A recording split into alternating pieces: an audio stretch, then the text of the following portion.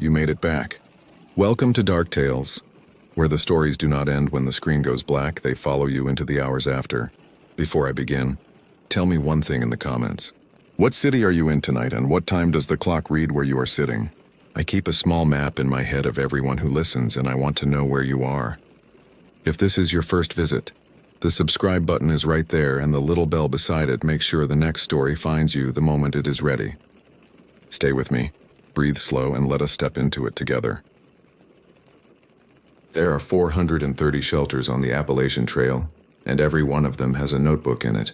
That is the whole system. A spiral-bound composition book in a plastic bag or a wooden box, and hikers write in it. Date, trail name, weather, a complaint about their feet, a drawing of a bear, a message for somebody 4 days behind them.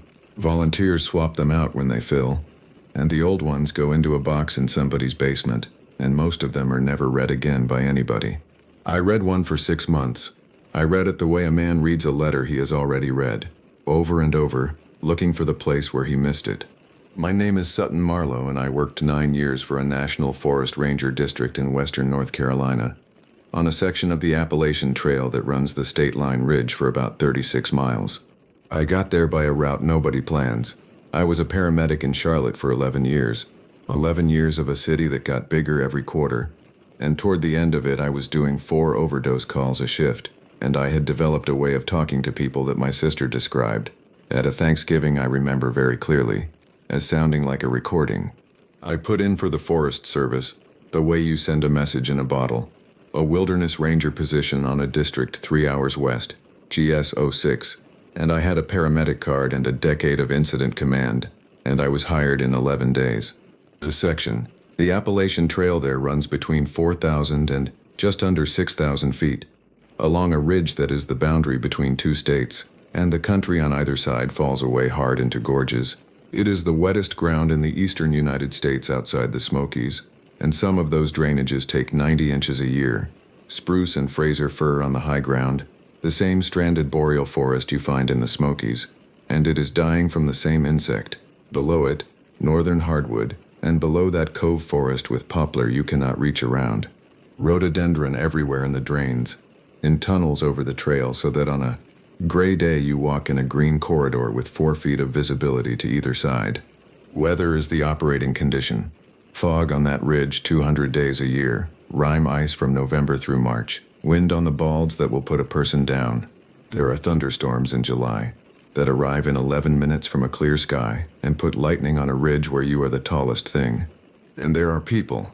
That is the thing that separates the AT from wilderness. In a thru-hiker year, somewhere between 3,000 and 4,000 people attempt the whole trail northbound, and most of them come through that section between late March and early May in a wave. 200 people a day on a footpath, and then in June it empties out, and by October you can walk 20 miles and see nobody.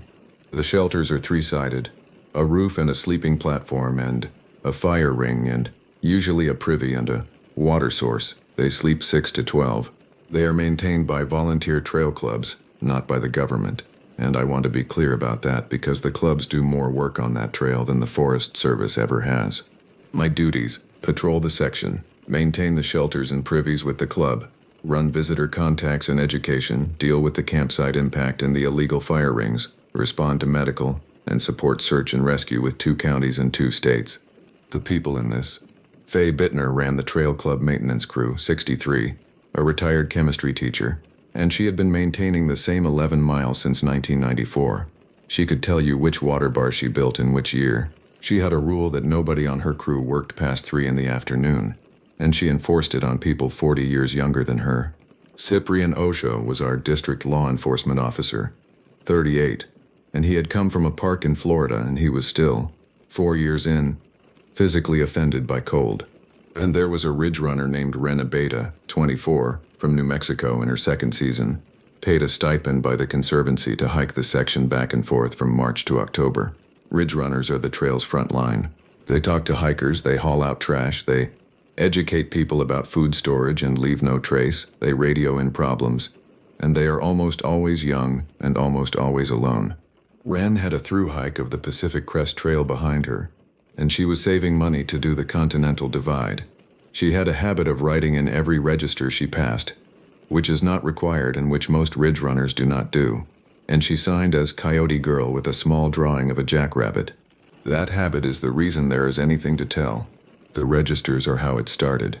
In late June, Faye Bittner brought me a full register from a shelter on the north end of my section, because the club swaps them and hands the old ones to whoever wants them. She said, "There is a fellow in this one and I do not care for him." I read it that evening at the district office with a can of Coke.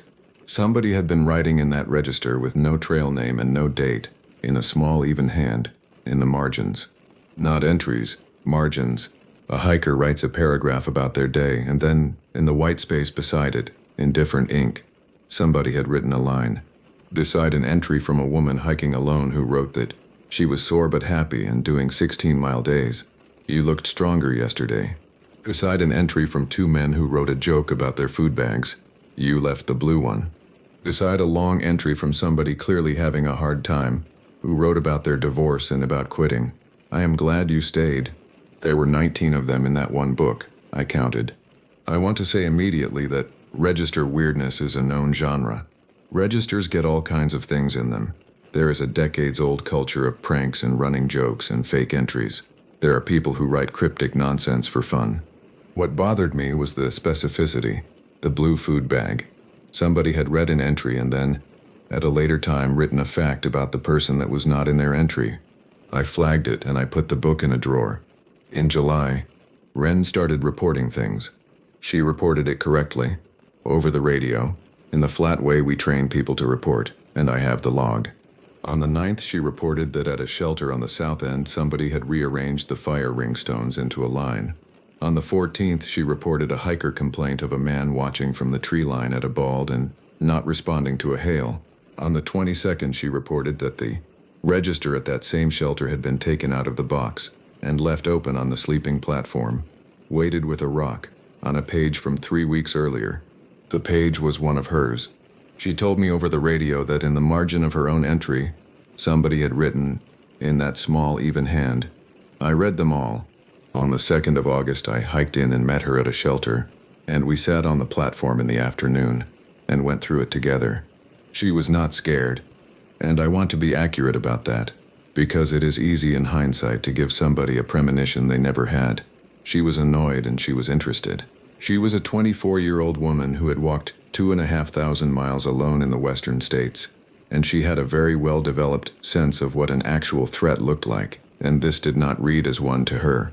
She said, "Whoever it is not hiking." That was her assessment, and it was sharp.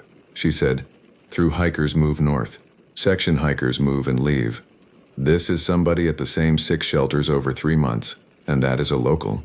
She said, "I think there is a guy who lives near the trail and comes up and reads the books."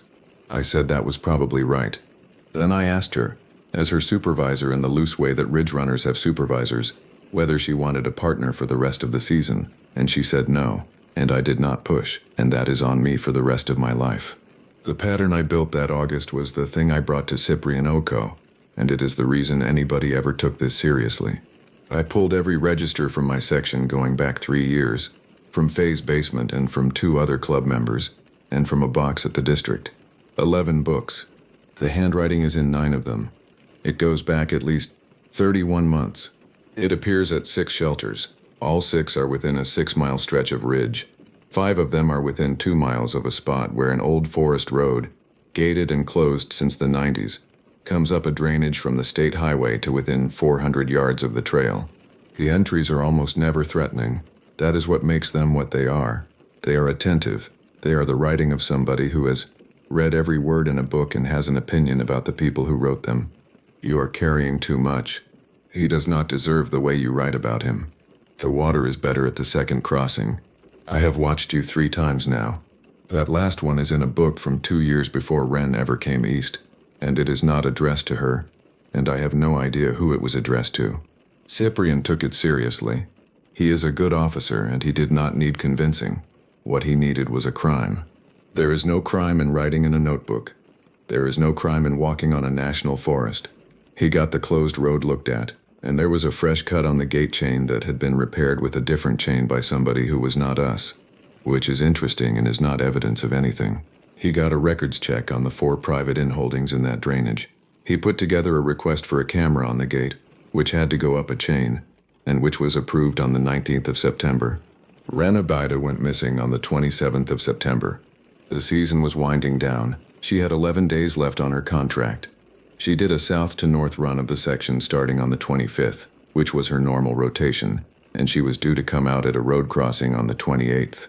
Her last radio check-in was on the 26th at 16:20 from a bald, and it was routine, and there is nothing in it. She reported a group of 4 camping in a closed area and said she had educated them and moved them, and she signed off. She wrote in the register at the next shelter north that evening, "Coyote Girl," the date, and a note about a barred owl. She did not write in the next one. Her mother called the Conservancy on the 29th. The Conservancy called me at 0840. The search ran 19 days. It was the largest SIR operation that district had run in 30 years. 2 states, 4 counties, the state police from both sides of the line, over 600 searcher days, 22 dog teams over the whole period, helicopters from 2 agencies whenever the fog broke, which was 6 times in 19 days. We found her pack on the 4th day. It was 200 yards off the trail on the North Carolina side, down in the rhododendron, in a drainage that runs toward that closed forest road. It was not hidden and it was not thrown. It was sitting on the ground, upright, and the hip belt was buckled. I have thought about that buckle for 6 years. You unbuckle a hip belt to take a pack off. You have to. So somebody buckled it again afterward, or she took it off and rebuckled it. And there is no reason on this earth for a person to do that. Her phone was in the lid pocket, dead. When it was recovered and charged, the last activity was on the 26th at 1844, and it was her taking a photograph of an owl.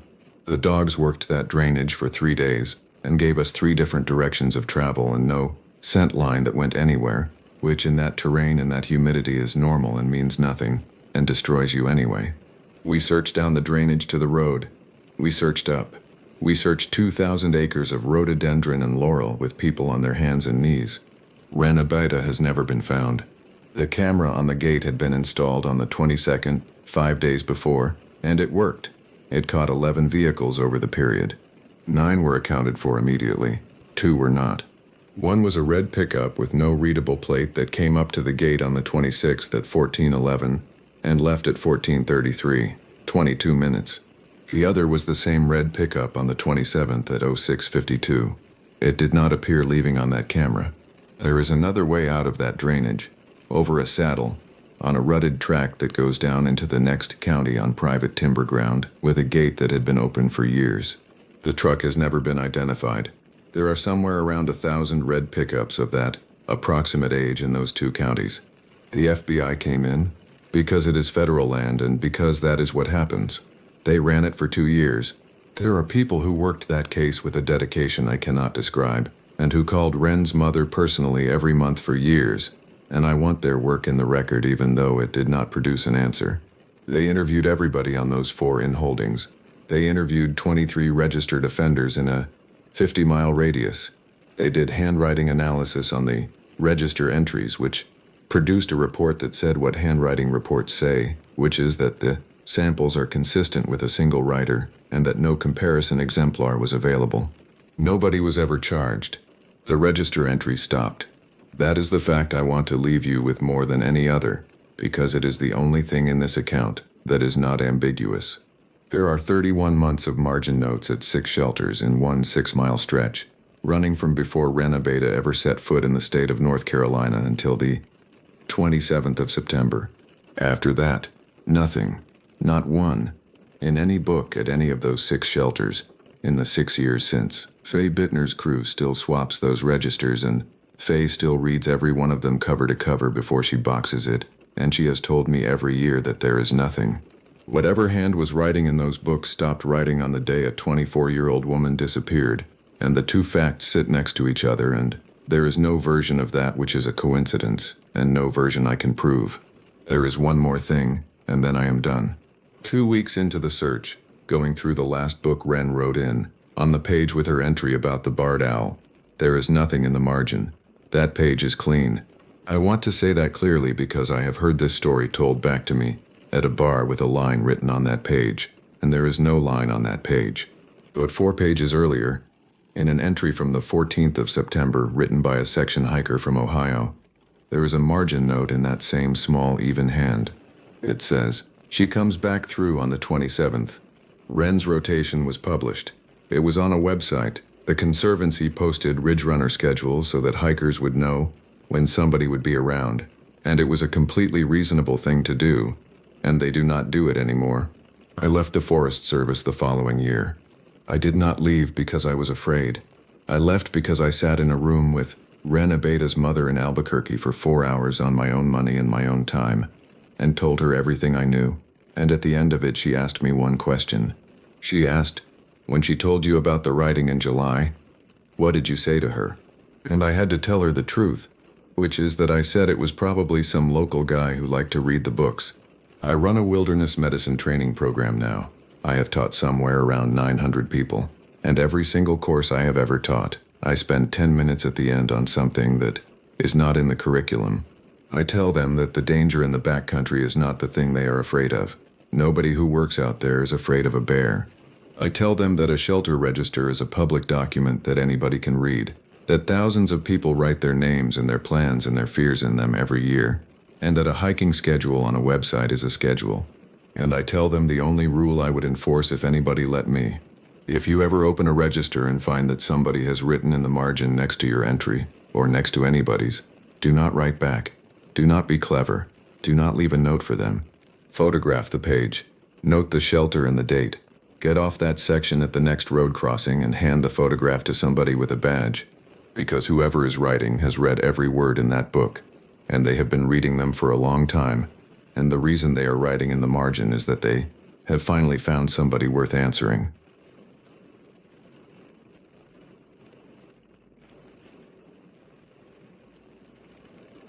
I never believed in monsters, not until I took the position as a park ranger in the northern Michigan wilderness, where the forests stretch endlessly and the silence at night feels thick enough to choke on. My name doesn't matter anymore. What matters is what I saw, what I survived, and what's still out there, waiting in the darkness between the trees. This is my testimony, my warning, and perhaps my confession for not speaking sooner about what lurks in America's wild places. The autumn of my second year at the Manistee National Forest started like any other. The tourists had thinned with the cooling weather, leaving behind only the most dedicated hikers and hunters. I preferred it this way. The quiet allowed me to hear the forest breathe, to notice when something wasn't quite right. That's a skill you develop after enough time in the wilderness, an instinct that whispers when the natural order has been disturbed. It was late October when I received the first unsettling report. A hunter named Barrett stumbled into the ranger station just after dawn, his face drained of color and his hands trembling so badly he could barely hold his coffee. He'd been tracking a deer through a dense section of pine forest when he heard something walking parallel to him through the underbrush. At first he assumed it was another hunter, but the footsteps were wrong, too heavy, too deliberate, and they moved with a rhythm that seemed almost mocking, matching his pace exactly. When he stopped, it stopped. When he moved, it moved. The rational part of his mind told him to call out, to identify himself as a hunter to avoid any accidents. But something primal in his gut told him to stay absolutely silent. After 20 minutes of this psychological torture, he heard it clearly. The sound of something massive pushing through the brush, and then a smell hit him like a physical blow.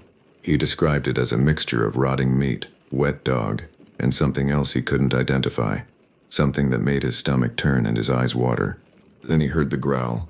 It wasn't the growl of any bear or wolf he'd encountered in 30 years of hunting. It was deeper, more resonant, and it seemed to come from something with a chest cavity much larger than any known predator. But what made him drop his rifle and run was what he saw when he finally turned around. Through the gaps in the trees, he glimpsed something standing upright, at least 7 feet tall, covered in dark matted fur. But it wasn't standing like a bear on its hind legs. It was standing like a man, perfectly balanced, perfectly still, watching him with an intelligence that no animal should possess. I documented his report with the professional detachment my training demanded, asking careful questions about his location, the time, the weather conditions. Inside, I felt the first cold fingers of dread working their way up my spine. I'd heard the old stories, the legends whispered by locals in the town bar, tales of the dog man that supposedly roamed these woods. Every story followed a similar pattern. Sightings occurred in years ending in 7, going back over a century. It was 2017. 3 days later, I found the evidence myself. I was checking a remote trail section when I discovered tracks that made my blood run cold. They were canine in shape but far too large, measuring nearly 15 inches long and 8 inches wide. The stride length was over 6 feet, suggesting bipedal movement. The tracks were fresh, pressed deep into the soft earth near a stream, and they led off into a section of forest so dense that even in midday, the shadows seemed to swallow all light. I followed them against every instinct, screaming at me to turn back. The trail led to a small clearing where I found something that made my hands shake as I took photographs. A deer carcass hung from a tree branch 12 feet off the ground, gutted and partially consumed. The way it was displayed wasn't natural. The angle was wrong, the placement too deliberate. Something had put it there, and whatever that something was, it was strong enough to hoist a full-grown deer over its head like a trophy. The forest around me had gone completely silent. No birds, no insects, no rustling of small mammals in the underbrush. Just that oppressive, watching silence that made every hair on my body stand on end. I could feel eyes on me, could sense something massive and patient observing from the shadows. My rational mind tried to supply explanations: a bear, a mountain lion, a practical joke by local teenagers. But my instincts knew better. Something was out there, something that the old legends had tried to warn us about for generations. I made it back to my truck in record time, my heart hammering against my ribs. As I drove away, I checked my rearview mirror and saw it standing at the edge of the tree line. Even from a distance, I could make out the rough shape, bipedal, covered in dark fur, massive shoulders, and a head that looked like a wolf's but positioned on a human-like neck. It watched me leave, made no attempt to pursue, just stood there as if marking me, letting me know that it could have caught me if it wanted to. That night, I couldn't sleep. I lay in my cabin listening to every sound, every creak of the wood, every rustle outside my window. Around 3 in the morning, I heard footsteps on my porch, heavy, deliberate steps that circled my cabin twice before stopping directly outside my bedroom window. I held my breath, clutching my service pistol, knowing with absolute certainty that the thin walls and locked door would do nothing against what was out there. After what felt like hours, the footsteps retreated back into the forest, leaving behind only scratch marks on my window frame, 4 parallel gouges that went through the wood like it was paper. Winter came early that year, and with it a new wave of impossible sightings. The dogman encounters had shaken me, but I'd managed to maintain a thin veneer of professional skepticism in my official reports. That changed when Tristan and Cole, 2 experienced wilderness guides, reported something in the higher elevations that defied all explanation. They'd been leading a small group on a winter camping expedition in the Huron Mountains when they discovered footprints in the fresh snow. The tracks were enormous, 18 inches long and nearly 8 inches wide, with 5 distinct toes and what looked like a heel print. The stride was over 7 feet, suggesting something that stood well over 8 feet tall and walked upright through terrain that would challenge even the most experienced human hiker. What made their report credible was that both men were seasoned outdoorsmen with decades of experience between them. They knew bear tracks, they knew how snow could distort prints, and they knew when to trust their eyes. These prints were fresh, less than an hour old, and they led up a nearly vertical cliff face that would have required climbing equipment for a human to navigate. Whatever made these tracks had simply walked up it as if gravity was a suggestion rather than a law. I joined the search party the next morning, along with 2 other rangers and a wildlife officer. We followed the trail for 6 hours, climbing higher into the mountains as the temperature dropped and the snow deepened. The tracks remained consistent, impossibly large and impossibly deep, suggesting something that weighed at least 800 pounds. We found where it had stopped to rest against a boulder, leaving behind an impression in the snow and several hairs caught on the rough stone. The hairs were reddish-brown, coarse, and over 6 inches long. They didn't match any known animal in the region. The wildlife officer bagged them for analysis, but we all knew what we were looking at. The old Native American legends called it Sasquatch, or simply Bigfoot, a giant man-like creature that lived in the deepest wilderness and avoided human contact. The Ojibwe people who'd inhabited these lands for thousands of years had always maintained that these beings were real, that they were the ancient ones who'd learned to hide from the encroaching modern world. We found their camp that evening, just as the sun was setting and the temperature was plummeting below 0. It wasn't really a camp in any conventional sense. more of a sheltered area beneath an overhang where the snow had been cleared and several large rocks had been arranged in what looked like a sitting area. The smell hit us before we even entered, a pungent, musky odor that wasn't quite animal and wasn't quite human, something uniquely unpleasant that made my eyes water. What disturbed me most was the intelligence evident in the arrangement. This wasn't an animal's den.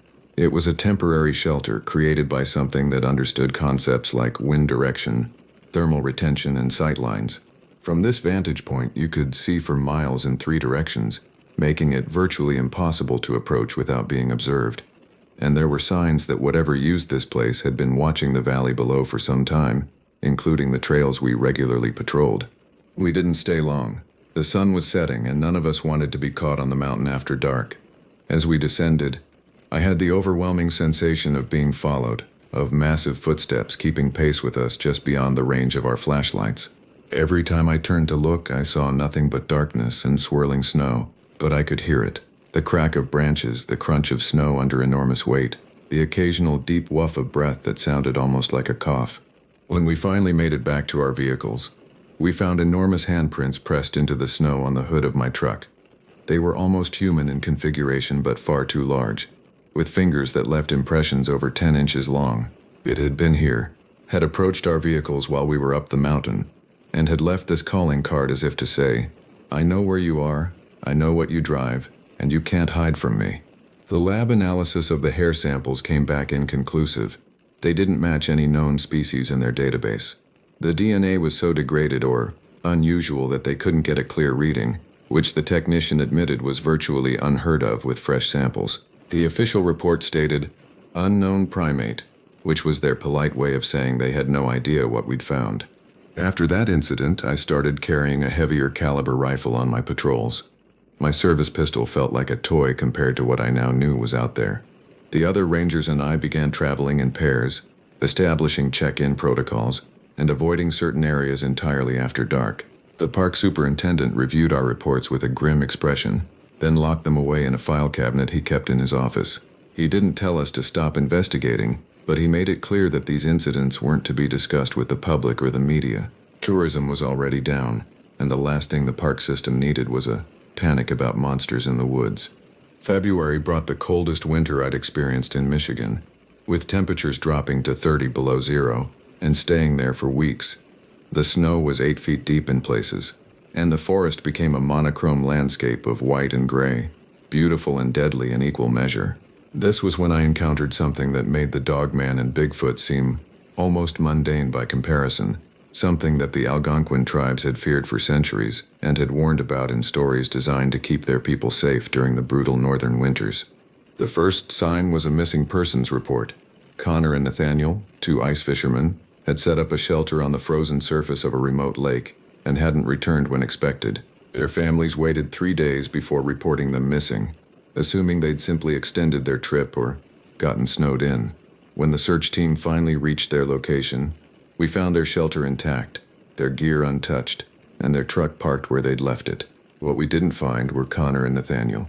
What we did find were tracks leaving the ice shelter, not leading to the truck, but heading directly into the forest. The tracks looked human at first glance, but they were wrong in subtle ways that made my skin crawl. The stride was too long, the depth inconsistent, and they seemed to drag slightly, as if whoever made them was injured or moving with an unnatural gait. More disturbing were the signs of struggle we found 50 yards into the tree line: blood in the snow, torn clothing, and drag marks leading deeper into the wilderness. I was part of the tracking team that followed those marks into the darkest, coldest part of the forest. We found scattered belongings, a watch, a wallet, a torn jacket, spread over a half-mile area as if they'd been deliberately discarded during pursuit.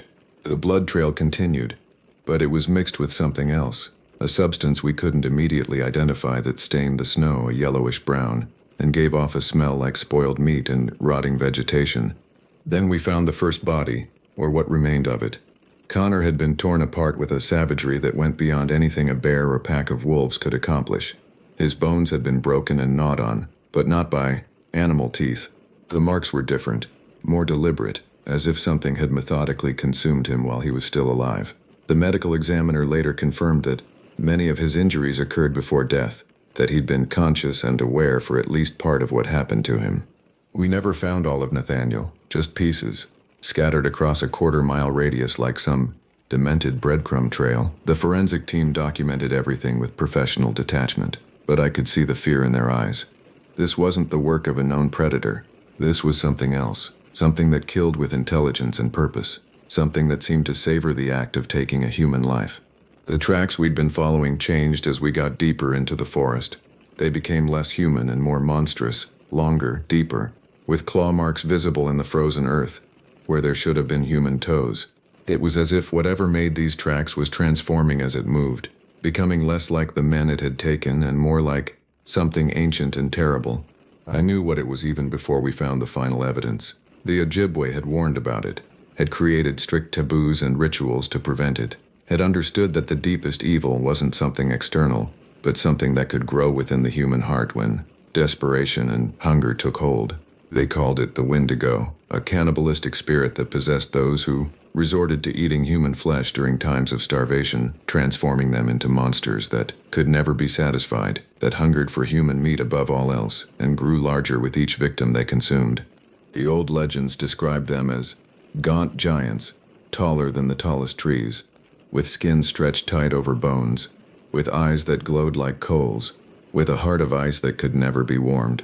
They moved through the winter forests like ghosts, silent and patient, drawn to camps and settlements by the smell of human flesh. Some versions of the story claimed they'd once been human themselves, driven to cannibalism by extreme hunger, and transformed into something that could never return to humanity. We found where it had been living, a cave system in a rocky outcropping that went deep into the earth. The entrance was too small for a human to enter comfortably, but something had widened it, had torn away rock and frozen earth with inhuman strength. Inside we found remains, not just of Connor and Nathaniel, but of others, some so old they'd become mummified in the cold, dry air. How many victims over how many years, we couldn't determine. The cave went back further than our lights could penetrate, and none of us had the courage to explore deeper. That night, back at the station, I researched every documented Wendigo sighting and legend I could find. The stories were remarkably consistent across different tribes and time periods, always in the depths of winter, always during times of extreme cold and hunger, always resulting in gruesome deaths and partially consumed bodies. The traditional method of killing a Wendigo was to burn it completely, ensuring its heart of ice melted and it could never reform. But these were just legends, right? Just stories told to frighten children and remind adults of the dangers of breaking the ultimate taboo. I didn't believe that anymore. I'd seen too much, had felt the presence of something wrong and ancient in those woods. The Wendigo wasn't just a metaphor for the dangers of greed and hunger. It was real, it was out there, and it was still hunting. Spring came eventually, but it brought no relief. The forest seemed darker somehow, more menacing, as if the winter's events had awakened something that had been sleeping, that had reminded the old things that humans were still vulnerable, still prey. The Park Service increased patrols, installed new communication equipment, and quietly advised staff to avoid solo assignments in remote areas. But we couldn't close the park, couldn't tell the public what we'd really found, couldn't admit that the monsters from campfire stories were real and hunting in America's wilderness. I spent months trying to rationalize what I'd witnessed, trying to fit it into some framework that made sense within the boundaries of known science and accepted reality. Every explanation fell apart under scrutiny. These weren't misidentified bears or wolves, weren't elaborate hoaxes or mass hallucinations. They were something else entirely, something that had learned to hide in plain sight, to move through the modern world unseen by adapting to the gaps in our attention, the places we no longer looked, the wilderness we'd convinced ourselves we'd conquered and cataloged. The truth I've come to accept is both terrifying and humbling. We share this continent with things older and stranger than our science wants to acknowledge. The Native American tribes knew this, had developed entire cultures and belief systems around coexisting with these beings, had understood that the wilderness wasn't empty but filled with intelligences both human and decidedly not. We dismissed their knowledge as superstition, their warnings as folklore, their carefully maintained traditions as primitive fears. We were wrong. The dogman still walks the forests of northern Michigan, following patterns known only to itself. appearing in cycles that suggest either supernatural regularity or an incredibly long lifespan.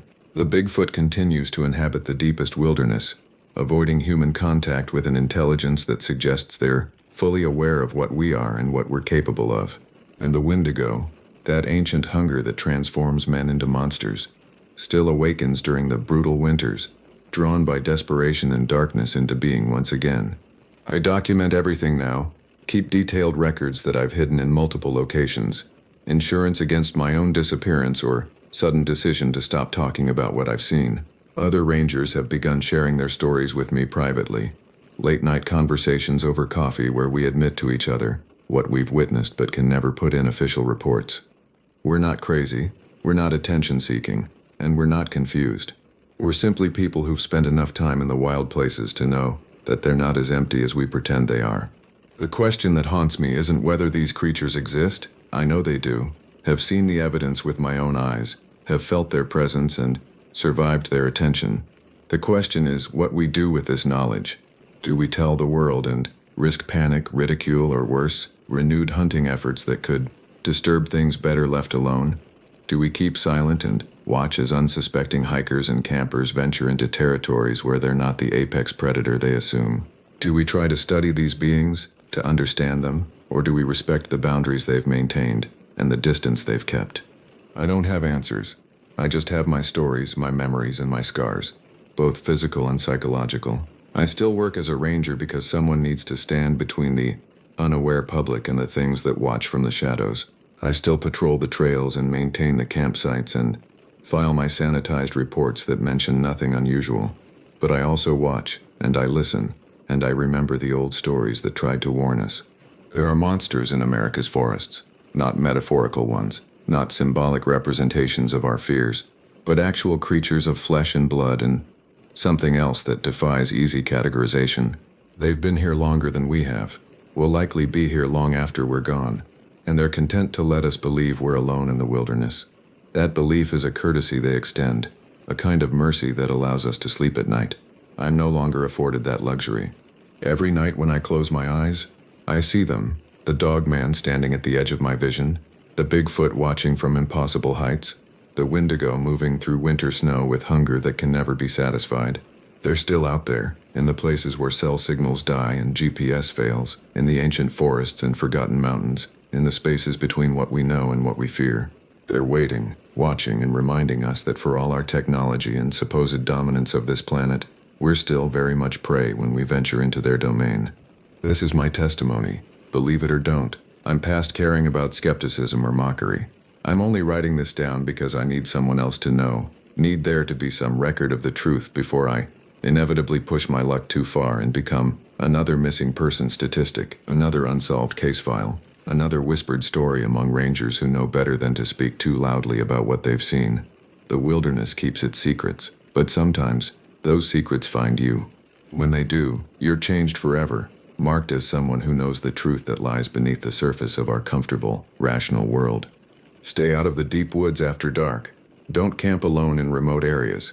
If you hear something walking parallel to you on the trail, don't stop to investigate. Just get out as quickly as you can. If you find tracks that don't make sense, don't follow them. If the forest goes completely silent around you, run. And if you catch a glimpse of something that shouldn't exist, something that blurs the line between human and animal, between natural and supernatural, don't try to rationalize it. Just accept that you've seen something true and terrible, and pray it didn't see you too clearly in return. The legends were never just stories. They were warnings, and I wish I'd listened sooner.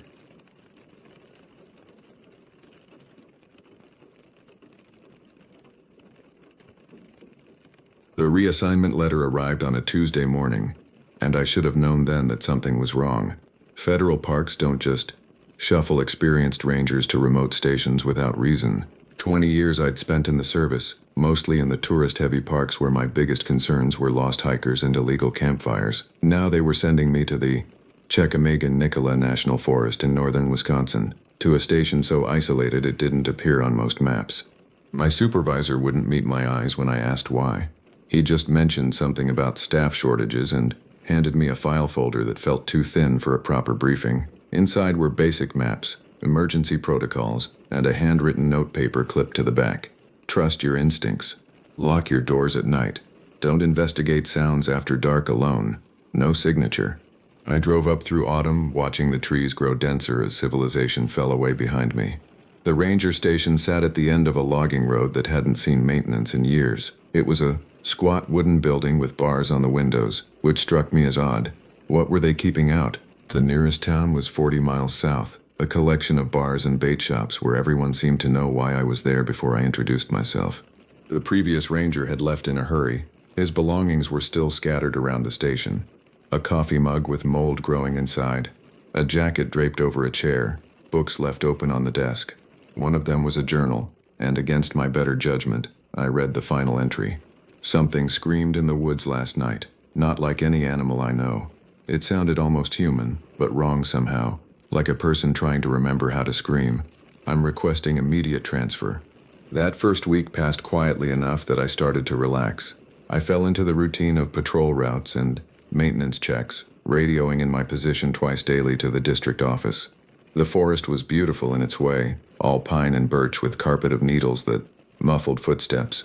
But there was a quality to the silence that unsettled me. No birdsong, no squirrels chattering, just wind and the occasional crack of a branch. On the 8th night, I heard it for the first time. I was washing dishes after dinner when something screamed in the darkness beyond my station. It started low, almost like a moan, then climbed into a shriek that made my hands shake so badly I dropped the plate I was holding. It shattered on the floor, but I barely noticed. The sound went on for nearly 30 seconds, rising and falling, and then cut off abruptly. I stood frozen at my sink, soapy water dripping from my hands, staring out the window at nothing but blackness and the reflection of my own terrified face. Every instinct told me to grab my flashlight and investigate. That's what a ranger does. That's what I'd been trained to do. But I remembered that handwritten note, and I remembered the bars on the windows, and I stayed inside with the doors locked until dawn. The next morning I found tracks. They started at the tree line about 50 yards from the station and circled the building 3 times before disappearing back into the forest. They were canine, but far too large for any wolf or dog. Each print was easily 10 inches long, with claw marks that dug deep into the soft earth. I measured them, photographed them, and sent the images to the district office along with my report. The response came back within an hour, which was unusual. My supervisor's message was brief. Document and file. Do not pursue. Repeat. Do not pursue. I tried calling him directly, but he wouldn't answer. I tried the wildlife biology department at the university in Madison, but the woman I spoke with became very quiet when I described the tracks and then suggested I might want to reconsider my career choice. She hung up before I could ask what she meant. That night I didn't hear the scream again, but something else happened that convinced me I wasn't dealing with any ordinary wildlife situation. I was sitting at my desk, updating my logbook by lamplight, when I felt the unmistakable sensation of being watched. I looked up slowly and saw them in the window, 2 eyes reflecting my lamplight, positioned at least 7 feet off the ground. They were amber-colored and much too large, with a intelligence behind them that made my stomach turn. We stared at each other for what felt like hours, but was probably only seconds. Then it moved, and in that brief moment before it vanished into the darkness, the lamplight caught enough of its form for me to see something that shouldn't exist. It was massive and covered in dark fur, walking upright on 2 legs like a man, but hunched forward in a way that no human could manage. Its head was wrong, too angular and elongated, with a pronounced snout that could have been canine or something else entirely. I didn't sleep that night. I sat in my chair with my service pistol on the desk and my radio within reach, listening to every sound the old building made as it settled. The rational part of my mind tried to explain what I'd seen. A bear standing on its hind legs, a trick of the light, fatigue playing tricks on my perception. But I'd seen bears before. I'd seen wolves and coyotes and every predator native to North America. This was something different. When dawn finally came, I was exhausted but determined. I had to know what was out there. I spent the next 3 days researching in town, talking to anyone who would speak with me. Most people deflected or changed the subject when I brought up strange animals in the forest. But the bartender at the Timberwolf Saloon, a weathered man named Earl who claimed he'd lived in the area his whole life, finally opened up after his 3rd whiskey. "You're asking about the beast," he said quietly, glancing around to make sure no one else was listening. That's what folks around here call it. Been seeing it for generations. Some say it's a dog that walks like a man. Others swear it's something older. Something that was here before the loggers came. Native people got stories about it too, but they won't share them with outsiders. Earl leaned in closer, his breath sharp with alcohol. My grandfather claimed he saw it back in 1952. He was hunting deer up near Black Lake when he heard something moving through the brush. Thought it was another hunter at first, so he called out. The thing that stood up wasn't human. He said it had the head of a wolf and the body of a man, covered in matted dark fur. It looked right at him, and he swears it smiled before it ran off on 2 legs faster than any animal he'd ever seen. I asked him why people stayed if they knew something dangerous lived in these woods. Earl laughed, but there was no humor in it. Where else would we go? This is home. You learn to live with it. Stay inside after dark. Don't go into the deep woods alone. Don't investigate strange sounds. Most importantly, if you see it, you don't talk about it. Talking about it seems to make things worse. But it was too late for me to stay quiet. I'd already filed reports, sent photographs, made calls. If Earl was right about talking making things worse, I'd already sealed my fate. I returned to the station that afternoon and spent hours going through old files I'd found in a locked cabinet. Previous rangers had documented encounters going back decades, though none of the reports had ever been forwarded to the main office. I found accounts of livestock mutilations, unexplained disappearances, and sightings of a creature that matched what I'd seen. One report from 1987 included a detailed sketch. A bipedal figure with canine features, powerful shoulders, and eyes that the ranger had described as disturbingly aware. The most disturbing file was from 2003. A ranger named Mitchell had conducted an unauthorized investigation after finding a deer carcass that had been torn apart, with what appeared to be human-like hands. He'd tracked the creature to a cave system in the northern section of the forest, and had gone inside despite explicit orders not to pursue. His final radio transmission was included in the file, a transcript that made my blood run cold. I found bones in here. Human bones. Oh God, it's coming back. It's coming back and I can hear it breathing. If anyone finds this, don't come looking for me. Just burn this whole godforsaken forest down. They'd found Mitchell's truck abandoned at the cave entrance. They never found Mitchell. I should have requested an immediate transfer. I should have driven south and never looked back. But something kept me there. A stubborn need to understand what I was dealing with. I told myself it was professional obligation, but the truth was darker than that.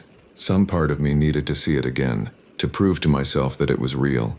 On the 4th night after my initial sighting, I got my wish. I was conducting a late patrol along the western boundary, using the excuse of checking remote trail cameras to justify being out after dark. The moon was nearly full, providing enough light to navigate without my flashlight. I'd just finished inspecting a camera when I heard movement in the underbrush to my left.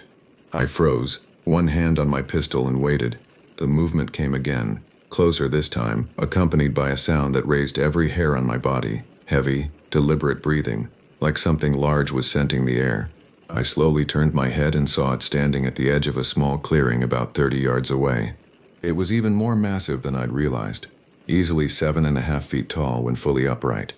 The moonlight revealed details I'd missed before. Hands that were too long, with fingers that ended in thick claws. A chest that rose and fell with each breath, showing unusual musculature beneath the dark fur. A head that was distinctly canine but with a flattened face that gave it an unsettling hybrid appearance. Its eyes caught the moonlight and reflected it back at me. And in that reflection I saw something that terrified me more than its size or its claws. Calculation. This thing was thinking, evaluating, deciding what to do about me. We stood motionless, regarding each other across the clearing. I could see its nostrils flaring as it tested my scent. Its lips pulled back slightly, revealing teeth designed for tearing meat. But it didn't attack. It didn't even growl. It just watched me with those impossibly intelligent eyes. And I had the distinct impression that it was trying to determine whether I was a threat or simply another curious human who would eventually leave.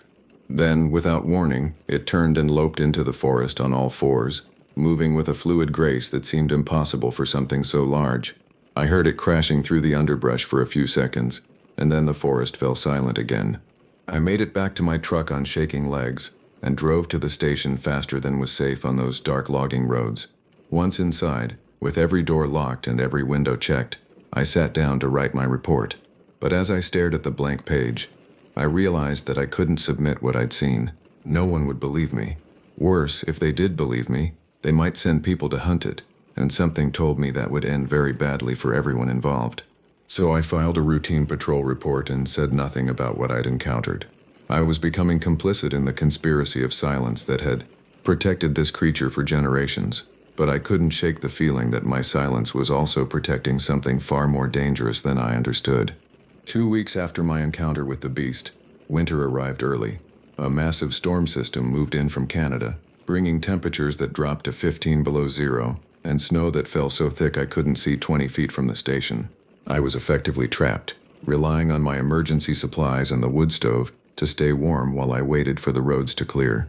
On the second night of the storm, something changed in the forest. The usual nighttime sounds, already muted, disappeared entirely. Even the wind seemed to hold its breath. I sat by the stove, trying to read, when I heard a sound that made the beast's scream seem almost comforting by comparison. A long, drawn-out wail that sounded like dozens of voices crying out in hunger and despair, all at once. I'd heard about the Wendigo growing up, mostly from camping stories and horror tales shared around fires.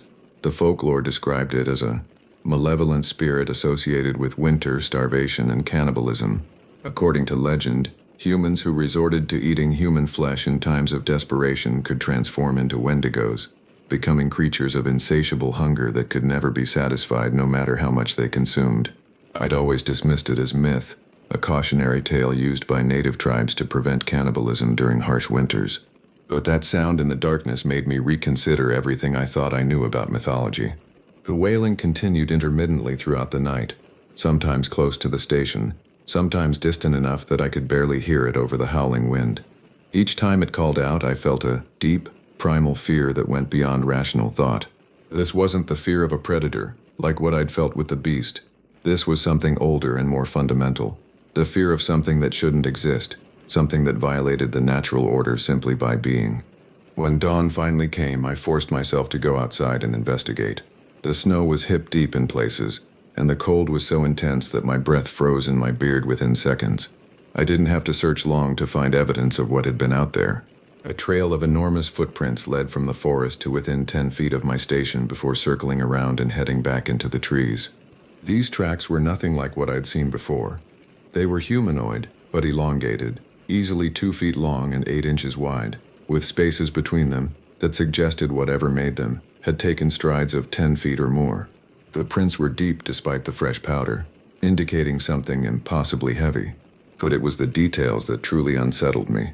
Each track showed only 4 toes instead of 5, and the impression suggested something walking on what looked like exposed bone, rather than feet with flesh and padding.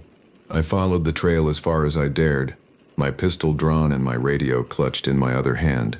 The tracks led deeper into the forest, winding between trees in a way that seemed purposeful, as if whatever made them was following a specific route. After about a quarter mile, I found where it had stopped, a small clearing where the snow had been disturbed and stained with blood. The blood was fresh enough that it steamed slightly in the frigid air. It led to a partially consumed deer carcass that had been torn apart with such violence that pieces of it were scattered across the clearing. But it was how the deer had been eaten that made my hand shake.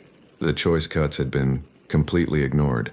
Instead, something had consumed the organs first, then cracked open the bones to get at the marrow, leaving the meat to freeze in the snow. This wasn't normal predator behavior. Wolves and bears ate differently, efficiently, taking the easiest meat first. This consumption pattern suggested something eating not for nutrition but from a hunger that couldn't be satisfied, exactly as the legends described. I was photographing the scene when I heard movement behind me. I spun around to find something standing at the edge of the clearing, partially obscured by falling snow and the shadows between trees. It was tall, grotesquely thin, with grayish skin that seemed stretched too tight over prominent bones. Its face was sunken, with eyes that glowed faintly yellow and a mouth that seemed far too wide, filled with teeth that were too long and sharp to be human. We stared at each other across the blood-stained snow.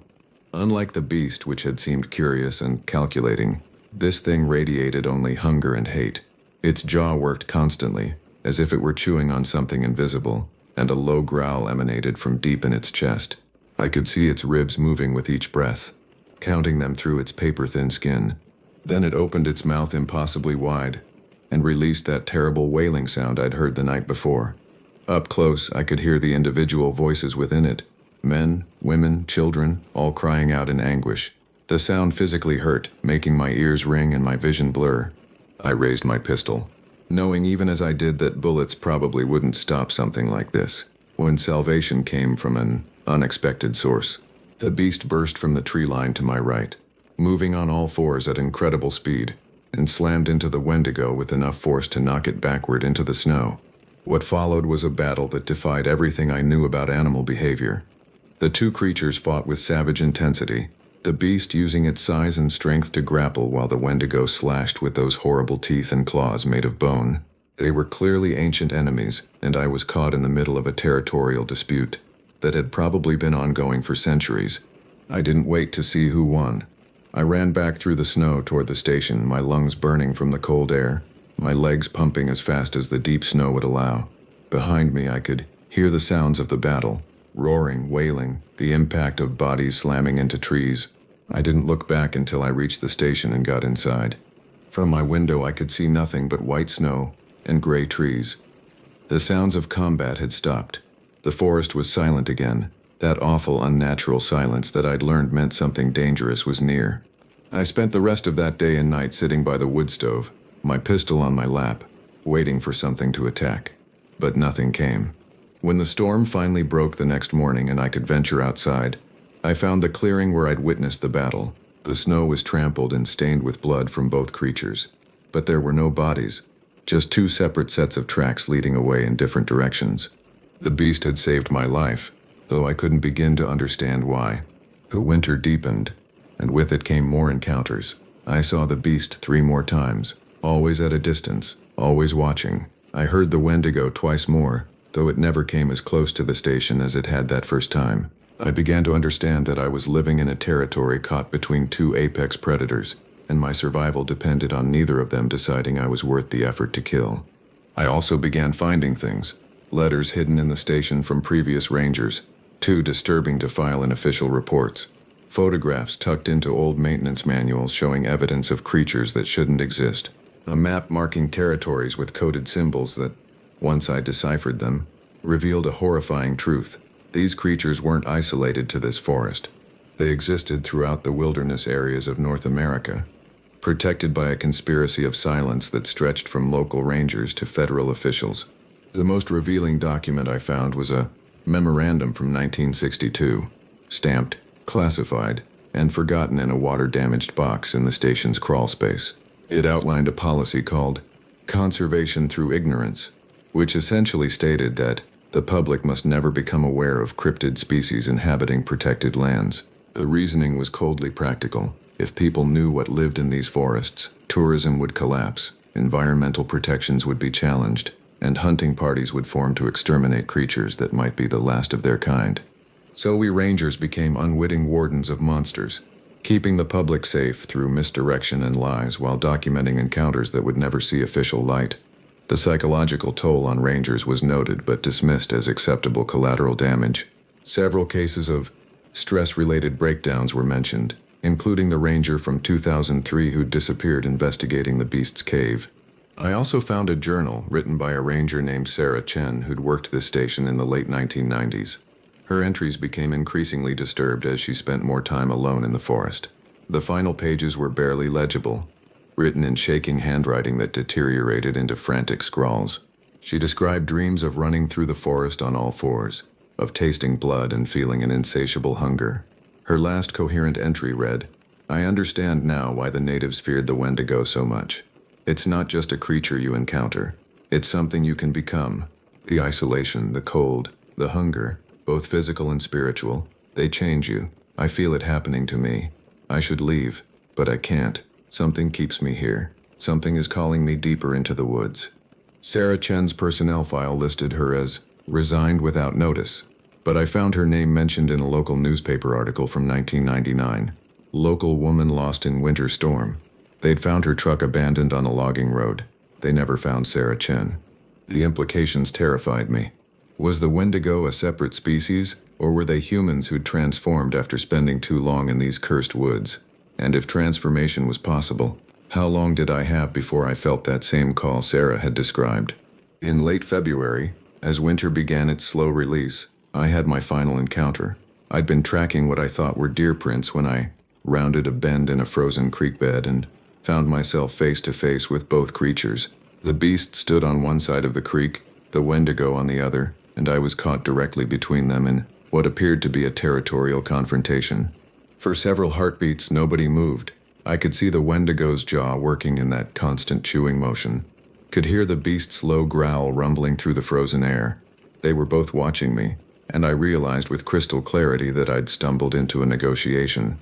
They were deciding who would claim me. Then the beast did something I never expected. It turned its massive head toward me and made a sound that was almost like a bark, sharp and commanding. Then it jerked its head toward the direction of the station. It was telling me to leave. The Wendigo hissed in protest, taking a step forward, but the beast moved to block its path, positioning itself between the Wendigo and me. I didn't need to be told twice. I backed away slowly, keeping both creatures in view, until I'd put enough distance between us that I felt safe turning around. I walked quickly back to the station, fighting the urge to run, knowing that running would trigger predator instincts I didn't want to awaken. When I reached the station, I immediately started packing. I'd spent 5 months in these woods, 5 months living among monsters and learning terrible truths. But that final encounter had shown me something important. I was the intruder here. This was their territory, their world, and I'd been allowed to live only because the beast had decided to tolerate my presence. That tolerance wouldn't last forever. I submitted my resignation that night via the radio. My supervisor didn't seem surprised. He didn't ask for an explanation, just confirmed my last day and told me that a replacement would arrive in 2 weeks. I told him I'd stay until then, though I had no intention of actually waiting that long.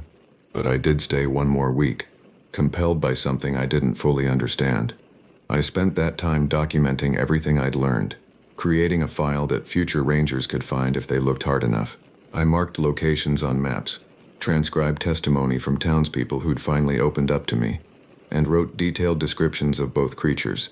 I left it all in a waterproof case hidden behind the loose board in the crawl space, next to the classified memorandum and Sarah Chen's journal. On my final night, I sat on the station's porch despite the cold, looking out at the dark forest. Somewhere out there, the beast was watching. I could feel its eyes on me, just as I'd felt them dozens of times over the past months. But tonight felt different. Tonight felt like an ending. As I sat there, I thought about all the rangers who'd come before me, all the ones who'd kept this terrible secret. I thought about Sarah Chen and Mitchell and countless others whose names were forgotten, but whose experiences lived on in classified files and hidden journals. I thought about the conspiracy of silence that protected monsters in the name of conservation and control. And I understood that I would join that conspiracy. I would never speak publicly about what I'd seen in those woods. I'd file my bland resignation letter citing personal reasons and take a position at a nice, safe park where the most dangerous thing I'd encounter would be a confused bear or an aggressive raccoon. I'd become another link in a chain of silence that stretched back generations, because the alternative was worse.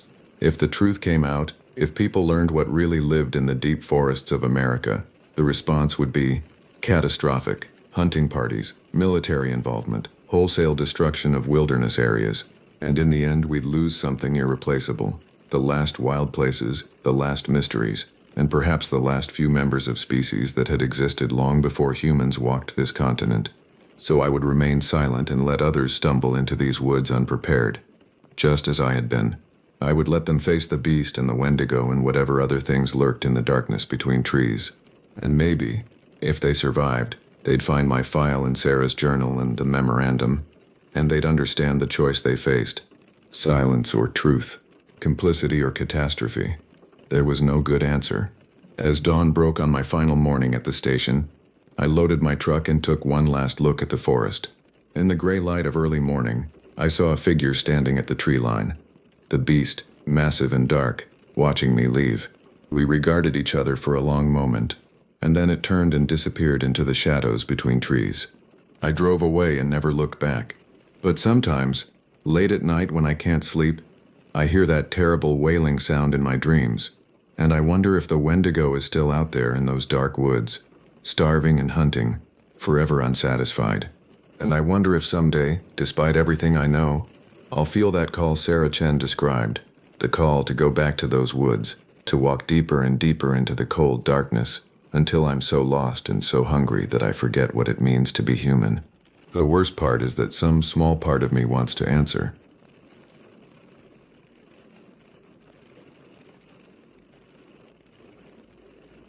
I'd been slumped in my squeaky office chair, counting the minutes until the midday heat lost its grip on our remote desert outpost. The thermometer outside read 112 degrees, and the ancient air conditioning unit rattled and wheezed like it might give up at any moment. 3 years into my position as a senior park ranger at Juniper Desert National Reserve, and I still hadn't fully acclimated to the punishing summer temperatures. The radio on my desk crackled to life, startling me from my heat-induced stupor. One of our volunteers' voices trembled on the other end, asking for immediate backup. They'd spotted smoke rising from somewhere near the far boundary of our park. Normally, suspicious plumes of smoke meant yet another abandoned vehicle set ablaze, something we encountered often enough that it barely rattled me anymore. Drug runners and car thieves frequently used our 300,000-acre expanse of protected land as a dumping ground. But the quiver in the volunteer's tone gnawed at me. Something about this situation felt fundamentally wrong. Without waiting for protocol or double-checking any sign-out sheets, I grabbed my keys and waved my coworker Manny over, a stocky veteran ranger with 20 years of service etched into the creases around his eyes. Manny didn't ask questions. He simply followed. We piled into our dusty Park Service truck and took off down the barren road, nothing but a shimmer of heat distorting the horizon. My mind kept replaying worst-case scenarios, a wildfire blazing out of control, hikers trapped in a gutted vehicle, or something darker I couldn't fully process yet. The desert seemed unnaturally quiet as we sped toward the site. Normally I'd catch glimpses of desert hares scuttling across the road or a red-tailed hawk circling overhead. Not this time. The entire landscape felt as if it was holding back, bracing for bad news. Manny fiddled with the radio, trying to reach the volunteers again, but all we got was static laced with muffled crackles. Each burst of noise made me grip the steering wheel tighter. Could be the mountains blocking the signal, Manny offered, though his furrowed brow suggested he didn't believe his own explanation. I nodded, focusing on the dirt road ahead. How far out did they say they were? Boundary marker 17. That's nearly 30 miles from the visitor center. That particular section of the park had become increasingly problematic over the past year. Its proximity to an unpatrolled stretch of highway made it attractive to those looking to dispose of evidence or engage in illicit activities. We'd found everything from stolen vehicles to drug paraphernalia to illegal hunting camps. But something in my gut told me this call would be different. As we approached marker 16, the truck's radio suddenly burst back to life. The volunteer's voice came through in broken fragments. Human remains. Vehicle completely. Need assistance. Manny and I exchanged alarmed glances. This wasn't just another burned-out car. This was something far worse. We rounded a bend and spotted thick smoke curling into the cloudless sky. The acrid scent of burned rubber, melted plastic, and scorched metal tore through the truck's ventilation system. We pulled up, tires crunching on gravel, and the two volunteers waved us over frantically, their faces drained of color. I stepped out and immediately felt heat so intense it seemed to singe my eyebrows. The car in question was more of a scorched metal skeleton at this point, the flames mostly dying down but leaving behind angry black fumes that stained the pristine desert air. It was a sedan, or had been before the fire consumed most of its identifiable features. Manny and I exchanged uneasy glances. We'd dealt with torched vehicles before. Thieves often dumped them after stripping out valuable parts. But as we edged closer, something caught my eye through the shattered driver's side window. It looked like a large mass leaning against the steering wheel. I tried convincing myself it was just melted upholstery. Stepping around for a clearer look, I discovered it was definitely not just a ruined seat. My stomach dropped as I found myself staring at the remains of a person, the body blackened and distorted beyond recognition. The door handle had melted in places, and a length of rope had fused to the metal. This wasn't a simple joyride gone wrong. Someone had brought this car here, bound the person inside, and set the entire thing ablaze. The sight pressed down on me like a physical weight, suffocating me with its grotesque reality. Manny rushed back to the truck to call for proper backup. Police, forensics, the coroner. As we stood by, the smoke continued coiling in the sky, trailing a pungent odor that clung to my clothes and seemed to seep into my skin. Time seemed to grind to a halt while we waited. One of the volunteers hovered near me, stammering about how they'd initially assumed the car was just another stolen husk, until they peered into the driver's seat. I scanned the area, suddenly paranoid about a possible suspect lurking in the brush, perhaps watching us from behind a cluster of sagebrush or creosote. The vast openness of the desert, which I'd always found comforting, now felt exposing and vulnerable. "How long have you been here?" I asked the volunteers, not taking my eyes off the surrounding terrain. "About 40 minutes, the younger one replied, his voice cracking. "We were doing the boundary check when we saw the smoke. Thought it might be hikers in trouble, or the start of a wildfire. Did you see anyone else? Any vehicles leaving the area?" They both shook their heads. "Just dust and heat," the older volunteer said. "And then this." I nodded, pulling out my notebook to document the scene while we waited for authorities. The victim appeared to be of average build, though the fire had made details nearly impossible to discern. What struck me most was the rope, clearly visible where it had melted into the doorframe. This hadn't been an accident or suicide. Someone had wanted this person to suffer, to burn alive while conscious and aware. The thought made my skin crawl. The fire department roared, and 30 minutes later, dousing the smoldering wreck and sending up fresh plumes of steam that hissed against the charred metal. Then the police arrived, setting up a perimeter with yellow crime scene tape that fluttered mockingly in the hot desert breeze. I tried to focus on small details as the scene transformed into a bustling investigation. Half-burned food wrappers on the ground, a single shoe nearly 50 feet from the vehicle, and what appeared to be bullet holes scarring the car's frame. How many shots were fired? Was the victim alive when they were bound? I hated how my own thoughts drifted into such morbid territory, but I needed to gather facts if I ever wanted to sleep again.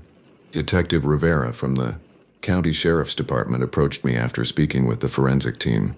I'd worked with her on previous cases, mostly illegal hunting operations and drug busts.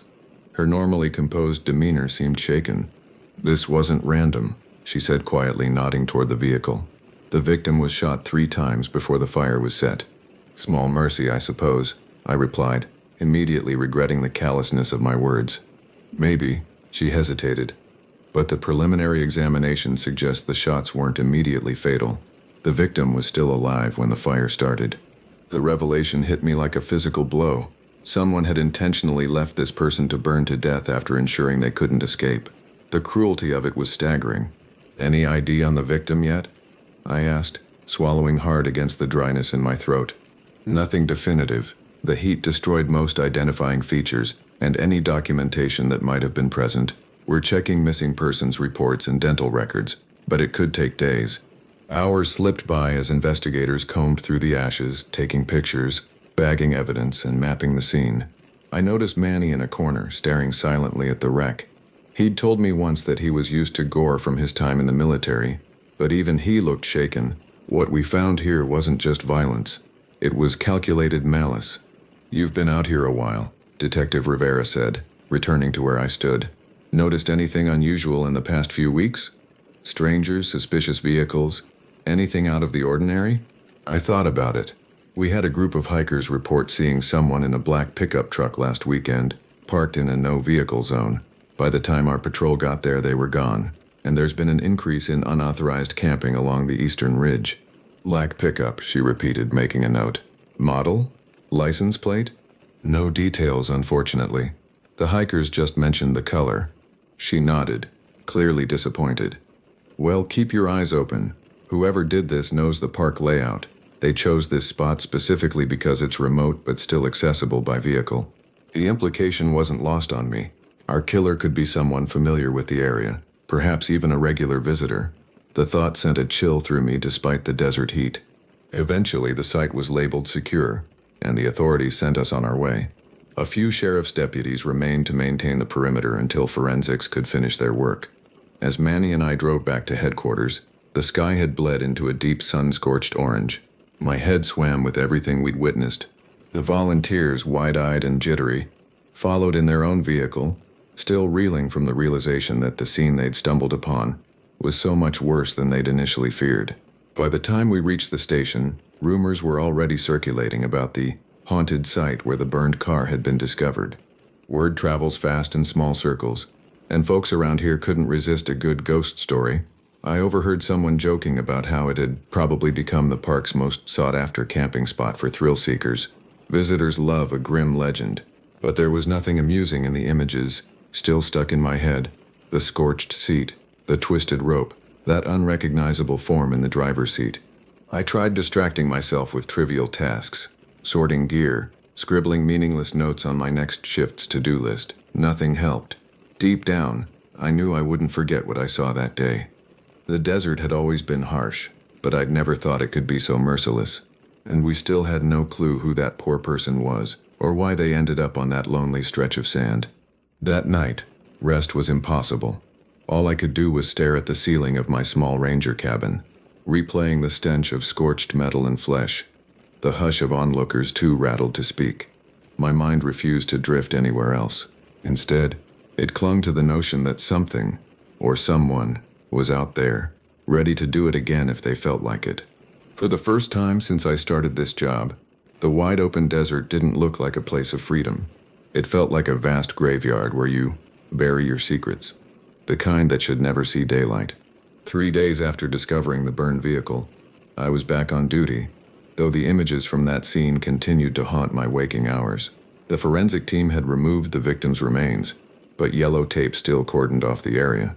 Desert scavengers, coyotes, vultures, and ravens circled the site, drawn by the lingering smell of death despite the fire's destructive force. Detective Rivera called that morning with an update. They'd identified the victim through dental records as a 34-year-old man who'd been reported missing from a town about 80 miles away. His name was Samuel Winters, a construction worker with no criminal record or obvious enemies. The case was becoming more puzzling, not less. "Any leads on the perpetrator?" I asked, hoping for something concrete to ease my growing unease. "Nothing solid yet," Rivera admitted, "but we found something strange. The bullet casings recovered from the scene match those from another murder 6 months ago. A body found in an abandoned mine shaft about 40 miles from your park." My pulse quickened. "You think we're dealing with a serial killer?" "I didn't say that," she cautioned, "but the similarities are concerning. Both victims were bound, shot multiple times, and left in remote locations. We're reopening the previous case files." After hanging up, I sat at my desk, staring at the wall map of Juniper Desert National Reserve. Red pins marked locations of various incidents over the past year, mostly minor infractions like illegal camping or unauthorized off-road driving. But now I saw these innocent markers differently, as potential puzzle pieces in a larger, more sinister pattern. I was still reeling from this new information when we got another call that sent the station into near panic. Our supervisor, usually the picture of calm, was on the phone, voice tight with tension. A man on the line had threatened to end his life, claimed he had a stash of guns. He'd spat out coordinates that placed him right on the fringe of our territory, in a remote area known for its dramatic sandstone formations. I remember standing in the office, radio in hand, waiting to be dispatched, my mind already leaping to dreadful scenarios. Was I about to come across another scene as horrific as that burned-out husk? The station chief tried to keep the man on the line, but he was raving about regret, about how he had nowhere else to go, that he wanted the desert to swallow him up. My coworker Alonzo and I exchanged glances. We both knew we were going out there. Protocol demanded it, no matter how unqualified we felt for a crisis involving a potentially armed individual. We piled into the same dusty truck I'd driven to the charred vehicle days earlier. The sun was glaring overhead, and everything in the desert looked bleached, barren. Alonzo fiddled with the radio, trying to get more updates, but the chatter was fragmented. We heard that another ranger outfit from the adjacent state park had arrived first, so we sped up, hoping they'd managed to talk the man down. A pit in my stomach warned me the outcome might be far from ideal. As we approached the coordinates, we spotted a couple of trucks from the other agency parked at a crooked angle. One of their rangers stood by, raising a hand in a universal signal that basically said, "Keep your distance." We eased off the gas and rolled to a stop. I could feel a wave of dread pulsing from the group in front of us. I hopped out, scanning the desert for any sign of movement. The other agency's ranger, a woman who looked like she'd barely slept in days, walked over. Her expression was a mask of grief as though she'd lived through this nightmare before. "You're too late," she whispered, her voice barely audible over the desert wind. He followed through with his threat, but he didn't die instantly. Shot himself, then staggered about 50 yards, leaving behind a trail of blood until he finally collapsed. That knowledge hit me like a weight on my chest. While Alonzo stayed back with the truck, I inched forward to where the sand turned darker. Another ranger was kneeling there, shaking his head, radio in hand. I couldn't see the man's body directly. It was behind some rocks. But the hush from everyone present told me I didn't want to. It made me think of the new ranger standing off to the side, hugging her own arms. Word around the station was that she'd lost her husband, a fellow ranger, to suicide not long ago. And here she was, face to face with another self-inflicted tragedy. The parallels must have cut her deeper than words could describe. Alonzo came up behind me, asked if we should offer help, do anything at all. The other outfit's lead ranger shook her head. She said they had it under control, though her tired eyes suggested otherwise. They told us to leave so we wouldn't be buried in endless paperwork. Officially, it was a matter for local law enforcement to finalize. We lingered, unsure of our place. Ultimately, we retreated back to our truck, guilt and sadness trailing behind us. Driving away felt surreal. The interior of the truck was baking from the sun, but I was shivering inside, grappling with the idea that these desert parks I once loved had turned into a stage for human despair. The further we got from that scene, the more the day's bright sky turned into a punishing glare, as if the desert itself was tired of witnessing such sorrow. Back at the station, the combination of the burned car murder and the suicide weighed heavily on everyone's mood. It was as if the walls themselves had absorbed the grimness. I heard hushed conversations in the hall, people whispering about how the desert had always attracted wanderers with troubled souls, how some folks came here for spiritual rebirth, while others sought an escape from their demons. That evening, I found myself in the records room, digging through old incident reports. Something about Detective Rivera's comment regarding the previous murder had triggered my investigative instincts. 6 months ago, a body in an abandoned mine shaft, 40 miles away. What else had happened during that period that might connect to our current situation? The files were disorganized, yellowing papers stuffed into manila folders with fading labels. Many predated digital record keeping, meaning they'd never been properly cataloged. I spent hours sifting through reports of missing hikers, most found alive, illegal hunting, drug trafficking, and vandalism. Just as I was about to give up, a thin folder labeled Unidentified Remains, Marish 2023, caught my attention. Inside was a sparse report about partial human remains discovered by a geology student in a remote canyon, about 25 miles from where we'd found the burned car. The remains had been there for months, possibly years, and the case had apparently stalled due to lack of evidence. What struck me was a detail in the accompanying photographs, remnants of rope fibers found near the skeletal fragments. The report noted that the victim's wrists showed signs of being bound. The similarities to our current case sent a wave of unease through me. I was making copies of the file when Manny walked in, looking concerned. "You should go home," he said. "You've been here 14 hours straight." I gestured to the papers. "Look at this. March last year, remains found with rope markings, and Rivera mentioned another body from 6 months ago with the same bullet casings as our burned car victim. That's 3 potentially connected murders in our area." Manny frowned, taking the report from my hands. "You think we have a serial killer using the park as a dumping ground? Or worse, someone who works here, who knows the terrain," I said, giving voice to the fear that had been growing in me. "The locations are all different but share certain characteristics.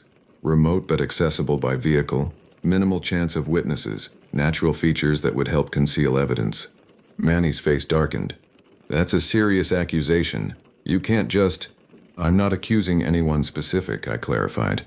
"But I think these cases might be connected, and I think the killer has intimate knowledge of this area." Unable to take the tension at the station any longer, I decided to do something that, in retrospect, seems incredibly foolish. After my shift ended, I drove out to one of our closed seasonal parks for some midnight stargazing. I figured maybe solitude and a sky full of stars could help me remember the desert's beauty, give me a reason to breathe easier. And for some odd reason, I packed my banjo. I'm no musician, but Strumming a few off-key chords had a calming effect I desperately needed. Under the cover of darkness, I navigated the winding roads leading to a park that had been closed to the public for the off-season. 30 miles of emptiness stretched behind me, not a single car light in sight. I pulled up to a rusted picnic table near the border of a dried-up wash, the overhead firmament ablaze with more stars than I'd seen in years. I climbed onto the table, banjo resting awkwardly in my lap. Each chord I played sounded tinny in the open space, and a breeze carried the notes away, scattering them across the desert. At first I found a small measure of peace in that rhythm. Plunk, plunk, squeak, a laugh at my own poor skills. Then my imagination flared. Images of charred rope, bullet holes, and that empty-eyed ranger discovering another unspeakable scene. Doubts crowded my head. This place suddenly felt like a proving ground for every dark possibility. I glanced at the horizon, wondering if a stranger with bad intentions lurked out there, hidden in the shadows. Why had I chosen to be alone again, where night could hide anything or anyone? A noise shattered my thoughts. Quick, muffled sounds in the brush, accompanied by what almost resembled whispers. My chest tightened and I paused, banjo strings still vibrating from the last chord. Something or someone was moving in the darkness, not even trying to be subtle. My eyes struggled to focus, scanning the shrubs for a shape, human, animal, or worse. Those high-pitched murmurs drew nearer, punctuated by rustling leaves. I braced for some twisted confrontation. Maybe it was a group of drifters or local troublemakers who'd come upon me by chance. My pulse hammered, and every nerve wanted me to dash back to the truck. Suddenly, 3 coyotes burst from the undergrowth. They yipped and scampered like they owned the place, giving me barely a passing glance as they streaked by. My heart nearly jumped out of my throat in that moment, a bizarre mix of shock and relief. When their dark silhouettes merged with the distant night, I stood there blinking, banjo clutched in a trembling grip. I couldn't help chuckling at my own paranoia, but a heavier realization sank in. These desert creatures roamed confidently, oblivious to my presence and the nightmares people bring. They weren't weighed down by haunted campsites or heartbreak in the sand. This place was theirs, and I was just an interloper. I put the banjo away, the final notes of my attempt at stargazing fading into memory. Driving back, I kept hearing those coyotes in my head, their wild, carefree calls echoing across the dunes, a stark contrast to the human tragedies we'd witnessed. Looking at the vacant road ahead, illuminated by my weak headlights, the desert didn't seem lifeless anymore. It was alive in a raw, indifferent way, capable of hosting scenes of cruelty, sadness, and awe. But the fear clung to me nonetheless, reminding me that while the coyotes found freedom out here, I was the one haunted by what we'd seen. No matter how many shooting stars lit the sky, or how many chords I strummed, I couldn't outrun that uneasy feeling that more trouble could be lurking just beyond the next stretch of desert. 2 weeks after the burned car incident, I was conducting a routine patrol along the western boundary when my radio crackled to life. The voice on the other end belonged to Suki, one of our seasonal rangers who primarily handled visitor interactions. "Base to Unit 7, she said, her normally cheerful tone noticeably strained. "We've got a situation at Lookout Point. Hikers reported finding something concerning." "What kind of concerning?" I asked, already turning my vehicle around. A pause. "They say there are photographs nailed to a Joshua tree. Photographs of park rangers, our rangers." My stomach tightened. "I'm 15 minutes out. Tell them not to touch anything." I pushed the old truck as fast as it would go, dust billowing behind me. Lookout Point was a popular spot for tourists seeking panoramic desert views, but it was a Tuesday in the off-season. There shouldn't have been many visitors.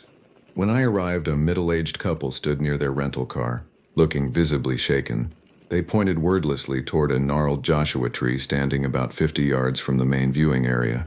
As I approached, what I saw made my blood freeze. Dozens of photographs had been nailed directly into the trunk and branches of the ancient tree, creating a macabre display that rustled in the desert breeze. Most disturbing were the images themselves. Surveillance-style photos of park staff going about their duties, Manny checking permits at a trailhead, Suki leading a nature walk, our supervisor unlocking the visitor center at dawn. And there I was, captured through a telephoto lens as I fueled up my truck at the park depot. Someone had drawn a crude red X across my face. I carefully removed one of the photos, a shot of Alonzo on patrol, trying to touch only the edges. The image had been taken from a distance, suggesting the photographer had used professional equipment with powerful zoom capabilities. On the back, written in neat block letters, were the words, "Watching you all."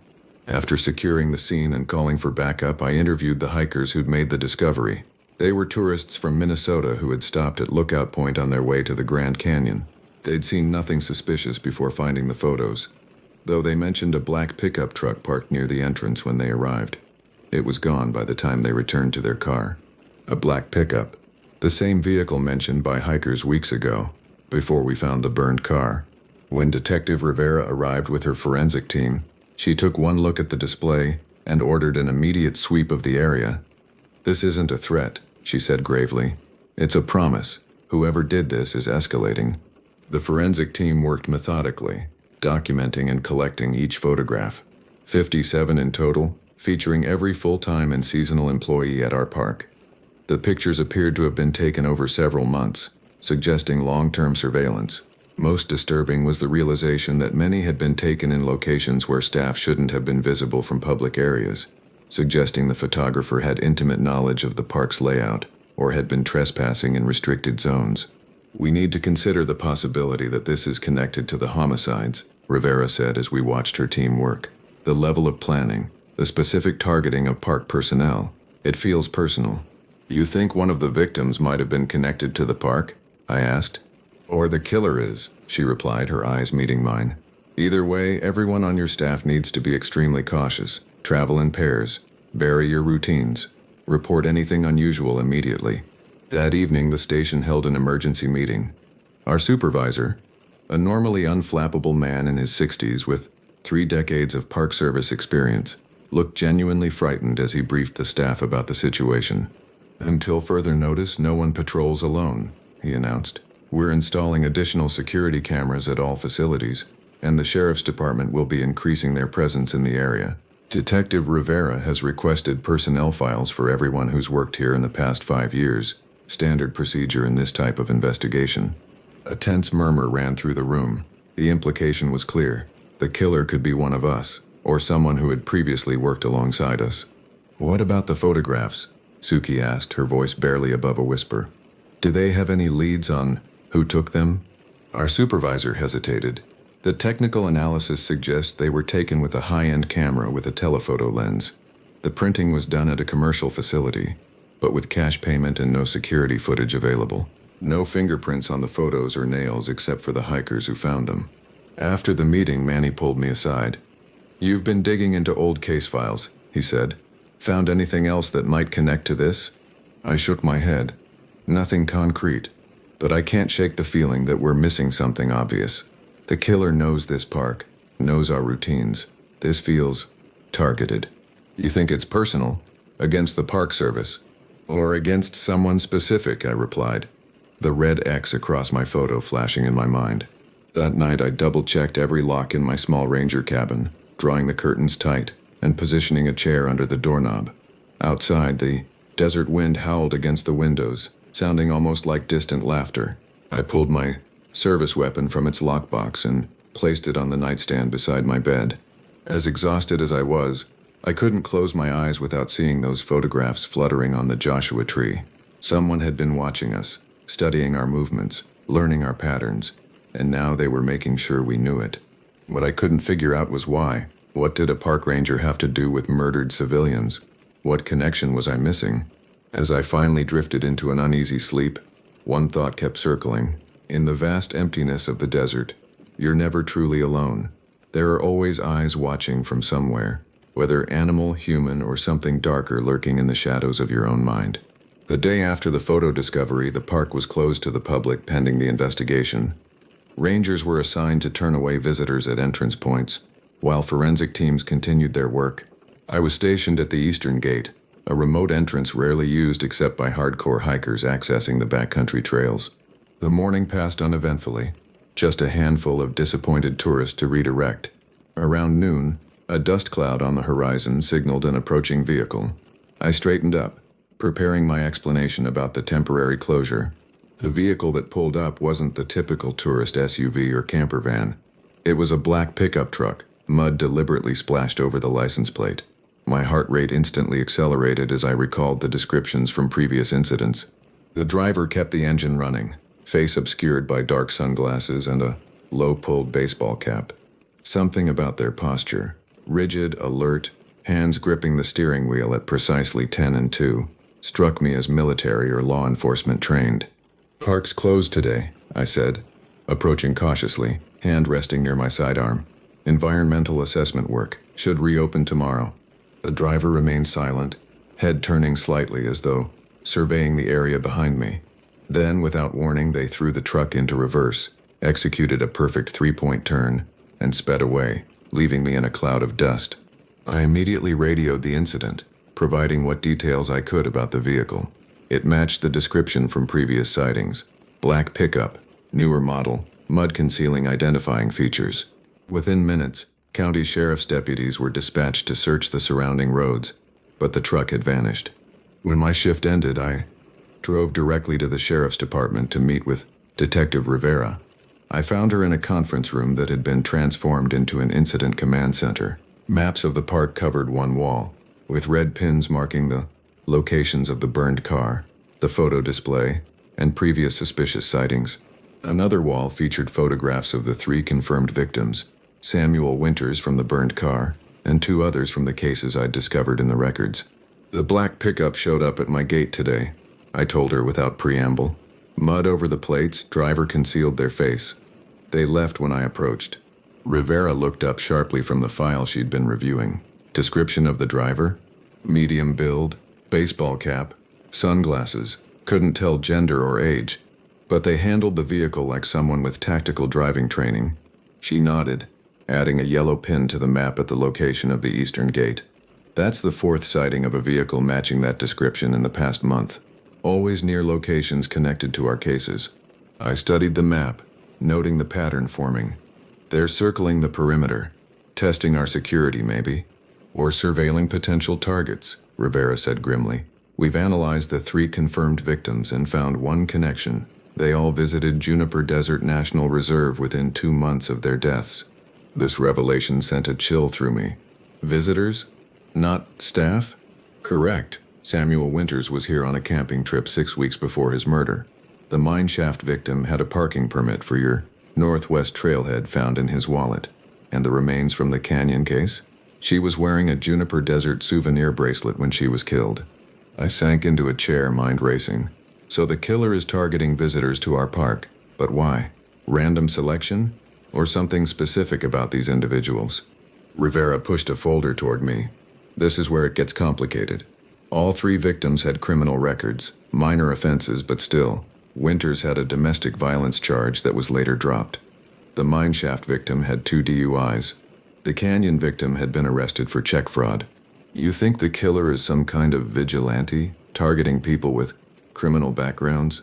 Possibly. Or these individuals witnessed something they shouldn't have while visiting the park. Something that made them targets. I thought about the photographs nailed to the Joshua tree, the red X across my face. But why target park staff then? We haven't done anything wrong." Rivera's expression darkened. "Maybe in the killer's mind you have, by not preventing whatever they're punishing people for." As I drove back to my cabin that evening, the desert landscape seemed transformed. Every shadow potentially concealed a watcher. Every vehicle on the road could be the black pickup. The vast openness that had once represented freedom now felt like exposure. Nowhere to hide, nowhere to run. At home, I spread my own copies of the case files across my kitchen table, searching for connections I might have missed. The victims shared no obvious characteristics beyond their criminal records and visits to the park. Different ages, genders, occupations, hometowns. The only pattern was the killer's methodology: binding the victims, inflicting suffering before death, disposing of the bodies in remote locations within the desert. Around midnight, my phone rang. The caller ID showed Manny's number. "You need to come to the visitor center," he said without greeting, his voice tight with tension. "Someone broke in. Left something for you specifically." 20 minutes later, I stood in the darkened visitor center, staring at what had been left on the information desk. A single photograph. Me, asleep in my bed, taken through my bedroom window the previous night. On the back, the same neat block lettering: "You're next." The discovery of the photograph taken through my bedroom window changed everything. Detective Rivera immediately arranged for me to be relocated to a safe house in the nearest town, 30 miles from the park. I was placed on administrative leave, partly for my protection, partly because I was now considered a specific target in an active investigation. The safe house was a small ranch-style home in a quiet neighborhood, with unmarked police vehicles parked discreetly on the street. 2 deputies were assigned as protection, working in shifts to ensure 24-hour coverage. My service weapon remained with me, a constant weight on my hip. 3 days into this protective custody, Rivera arrived with a proposition. "We need to draw them out," she said, sitting across from me at the kitchen table. "Our surveillance of the park isn't yielding results. Whoever this is knows the terrain too well, avoids our patrols, stays off the main roads." "You want to use me as bait," I stated flatly. It wasn't a question. She didn't deny it. "You're already their target. The photograph makes that clear. But we can control the circumstances of your exposure, set a trap on our terms." "Why me specifically? What makes me different from the other rangers?" Rivera hesitated, then pushed a file folder across the table. "We've been reviewing case histories. 3 years ago, you were the lead ranger on an incident involving a family of hikers who got lost in the northern sector. The father died of heat stroke before your team located them. I remembered the case all too well. A family of 4 who had ventured off trail without adequate water or supplies. By the time another hiker reported them missing, and we mounted a search, the father had already succumbed to the elements. We found the mother and 2 children huddled beside his body, severely dehydrated but alive." "What does that have to do with our current situation?" I asked. "The deceased was Joseph Mercer, an accountant from Sacramento. His son, William Mercer, was 17 at the time.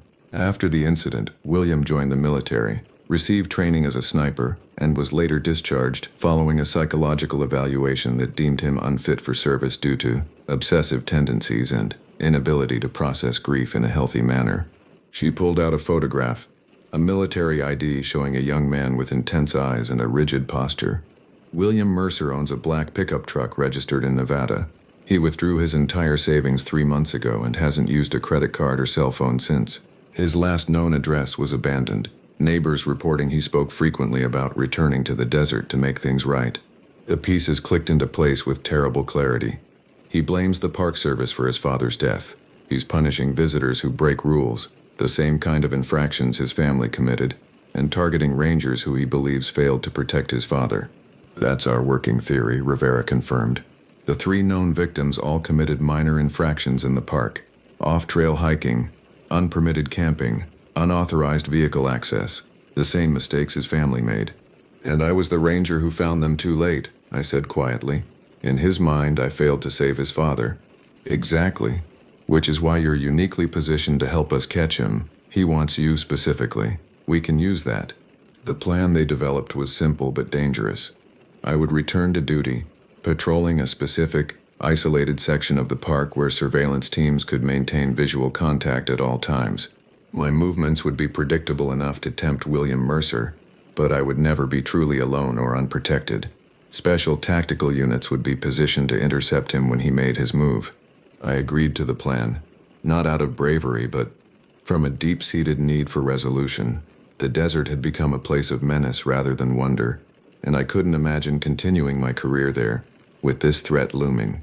Better to confront it directly, with support, than to spend years looking over my shoulder. 3 days later, I was back in my ranger uniform, driving my familiar Park Service truck along a predetermined route.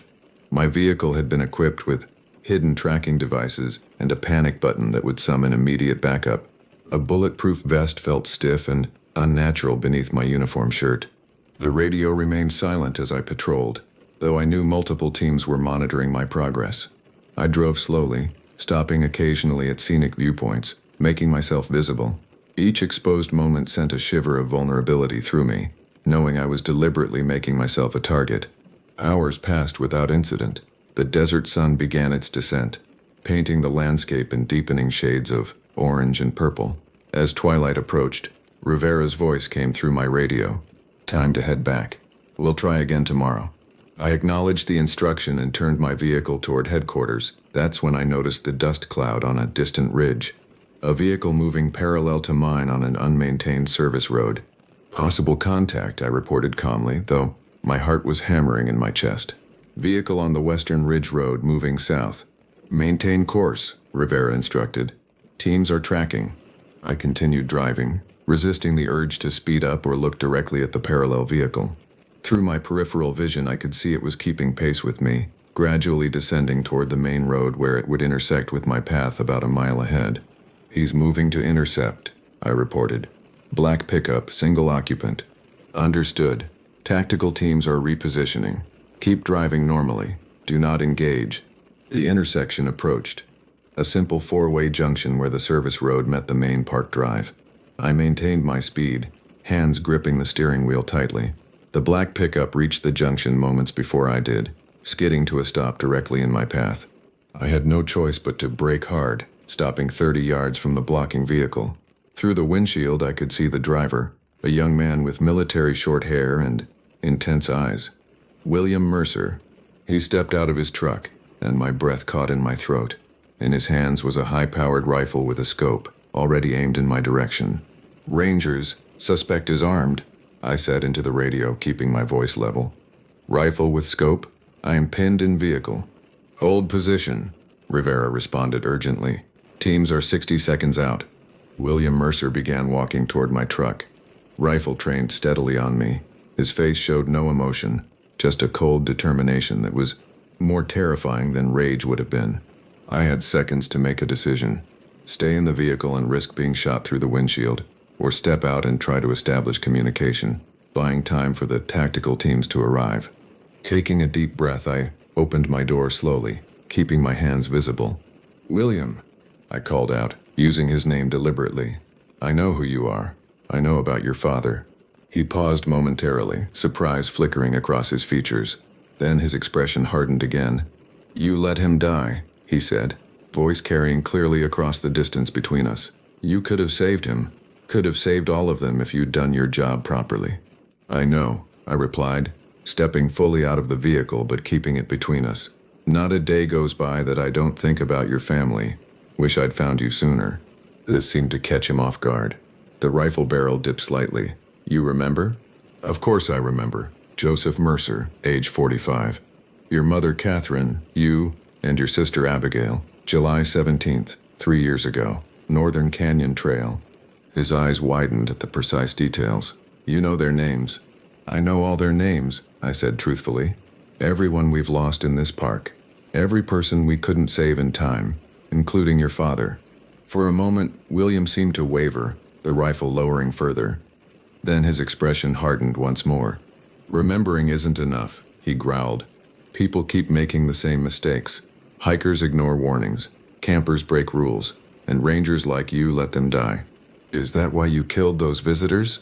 Because they broke park rules? His face twisted. They deserved it, just like the others deserved it, just like you deserve it. In the distance, I could hear the faint sound of approaching vehicles, the tactical teams closing in. I needed to keep him talking just a little longer. What about the rangers you've been watching? The photographs. What did they do to deserve your punishment? Failed, he spat. All of you failed. You're supposed to protect people from the desert, from themselves. Instead, you let them wander off and die. I took a careful step to the side, trying to position myself better. Your father made a choice, William. He chose to go off trail. He chose not to carry enough water.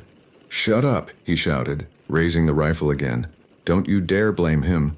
He was just trying to show us something beautiful. A hidden canyon. Something special for our family. I'm not blaming him, I said quickly. I'm saying the desert is unforgiving. It doesn't care about intentions. Your father wanted to create a special memory for you. But the desert doesn't make exceptions for good people with good intentions. William's hands trembled slightly on the rifle. He shouldn't have died. No, he shouldn't have. And I wish every day that we'd found you sooner. But killing innocent people won't bring him back.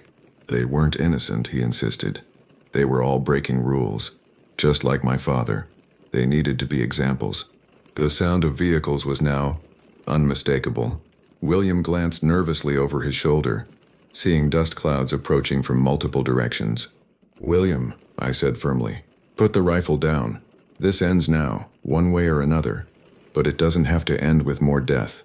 His eyes met mine, and I saw the broken young man beneath the killer's facade. A boy who had watched his father die in the merciless desert heat, who had never properly processed that trauma, who had twisted his grief into a mission of vengeance. For a long moment, we stood in silent confrontation, the desert wind whipping dust around us. Then, slowly, William lowered his rifle. "He would have been so disappointed in me," he whispered, tears suddenly streaming down his face. "What have I done?" As tactical teams surrounded us, weapons drawn, William Mercer sank to his knees in the desert dust, the rifle falling from his hands. The nightmare that had haunted Juniper Desert National Reserve was over. 6 months after William Mercer's arrest, I stood at Lookout Point, gazing across the vast expanse of Juniper Desert National Reserve. The Joshua tree where the photographs had been displayed had been carefully restored by park botanists, though it still bore the scars of that disturbing incident. The legal proceedings against Mercer had moved swiftly. Faced with overwhelming evidence, including journals detailing his mission and trophies taken from his victims, he had accepted a plea deal that would keep him in a psychiatric facility for the foreseeable future. His confession had allowed authorities to close not just the 3 cases we knew about, but 2 additional murders that had occurred in neighboring state parks. Detective Rivera had visited me the previous week, bringing closure to the investigation. William Mercer's psychological evaluation had revealed a mind fractured by unprocessed grief and survivor's guilt. After his father's death, he had fixated on the Park Service as both saviors who rescued his remaining family and villains who failed to prevent the tragedy. This contradiction had festered during his military service, where he received training that he would later use to enact his distorted vision of justice. He created a narrative where rule breakers deserved punishment, Rivera had explained, and rangers who failed to enforce those rules were equally culpable. In his mind, he was performing a necessary service, making examples of people so others would learn, and targeting me specifically because I led the rescue operation for his family, I had added. Exactly. You represented both the system that failed his father and the face of that failure. His fixation on you became the core of his delusion. Now, as I looked out over the desert landscape, I tried to reconcile the beauty before me with the horrors that had unfolded here. The burned car site had been cleared, the scorched earth covered with native plants as part of a restoration project. The abandoned mine shaft had been properly sealed. Life in the park had gradually returned to normal. But I knew I would never see this place quite the same way again. The vastness that once represented freedom now reminded me of how easily people could disappear. The remoteness that once felt like solitude now whispered of vulnerability. The harsh beauty that had drawn me to this career now carried an edge of danger I couldn't ignore. Manny joined me at the lookout, handing me a cup of coffee from his thermos. "Still thinking about it?" he asked, knowing the answer. "Hard not to," I admitted, "especially here. You could have transferred, you know. No one would have blamed you." I nodded. Several rangers had requested reassignment after the Mercer case, unable to continue working in a place so marked by tragedy.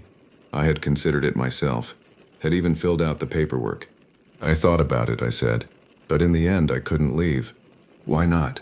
I gestured toward the panoramic view before us. The towering mesas, the sweeping valleys, the ancient Joshua trees standing like sentinels across the landscape. "Because despite everything that happened, this place is still worth protecting, and the people who visit here still need someone looking out for them." Manny nodded in understanding. "So what now?" "Now we do our jobs better than before. We learn from what happened. We make sure no one else has to go through what the Mercer family went through." We stood in silence for a moment, watching a hawk circle lazily in the clear blue sky. The desert stretched out before us, neither good nor evil, neither kind nor cruel, simply a wild, untamed expanse that demanded respect. As we turned to leave, I noticed a small memorial plaque that had been installed near the lookout's guardrail, a simple bronze rectangle listing the names of all those who had perished in Juniper Desert National Reserve over the years. Joseph Mercer's name was among them, along with the victims of his son's misguided vengeance. I placed my hand briefly on the plaque, feeling the warmth of the sun-heated metal. This was the real legacy of what had happened. Not just the horror and fear, but a renewed commitment to protecting both the wilderness and those who ventured into it. The desert would always hold dangers, both natural and human, but it would also continue to offer solace, beauty, and the profound sense of perspective that comes from standing in a landscape that dwarfs human concerns. My job was to help visitors navigate that duality safely, to respect the desert's power while experiencing its majesty. As Manny and I walked back to our truck, I took one last look at the vast horizon. The shadows were lengthening across the sand, creating patterns that would shift and change with the setting sun, just like the park itself had changed me, irrevocably but not irreparably. The desert had shown me its darkest aspects, but in doing so, had also revealed the depth of my commitment to this place and this profession. Whatever nightmares might still come in the quiet hours of the night, I knew now that I belonged here, standing between the unforgiving wilderness and those who sought to experience it. Some scars never fully heal, but they remind us of what we've survived, what we've learned, and what we still have to protect. In the end, that's all any of us can ask for: the strength to face our fears and the wisdom to move forward, changed but unbroken, into whatever awaits on the horizon.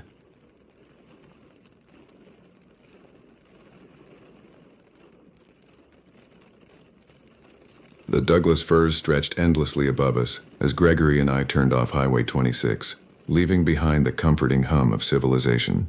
Mount Hood loomed in the distance, its snow-capped peak piercing the October sky.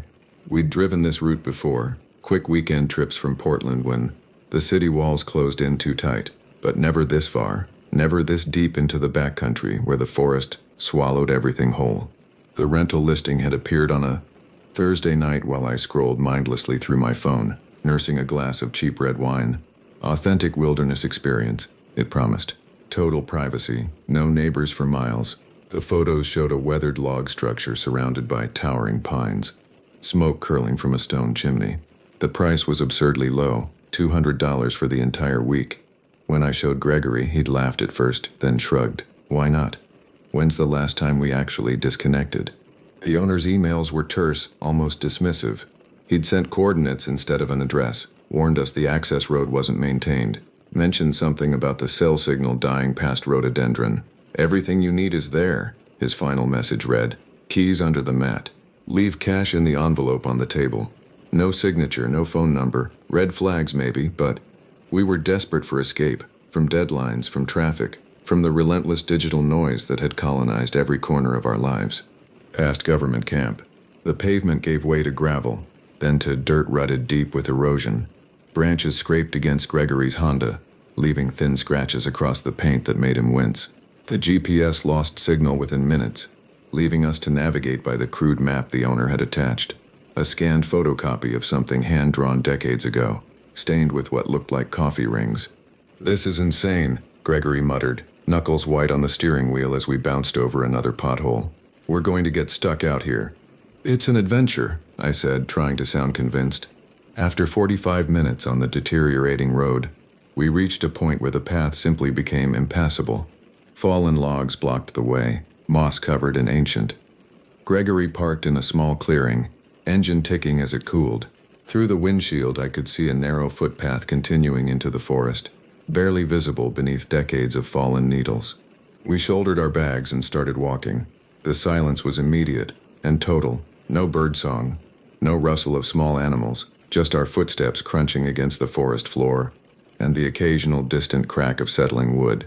The air smelled of decay and damp earth, that particular scent of Pacific Northwest forests where everything is always in some stage of decomposition, feeding the next generation of growth. The cabin materialized through the trees like something conjured from a fever dream. It was smaller than the photos suggested, hunched low against the earth as if trying to hide. Heavy pine logs formed walls thick enough to stop bullets, their surfaces blackened with age and weather. The roof sagged slightly in the middle, wooden shingles curling upward like dried leaves. Moss climbed the foundation stones, and the two front windows stared out like empty eye sockets, glass filmed with grime so thick it was nearly opaque. "Jesus," Gregory breathed, then catching himself. "I mean, God." The porch groaned under our weight as we climbed the 3 steps. I found the keys exactly where promised, beneath a rotting hemp mat that fell apart when I lifted it. The lock resisted, corroded with rust, but finally yielded with a protest that echoed through the clearing. Inside, the air was thick enough to choke on decades of dust and mildew and something else, something organic and wrong that I couldn't quite identify. My eyes adjusted slowly to the gloom. A wood stove squatted in one corner, its iron surface pitted with rust. Two narrow beds flanked opposite walls, their mattresses thin and stained. A rough wooden table dominated the center of the single room, and on it sat a leather-bound book, its cover warped and mottled with mold. Gregory moved to the windows, trying to force them open. They were painted shut, sealed decades ago and forgotten. "Well," he said, voice artificially bright, "at least we'll be warm." I approached the book, drawn by morbid curiosity, a guest registry, the kind you might find in a bed and breakfast, meant to collect the warm thoughts of satisfied visitors. The pages crackled as I turned them, brittle with age, entry after entry, dating back to the 1970s. "Beautiful spot. Perfect getaway. We'll return next summer." Then abruptly the entry stopped. July 1991. The final message, written in shaking script. "Enjoy your stay. Nothing after." 26 years of blank pages. "Gregory," I said quietly, "look at this." He came to stand beside me, reading over my shoulder. His hand found mine, fingers cold despite the afternoon warmth. "Maybe they just stopped using it," he offered, but his voice lacked conviction. We spent the next hour making the place habitable, sweeping out the worst of the debris, wiping down surfaces, coaxing the hand pump outside to produce water that ran rust-red for several minutes before clearing to something approaching safe. Gregory got the wood stove lit, feeding it dry branches we found stacked against the back wall. Soon heat radiated through the small space, driving back some of the oppressive atmosphere. By early evening, we'd almost convinced ourselves this would be fine. Gregory opened cans of soup on the wood stove while I arranged our sleeping bags on the least stained mattress. We'd pushed the beds together, unwilling to sleep separately in this place. Outside, twilight was falling fast, that peculiar mountain darkness that seems to rise from the earth rather than descend from the sky.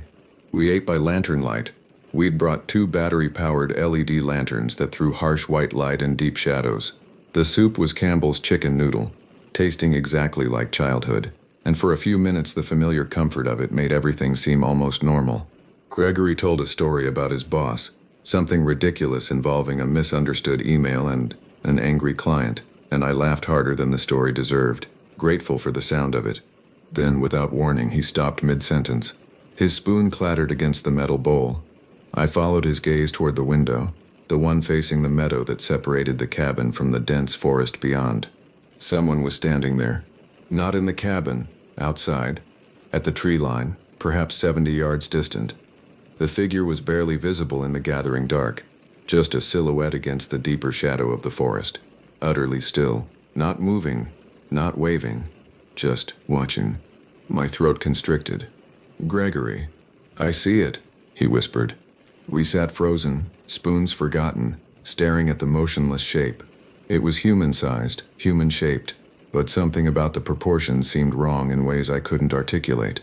The posture was too rigid, like a mannequin propped upright. No natural sway, no shift of weight from foot to foot. Just absolute stillness. "Maybe it's another hiker," I heard myself say, voice thin and unconvincing. Gregory stood slowly, moving toward the window. He raised one hand in a tentative wave. Nothing. The figure didn't respond, didn't acknowledge the gesture. He waved again, more emphatically. Still nothing. "I'm going to get the flashlight," he said. "Don't go out there." "I'm not. I'm just going to shine it from here." He retrieved the heavy maglite from his backpack, the kind that doubled as a weapon if necessary. The beam cut through the darkness, sweeping across the meadow toward where we'd seen the figure. The grass was illuminated in harsh detail, individual seed heads, spider webs heavy with evening dew. The light reached the tree line, swept left, swept right. Empty, nothing there. The figure had vanished completely, impossibly, as if it had never existed at all. "What the hell?" Gregory breathed. We stood at the window for another 10 minutes, scanning the darkness, but saw nothing more. Eventually, reluctantly, we retreated to the table, but neither of us could finish eating. The soup had gone cold anyway, congealing into something unappetizing. Gregory dumped both bowls outside, using the excuse to check the perimeter. When he came back in, his face was pale. "Anything?" I asked. "No tracks. Nothing. The grass isn't even bent where it was standing." We didn't speak much after that. Gregory fed more wood into the stove, building the fire higher than necessary, as if heat and light could keep back whatever waited in the darkness. I tried to read by lantern light. I'd brought a paperback mystery, but the words swam meaninglessly across the page. My eyes kept drifting to the windows, searching the darkness beyond for any sign of movement. Around midnight, we finally attempted sleep. We left one lantern burning on the table, turned low but providing enough light to see by. Gregory's breathing eventually evened out beside me, but I lay awake, hyper-aware of every sound. The cabin settled and creaked around us, wood contracting as the temperature dropped. Somewhere outside, a branch snapped. Once, twice, 3 times at regular intervals, too regular to be natural. I stared at the ceiling, counting my breaths, trying to convince myself I'd imagined what we'd seen. Morning arrived like salvation. Weak sunlight filtered through the grimy windows, transforming the cabin from nightmare chamber to merely shabby. Gregory woke with a start, immediately checking his watch. We'd both slept later than intended, exhausted by fear and adrenaline crash. "Coffee," he groaned. "God, I need coffee." We'd brought instant, which we usually avoided on principle, but this morning it tasted perfect, hot and bitter and real. We sat on the porch steps, cupping the metal camping mugs, breathing in steam and trying to reconstruct the previous night with daylight logic. "We were tired," Gregory said. "It was getting dark. Could have been a deer standing weird, or a stump, or someone was standing there watching us." He sighed. "Yeah, or that." After breakfast, he insisted on walking down to the tree line, to the exact spot where we'd seen the figure. I followed reluctantly, skin crawling as we crossed the meadow.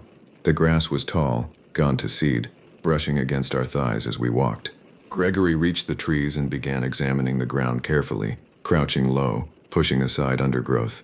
"Nothing," he called back. "No footprints, no disturbance." But as I approached, something caught my eye. A glint of metal attached to a tree trunk about head height. Gregory saw it at the same moment. We moved closer, slowly, as if approaching something dangerous. It was a length of rusted wire, deliberately wound around the trunk and secured with old square-cut nails, the kind they stopped making in the 1940s. The wire extended from the tree toward the north, disappearing into thicker undergrowth. We followed it for maybe 20 yards before it simply ended, cut cleanly with what must have been heavy shears, the severed end dangling uselessly. "Boundary marker," Gregory said. "Old property line, maybe. But why is it cut?" He shook his head, clearly uneasy. "Doesn't matter. Come on, let's head back." We spent the rest of the morning trying to normalize the situation. We hiked a short loop trail we'd seen marked on the crude map, following cairns someone had built years or decades ago. The forest pressed close, oppressively dense, old-growth firs blocking out most of the sunlight. The understory was choked with sword ferns and salal, creating a claustrophobic tunnel of green. Once, we heard movement in the brush, something large, moving parallel to our path but staying out of sight. Gregory called out, "Hello? Anyone there?" The movement stopped immediately. We waited 5 minutes in silence, then continued, walking faster now, eager to get back to the cabin despite our fears. By afternoon, anxiety had settled into my chest like a physical weight. The cabin offered no comfort. Its musty darkness felt like being sealed in a tomb. But the forest outside was worse.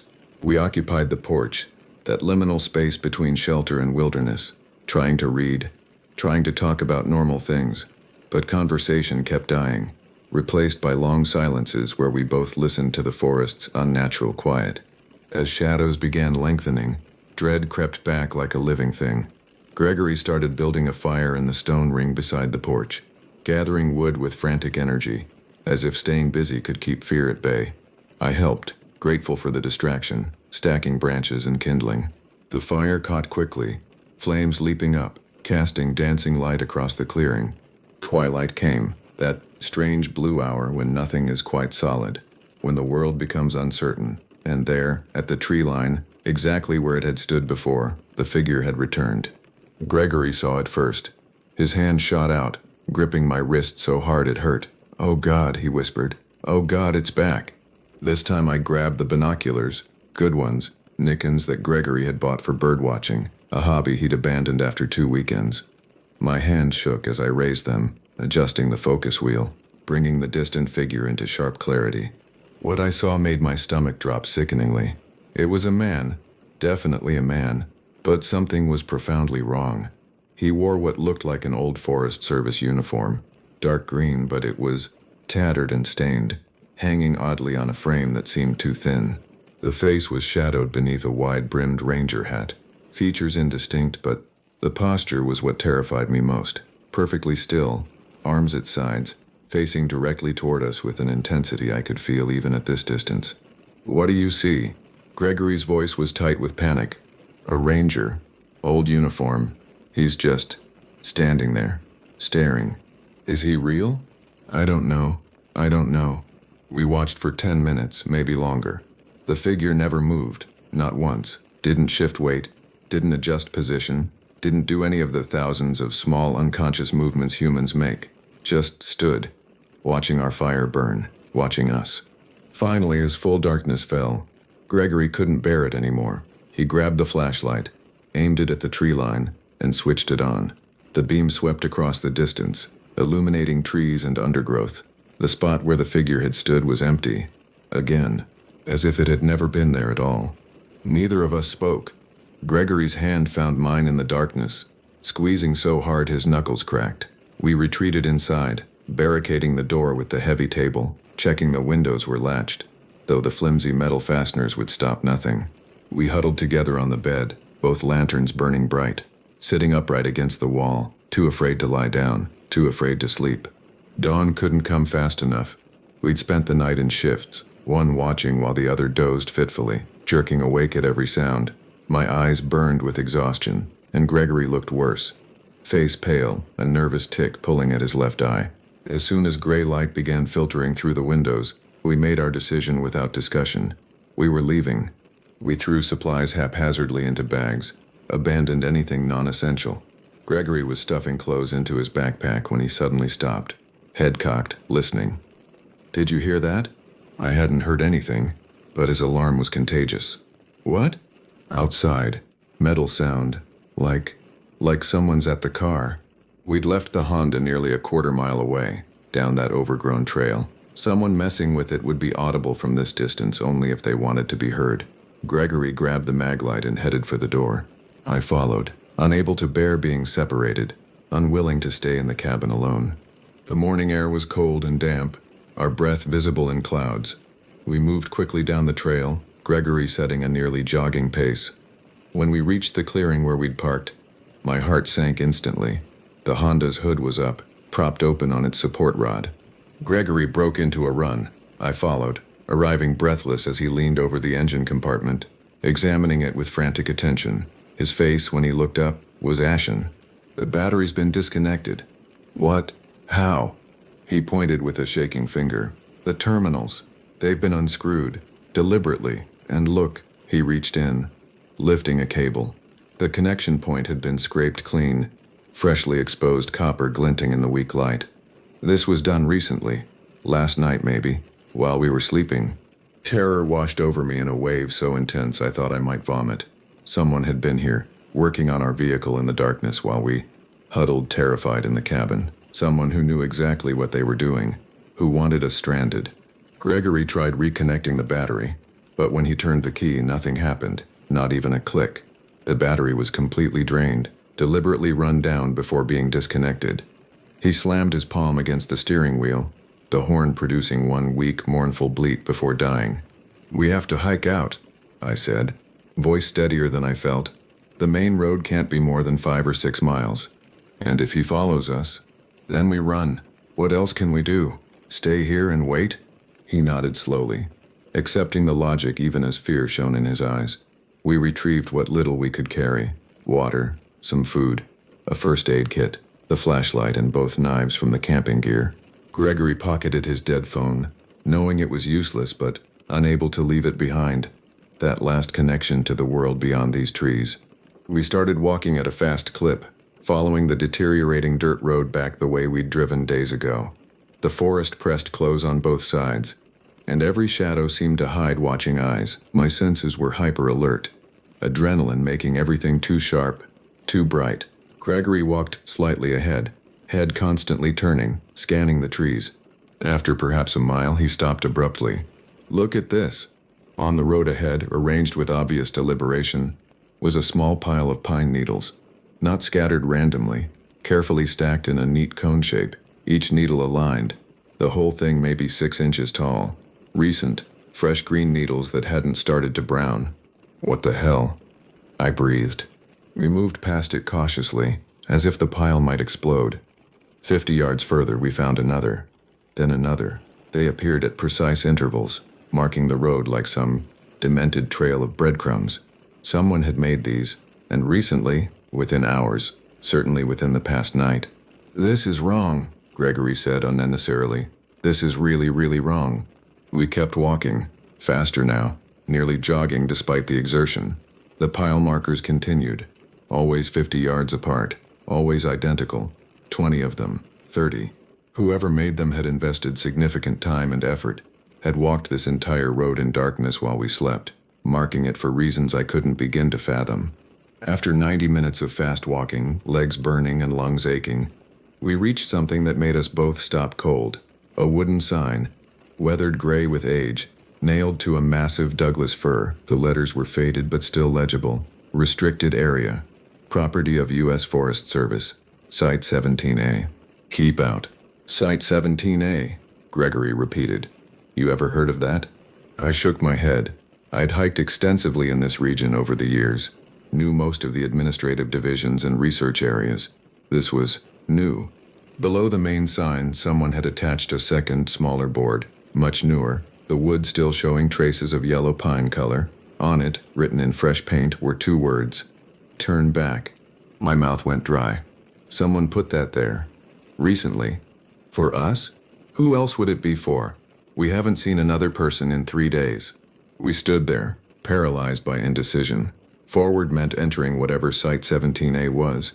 Restricted, officially off limits, marked with warnings, but backward meant returning to the cabin, to the figure that watched us from the trees, to being trapped and isolated.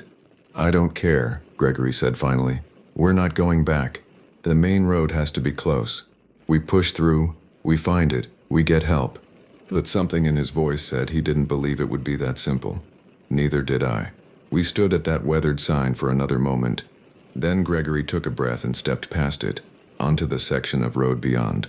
I followed, crossing that invisible boundary, feeling as though we'd just made a terrible mistake but unable to see any other choice. We walked for another hour past the sign, the forest growing denser and darker despite it being mid-morning. The pine needle markers had stopped at the boundary, replaced by nothing, just empty road stretching ahead, curving out of sight through the trees. No birds sang, no insects hummed. The silence was absolute and oppressive, broken only by our footsteps and labored breathing. Finally, Gregory stopped, shoulders sagging with defeat. This doesn't make sense. We should have hit the main road by now. He was right. We'd driven for maybe 40 minutes from Highway 26 to the parking area. Walking back, even accounting for the rough terrain, we should have reached pavement within 2 hours. But there was nothing, just more forest road, more trees, more oppressive silence. I swallowed hard. I think maybe this road loops, or branches. Maybe we took a wrong turn. There haven't been any turns. It's been straight the whole way. But even as he said it, doubt crept into his voice. Had we missed a junction? In our fear and haste, had we somehow gotten turned around? The markers had led us this way, deliberately, and we'd followed them like fools following a Pied Piper into darkness. We need to go back, I said quietly. Back to the cabin. We'll wait there. Someone will come eventually. Rangers, maintenance workers, someone. No one's coming.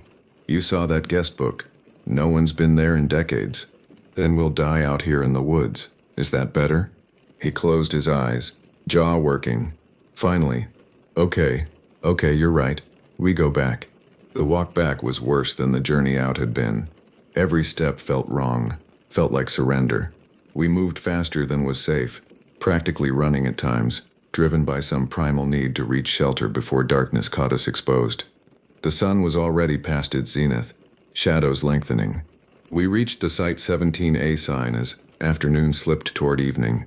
Neither of us looked at it as we passed, didn't want to acknowledge that we'd ignored its warning and were paying the price. The pine needle markers reappeared on the other side, counting down our retreat like a mocking countdown. By the time we reached the cabin, twilight was falling fast. We'd been walking for nearly 8 hours with minimal rest, and exhaustion made everything feel dreamlike and unreal. The cabin looked different somehow, more menacing, more alive, as if it had been waiting for us to return.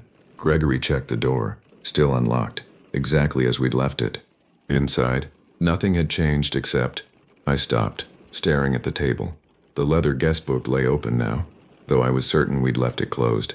And on the blank page, someone had written in fresh ink, "Welcome back." Gregory saw it at the same moment. His breathing became rapid and shallow. No. We checked the entire cabin frantically. The corners, under the beds, inside the wood stove. Empty, no one hiding. But someone had been here while we were gone, had left this message, had watched us leave and waited for our return. "We barricade ourselves in," Gregory said, voice cracking. "We don't sleep. We just wait for morning and then what? We try again? We keep trying until we die of exhaustion?" He had no answer. We moved furniture against the door, the table, both beds, creating a makeshift barricade that would at least make noise if breached. We lit the lanterns, arranged them around the room, eliminating every shadow. Gregory gripped one of the knives, holding it across his lap as he sat against the wall. Full darkness fell, and then, inevitably, we heard it. Footsteps on the porch, not trying to be stealthy. Heavy, deliberate steps. Boot heels striking wood planks with measured rhythm. Walking the length of the porch, 7 or 8 steps, then silence. A long pause. Then the steps returned, walking back and forth, pacing. Someone standing just outside the door, separated from us by thin wood and our inadequate barricade. Gregory gripped the knife so hard his knuckles went white. I pressed against him, feeling his heart hammering, matching rhythm with my own. The pacing continued for 5 minutes, 10, 15, then stopped directly in front of the door. Silence stretched, pulled taut like wire ready to snap. Then came a sound that turned my blood to ice. Scratching. Slow, deliberate scraping against wood. Something metal dragging down the door surface from top to bottom. Then again, and again, scoring deep gouges in the wood with each pass. Not trying to break in, just marking territory, making sure we knew exactly who controlled this situation. The scratching stopped. The footsteps moved away, descending the porch stairs with the same measured rhythm. Then silence, absolute and total silence. We sat frozen, not daring to move, barely daring to breathe. An hour passed, 2. Around midnight, Gregory finally crept to the window. Peering through a gap in the boards we'd nailed over the glass earlier, he stared for a long moment, then returned to me, face drawn. It's standing at the tree line again, same spot, just watching. All night? I think so. Yeah, all night. Neither of us slept. We sat in the harsh LED light, clinging to each other, waiting for dawn and knowing with absolute certainty that dawn wouldn't save us anymore. Morning came slowly, twilight stretching unnaturally long as if dawn itself was reluctant to reach this place. Gregory finally stood, joints cracking, and approached the door carefully. He dismantled our barricade piece by piece, each scrape of furniture across wood making me flinch. Finally, he eased the door open a crack, peering out. "Oh God," he breathed. I joined him at the door, looking over his shoulder. The porch was covered in footprints, dozens of them, overlapping and crisscrossing, pressed deep into the accumulated dust and grime. Boot prints, large, showing a distinctive tread pattern. They covered every inch of the porch, as if someone had paced for hours, walking the same paths over and over, circling the cabin obsessively. And there, pressed into the gap between the door and frame, was something metal. Gregory worked it loose carefully, pulling it free. It was a badge, Forest Service issue. The shield design instantly recognizable, but it was old, badly corroded, the finish flaking away to reveal brass underneath. The eagle across the top was barely visible beneath decades of oxidation. Gregory turned it over, engraved on the back, still legible despite corrosion. Ranger M. Jenkins, District 7, commissioned 1985. "Mitchell Jenkins," I whispered, remembering the guest book, the entries that stopped in 1991. "It has to be related. Someone's messing with us, using local history trying to scare us. It's some sick..." But his voice lacked conviction. This wasn't a prank. Pranks didn't involve sabotaged vehicles and messages written in guestbooks while you were gone. Pranks didn't involve figures that appeared and disappeared impossibly, that stood watch all night from the tree line. We spent that day in a fog of exhaustion and terror. Gregory insisted on checking the car again. Some desperate hope that maybe the battery had recharged. Maybe we'd been wrong. I went with him, unable to bear separation. The Honda sat exactly as before. Hood closed now, though we'd left it open. Gregory popped it again, stared at the engine, then slammed it shut with a curse. The battery's gone. Someone took the whole thing. It was here yesterday, now it's gone. We were being toyed with, systematically isolated, cut off from every possible escape, kept here for reasons I couldn't fathom and didn't want to understand. Back at the cabin, we ate mechanically, canned beans cold from the tin, too exhausted to bother heating them. I examined the badge while Gregory stared at nothing, turning it over and over in my hands. "We should try hiking out," I said. "Different direction this time. Not the road.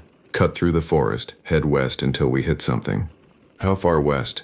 10 miles? 20? We don't have enough water. We don't have a compass. We get lost in there, we die. So we just wait here to die instead?" He looked at me with haunted eyes. "I don't know. I don't know anymore." That evening, as shadows lengthened once again, I saw something that sent new terror coursing through me. The figure at the tree line. Always before it had been distant, maybe 70 yards away. Now it was closer, much closer. Perhaps 40 yards from the cabin, standing in the meadow itself, no longer bothering with the concealment of trees. "Gregory," I managed to choke out. "It's closer." He came to the window, face draining of color. Jesus. I mean, God. God help us. The figure stood perfectly still, but even from this distance I could make out more detail. The ranger uniform was unmistakable now. The same style as the badge we'd found.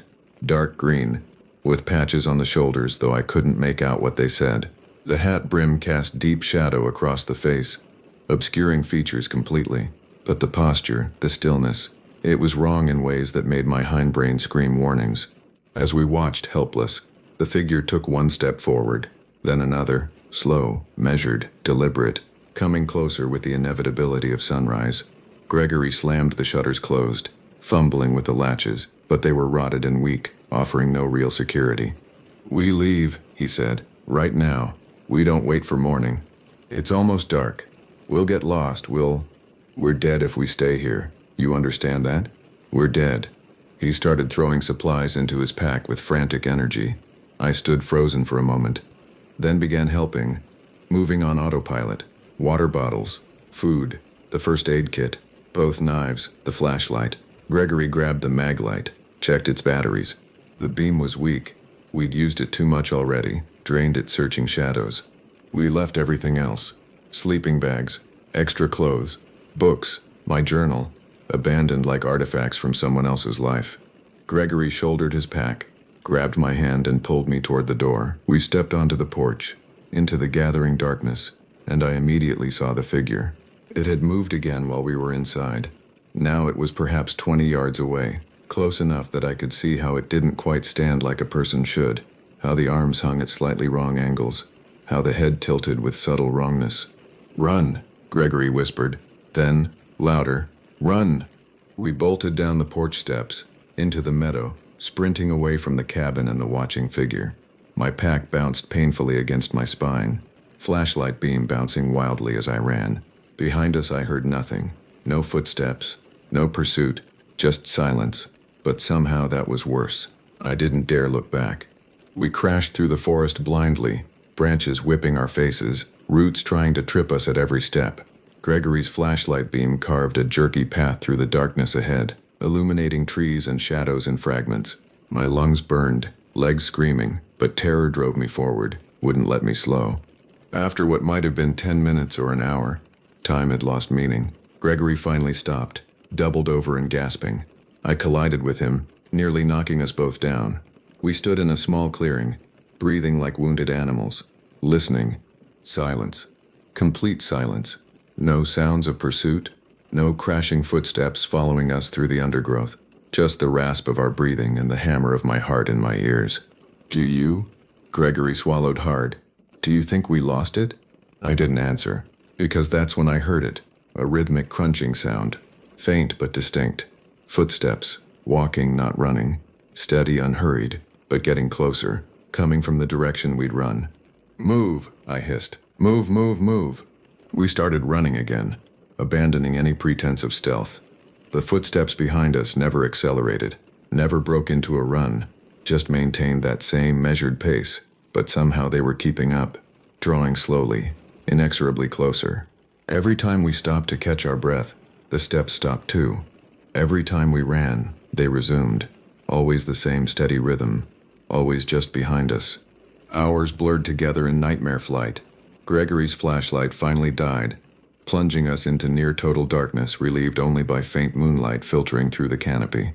We stumbled over obstacles we couldn't see, fell and scrambled back up, drove ourselves forward through sheer will. The footsteps never stopped, never varied, following us with the patience of something that had all the time in the world. Finally, as dawn began graying the eastern sky, we stumbled onto a dirt road, not the one we'd been on before, but clearly maintained, showing signs of recent vehicle traffic. Hope surged through my exhaustion. Gregory pointed wordlessly toward the north, and we started jogging, too tired to run anymore but refusing to walk, driven by the knowledge that those footsteps were still behind us, still coming. Around a bend, miraculously, impossibly, we saw headlights. A vehicle was coming toward us, white, official-looking, moving slowly along the rutted road. Gregory lurched into the middle of the path, waving his arms frantically. I joined him, both of us probably looking like wild animals, scratched and bleeding and filthy. The truck stopped. U.S. Forest Service logo on the door. A man climbed out, older, maybe 60, with weathered skin and cautious eyes. He looked at us carefully, hand resting near something on his belt. Pepper spray, maybe, or a radio. "You folks lost?" "Please," Gregory's voice broke. "Please, someone's following us. There's a cabin, and the car was sabotaged, and there's something—" "Slow down," the ranger said, tone professional but wary. "You're saying you're in trouble?" "Yes. God, yes. There's a man, he's been stalking us for days, and he—" "Where were you staying?" "A cabin, off Lolo Pass Road. We rented it online, but there's someone there and—" The ranger's expression changed. Something flickered across his face. Recognition, concern, maybe fear. Cabin off Lolo Pass Road? How far in? Maybe 5 miles? 6? I don't know, we got lost trying to get out. "Get in the truck," he said quietly. "Both of you, now." We climbed into the cab gratefully, its warmth and solidity like a return to civilization. The ranger, his name tag read H. Redden, radioed something in code I didn't understand, then started driving. Not back the way he'd come, but north, deeper into the forest. "Where are we going?" Gregory asked. "Ranger Station, District Headquarters. You'll be safe there while we sort this out." He glanced at us in the rearview mirror. "Tell me everything. From the beginning." We did. The whole story spilled out. The rental listing, the cabin, the watching figure, the sabotaged car, the messages, the badge. Ranger Redden listened in silence, his expression growing grimmer with each detail. When we finished, he was quiet for a long moment. "That cabin," he finally said. "It's not supposed to be rented. Hasn't been habitable since '92.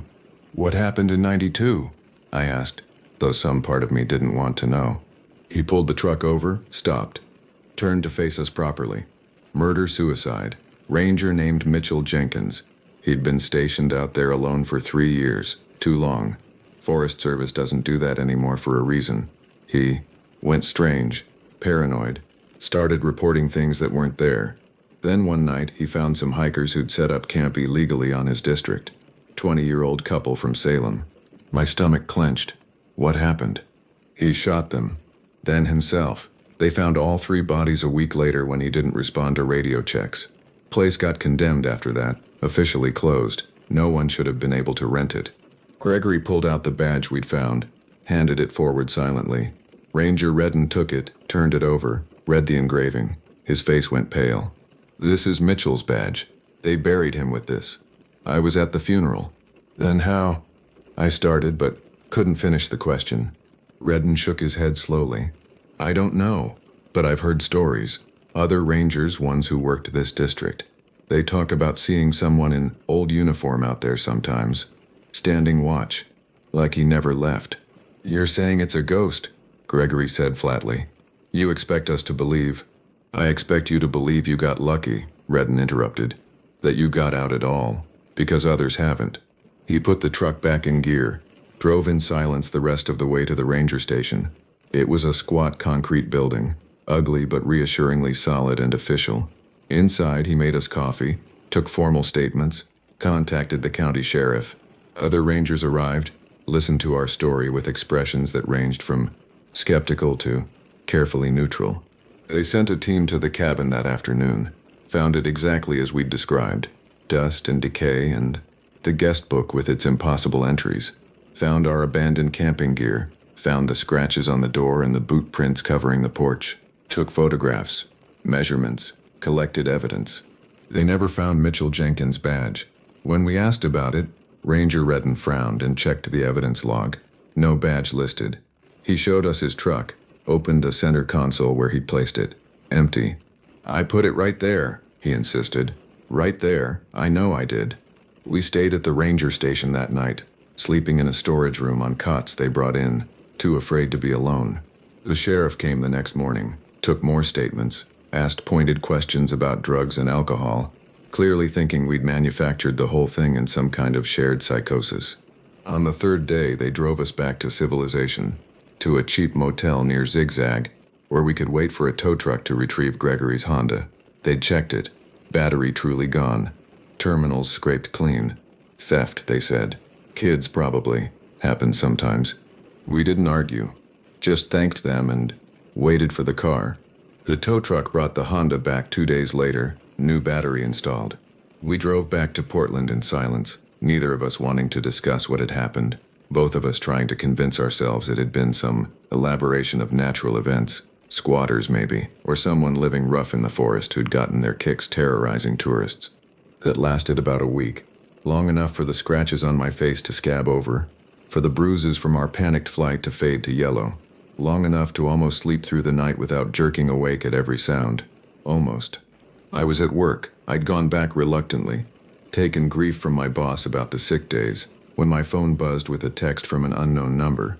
I almost deleted it without looking, assuming spam. Something made me open it instead. The message contained a photo, grainy, taken through glass. It showed Gregory and me sitting at the cabin table that first night, eating soup by lantern light, visible through the window. We hadn't known anyone was watching, hadn't seen anyone outside. But someone had been there, close enough to photograph us, standing in the darkness mere feet away. Below the photo, a single line of text. Enjoyed having you visit. Come back anytime. My phone slipped from numb fingers, clattered onto my desk. Around me, coworkers looked up curiously, then returned to their tasks. I stood on shaking legs, walked to the bathroom, locked myself in a stall and tried not to vomit. When I'd composed myself enough to return to my desk, I saw another message had arrived, another photo. This one showed Gregory and me sleeping, curled together on that narrow bed, taken through the window from outside. We looked so vulnerable, so helpless. The angle suggested the photographer had been standing on something to see in, had deliberately positioned themselves to capture this particular shot. The text with this one, sweet dreams. I called Gregory immediately. He was at his office downtown. Tried to sound calm and reassuring, but I could hear the fear beneath his words. Don't respond. Block the number. I'll call Ranger Redden, see if they can trace it. But we both knew tracing wouldn't matter. Whoever, whatever had been in those woods with us, they were still there, still watching, still waiting. That night I couldn't sleep. I lay in our apartment, safe, locked, urban, and stared at the ceiling, seeing the figure in my mind, standing at the tree line, drawing closer, those measured footsteps following us through the forest, patient and inexorable. Around 3 a.m., my phone lit up again. I didn't want to look. Made myself wait 5 minutes, then 10, before finally checking. One more photo. This one showed the window of our apartment, my apartment, where I'd lived for 3 years, where I'd thought we were safe. The angle suggested it had been taken from the street, looking up at our second-floor window. Tonight, the timestamp said 2:47 a.m. The text, not that far, found you. I showed Gregory in the morning. We called the police. Filed a report. Showed them everything. They were sympathetic but ultimately helpless. Harassment, they said. Stalking, but the photos showed no identifiable person. Contained no explicit threats. They'd increase patrols in our area, they said. Keep an eye out. But there was only so much they could do. We discussed moving, changing cities, even. Seattle, or maybe California. Starting over somewhere new. But we both knew it wouldn't matter. Whatever had attached itself to us in those woods, it had followed us home, was still following, would keep following. I deleted the messages but couldn't delete the memories. Some nights I'll be drifting toward sleep and I'll jerk awake, certain I heard boot falls on the pavement outside. Or I'll be walking home from work and feel eyes on my back, turn and see nothing but crowds of commuters. But the feeling persists. Gregory installed extra locks on all our windows, got a security system despite the expense. It helps, a little, enough to sleep sometimes at least. But we both know locks and alarms won't stop what's coming, because it's not about protection, it's about patience. Whatever Mitchell Jenkins became out there in those woods, however you want to explain it, ghost or obsession or something else entirely, it's still watching, still waiting. We went into its territory, and it marked us, claimed us, made us part of its endless vigil. The photos arrive irregularly now. Sometimes weeks pass with nothing. Then my phone will light up at 3 a.m. and there it is. Another image showing us through a window, captured from shadows. Reminder that we're never truly alone, never truly safe. The most recent one arrived 3 days ago. It showed me walking to my car after work, taken from perhaps 20 feet away. I'm clearly visible, but there are other people in frame too. A couple walking past, a man checking his phone. None of them saw the photographer. None of them noticed anything wrong. The text said, "Soon." I don't know what that means. Don't want to know. But I find myself looking over my shoulder constantly now, scanning crowds for a figure in old Ranger green, listening for measured boot falls following behind me on empty streets. I sleep with lights on, wake at every sound. Gregory's the same. We're eroding together, wearing down under the patient pressure of whatever won't let us go. Sometimes I dream about the cabin, see it standing there in the forest, waiting, the door hanging open, boot prints covering the porch, and beyond the tree line always watching. That figure stands in perfect stillness, patient as stone, knowing we'll come back eventually. Because whatever else it is, it's stronger than us, more patient. It has all the time in the world, and we're already running out. The last message I received, 2 hours ago, contained no photo, just coordinates. I recognized them immediately. Latitude and longitude marking a spot deep in Mount Hood National Forest, and one word. Waiting. Gregory's phone buzzed at the same moment. He showed me the screen silently.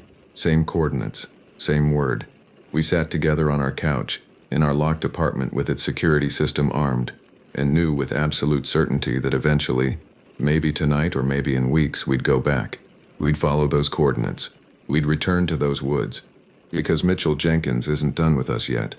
And some part of us, the part that walked past his warning signs, that ignored every instinct screaming at us to leave, knows we were never meant to escape at all. We're just on borrowed time now, counting down the hours until we return to finish whatever story started when we first saw that figure, watching from the trees. The cabin is still there. I know it is. And Mitchell Jenkins is standing on that porch, boots leaving prints in the dust, staring toward the city where we're hiding, knowing what we're coming to understand. Some things that watch from darkness never stop watching, never stop waiting, never let go. And we went too deep into his territory to ever really leave.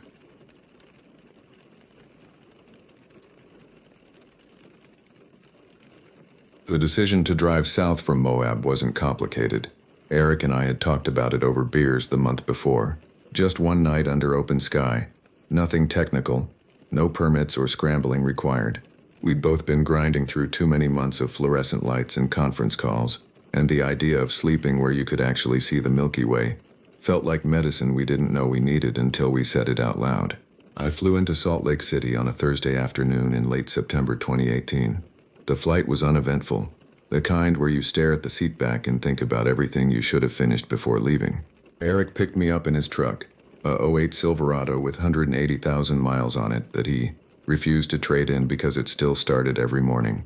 We grabbed sandwiches at a gas station deli and headed south on I-15, then cut east toward Moab through Price and Green River.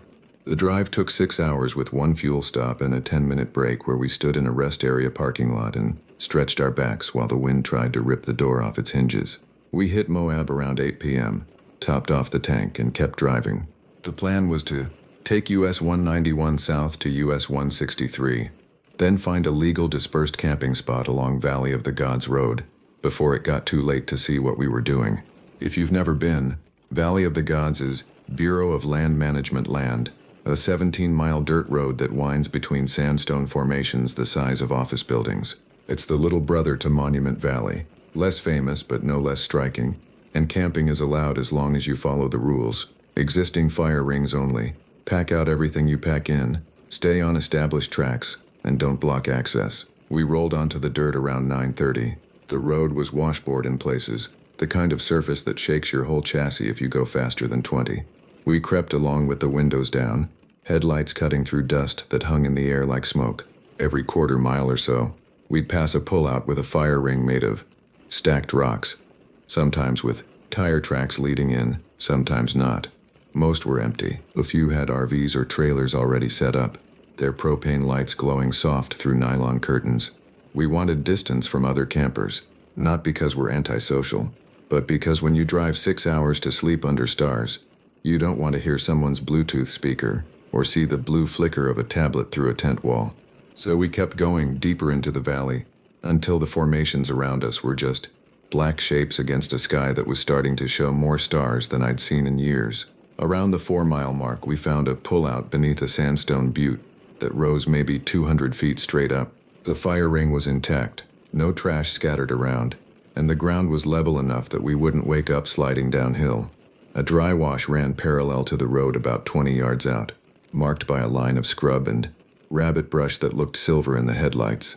Beyond that, the land opened into flats that stretched for miles in every direction. "This feels like a stage," I said as I stepped out. Eric killed the engine and stood with his hands on the hood, scanning the darkness. "Yeah, but there's nobody out here to watch." He was right. We hadn't seen headlights in either direction for the last 15 minutes. The silence was immediate and total, the kind that makes you notice your own breathing. Cold air settled into the valley fast once the sun dropped, and even with a jacket on, I could feel it working through the layers. We unloaded quickly. 2 single-person tents, a cooler with ice and drinks, a small camp stove, a bag of firewood we'd picked up in Moab, and our personal gear. Eric set his tent on the north side of the fire ring. I set mine on the south, noses facing each other about 8 feet apart. We always camped that way, close enough to talk without yelling, far enough that we're not breathing on each other all night. The fire took longer to start than it should have. The wood was dry, but the wind kept shifting and killing the flame before it could catch. I used half a pack of fire starters and finally got it going with a teepee of kindling that Eric built while I held a windbreak with my jacket. Once it caught, we fed it slowly, keeping the flames low. The ring was scorched black from previous fires, and there were beer caps buried in the sand around the rocks, the aluminum kind that don't rust. We heated 2 cans of chili on the stove and ate straight from the pot with spoons we'd rinsed in bottled water. The stars came out in stages. First the bright ones, then the clusters, then the faint wash of the Milky Way that looked like someone had spilled milk across the whole dome of the sky. I've seen dark skies before. I grew up in rural Colorado, but this was different. There was no light pollution, no distant glow from a town or highway. The stars were so sharp they looked 3-dimensional, like you could reach up and knock them loose.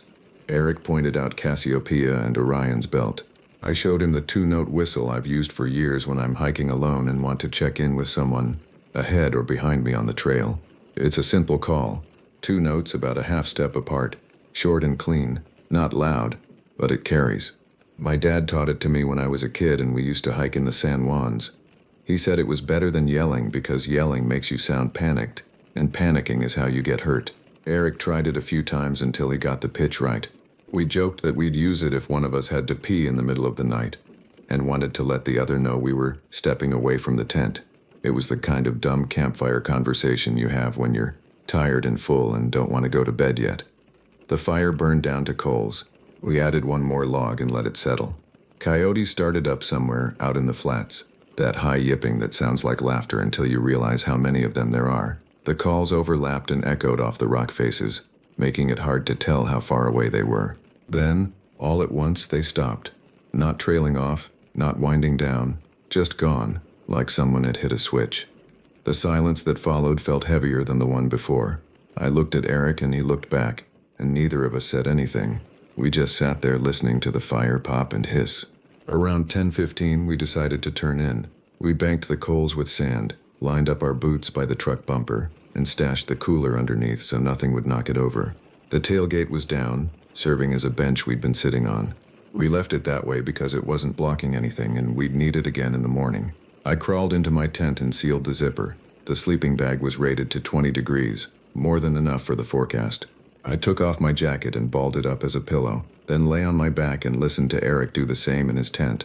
Our tents were close enough that I could hear him shift and adjust, the nylon rustling, his breathing evening out. The last thing I remember thinking before I started to drift was how exposed we were. The butte behind us offered some shelter from the wind, but otherwise we were sitting in the open, visible from every direction. If someone wanted to walk up on us, there was nothing to stop them. No trees, no gullies, no high ground we controlled. Just 2 tents and a fire ring under a sky so big it made you feel like you were already gone. I don't know what woke me, but I was instantly alert in that way you are when your body knows something is wrong before your mind catches up. My eyes were open, staring at the dark ceiling of the tent, and my heart was already going faster than it should have been. The air inside the tent was cold enough that I could see my breath in the faint starlight filtering through the nylon.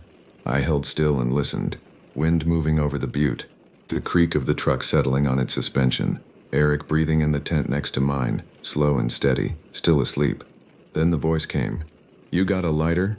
It was soft, conversational, the way you'd ask a friend for something without wanting to wake anyone else nearby. It came from outside my tent, maybe 3 feet from the door, and it sounded exactly like Eric. Not similar, not close, exactly like him. Same pitch, same rhythm, same lazy way he drops the end of a sentence when he's tired. My hand moved on its own. I reached across the tent and touched Eric's shoulder through the nylon wall between us. He was right there. I could feel him breathing, the rise and fall of his ribs under my palm. His body warm and slack the way you are when you're deep asleep. The voice had been outside. My throat closed up. I pulled my hand back and held my breath, listening so hard my ears started to ring. No footsteps, no rustling of fabric, no sound of someone shifting weight or clearing their throat. Just the wind and the truck and Eric breathing inches away from me on the other side of a tent wall that suddenly felt as thin as tissue paper. I didn't move. I didn't call out. I lay there with my hand pressed flat against my chest, feeling my heart slam against my ribs, trying to make sense of what I'd just heard. Then 2 sharp taps hit the tailgate, knuckle on steel, clean, deliberate, spaced maybe a second apart. Not the sound of something brushing against the truck or a rock rolling off the bed. 2 taps, the way you'd knock on a door to see if anyone was home. No shuffle of boots, no scrape of gravel, just the taps, and then silence again. I reached for the zipper on my tent and pulled it down 2 inches, just enough to see out. The coals in the fire ring were still glowing, throwing a dim red circle of light across the sand. The truck was a black silhouette against the stars. The tailgate was down, exactly where we'd left it, and standing in the circle of red light, right at the edge of the fire ring, was a figure, tall, shoulders square, head tilted slightly to one side, like it was studying our setup. It didn't move the way a person moves when they've been standing for a while. No weight shift, no adjustment of posture. It was just there, motionless, outlined in red. I couldn't see a face. The light from the coals wasn't strong enough, and the angle was wrong. But I could see the shape of it, human-shaped, but something about the proportions felt off in a way I couldn't name. The arms hung a little too straight. The head sat a little too high on the neck. I watched it for maybe 10 seconds, not breathing, not blinking, my hand frozen on the zipper. Then it turned. Not like a person turns. A person leans first, shifts their weight, pivots on a heel. This thing rotated in place, the whole outline moving as one piece, and then it stepped away from the fire ring and walked toward the wash. The legs moved wrong. The knee didn't bend when the foot came down. It was subtle, but once I saw it, I couldn't unsee it. The stride was smooth and even, but the joints weren't articulating the way they should. It looked like someone walking on stilts, or or someone who'd learned to walk by watching a video and hadn't quite gotten the rhythm right. I closed the zipper and pressed my mouth to the wall of Eric's tent. "Eric," I whispered. "Eric, wake up!" He stirred. I heard him inhale sharply, and then his body went rigid under the sleeping bag. He didn't say anything, but I could feel him listening, the same way I was. "Something's outside," I said, barely louder than a breath. "I know," he whispered back. I heard it. We lay there in the dark, 2 grown men in 2 separate tents, and we didn't move. The next sound came from the direction of the wash. It was a cry, deep and guttural, the kind of noise a big tomcat makes when it's fighting or claiming territory. I've heard that sound before. I grew up near open fields, and you learn to recognize the difference between a house cat and something bigger, something wild. But this cry cut off too fast. It didn't trail off or rise into a yowl. It just stopped, clean, like someone had hit pause. And then it came again from behind the truck. Same pitch, same length, same abrupt stop. Not like 2 animals calling to each other, but like the same sound played twice, copied and pasted with the timing slightly off. "That's not right," Eric whispered. "I know. What do we do?" I didn't have an answer. Every survival instinct I had was screaming at me to stay put, stay quiet, stay invisible. But another part of me, the part that doesn't like being backed into a corner, wanted to see what we were dealing with. I needed to know if it was a person messing with us, or an animal acting strange, or something else I didn't have a name for yet. "I'm going to unzip and look," I said. "Don't freak out when I turn on the headlamp." "Okay." On 3, we counted together under our breath. 1, 2, 3. I unzipped my tent in one smooth pull, and swung the headlamp in a low arc across the camp. Eric did the same from his side, and for a moment the whole area lit up in 2 overlapping beams. The camp looked normal, fire ring with white coals glowing faintly. Truck parked where we'd left it. Tailgate down, boots lined up, cooler underneath. No footprints around the fire ring that weren't ours. No sign that anyone had walked through.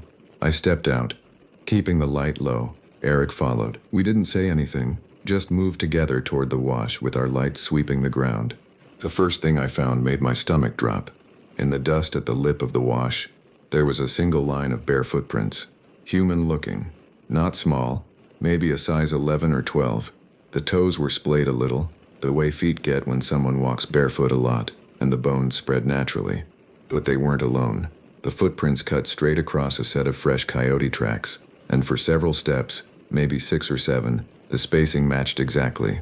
Human print, coyote pads, human print, coyote pads. Same rhythm, same stride length, like the 2 sets of tracks had been laid down by the same thing moving in the same cadence. I crouched and put my hand next to one of the prints. My fingers didn't come close to spanning it. The toes had dug in deeper than the heels, like the foot was landing wrong, pushing off the front instead of rolling through the step.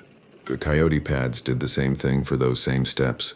Deeper at the front, lighter at the back, and then the coyote tracks drifted away and came back into sync again a few yards later. I measured the stride the way my dad taught me. Heel of one print to heel of the next. 40 inches, give or take. That's a long stride for someone walking. That's a running stride, or close to it. But the depth and spacing were even, no variation, no stumble or adjustment. "What the hell?" Eric said quietly. I didn't answer. I couldn't. I was trying to tell myself that wind does strange things to sand, that distances and angles play tricks in starlight, that there had to be a rational explanation for why these tracks looked like they'd been made by the same set of legs switching between 2 feet and 4 paws mid-stride. But I didn't believe it. I knew what I was looking at, and I knew it wasn't right. I stood up and backed away from the wash, my light still on the ground. I was maybe 10 yards from the truck when I gave our 2-note whistle, just to let Eric know I was coming back and not to startle. It's a small sound. Quiet. We'd only been using it for a few hours. The same 2 notes answered from up the road. Then the same 2 notes came from down in the wash, not overlapping, not echoed. One, then the other, each with the same clipped little gap between the notes, the same pitch, the same cadence I've used for 15 years. It was my whistle, my call. Coming from 2 directions at once, I stood there with the headlamp aimed at my feet, feeling every hair on my arm stand straight up. My hands started to shake. I clenched them into fists and forced myself to breathe. Eric swung his light toward the road. For just a second, the beam caught something at the edge of the packed dirt.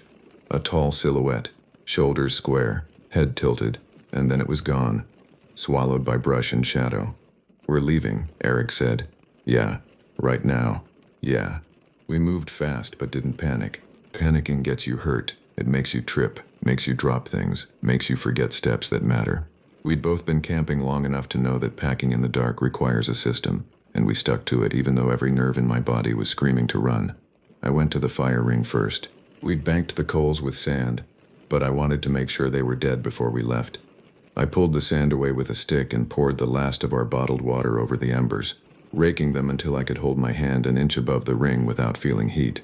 The hiss of water on coals sounded too loud, and the steam that rose smelled like wet ash and something else I couldn't name. Eric broke down his tent without rolling it, just pulled the stakes and wadded the whole thing into a stuff sack. I did the same with mine. We threw everything into the bed of the truck. Tents, sleeping bags, stove, firewood, personal gear, no organization, no care. Just get it in and get moving. The cooler went in last. We swung the tailgate shut and it latched with a metallic thunk that echoed off the butte behind us. That's when I realized my hand was fidgeting with my lighter. I'd pulled it out of my pocket without thinking, and now I was flipping it open and closed, the little click of the hinge loud in the silence. I couldn't seem to stop. My thumb kept moving on its own, and each time the lighter clicked, I felt a spike of adrenaline in my chest like I'd just heard something I shouldn't have. Eric looked at me. "You good?" "Yeah." "Then get in."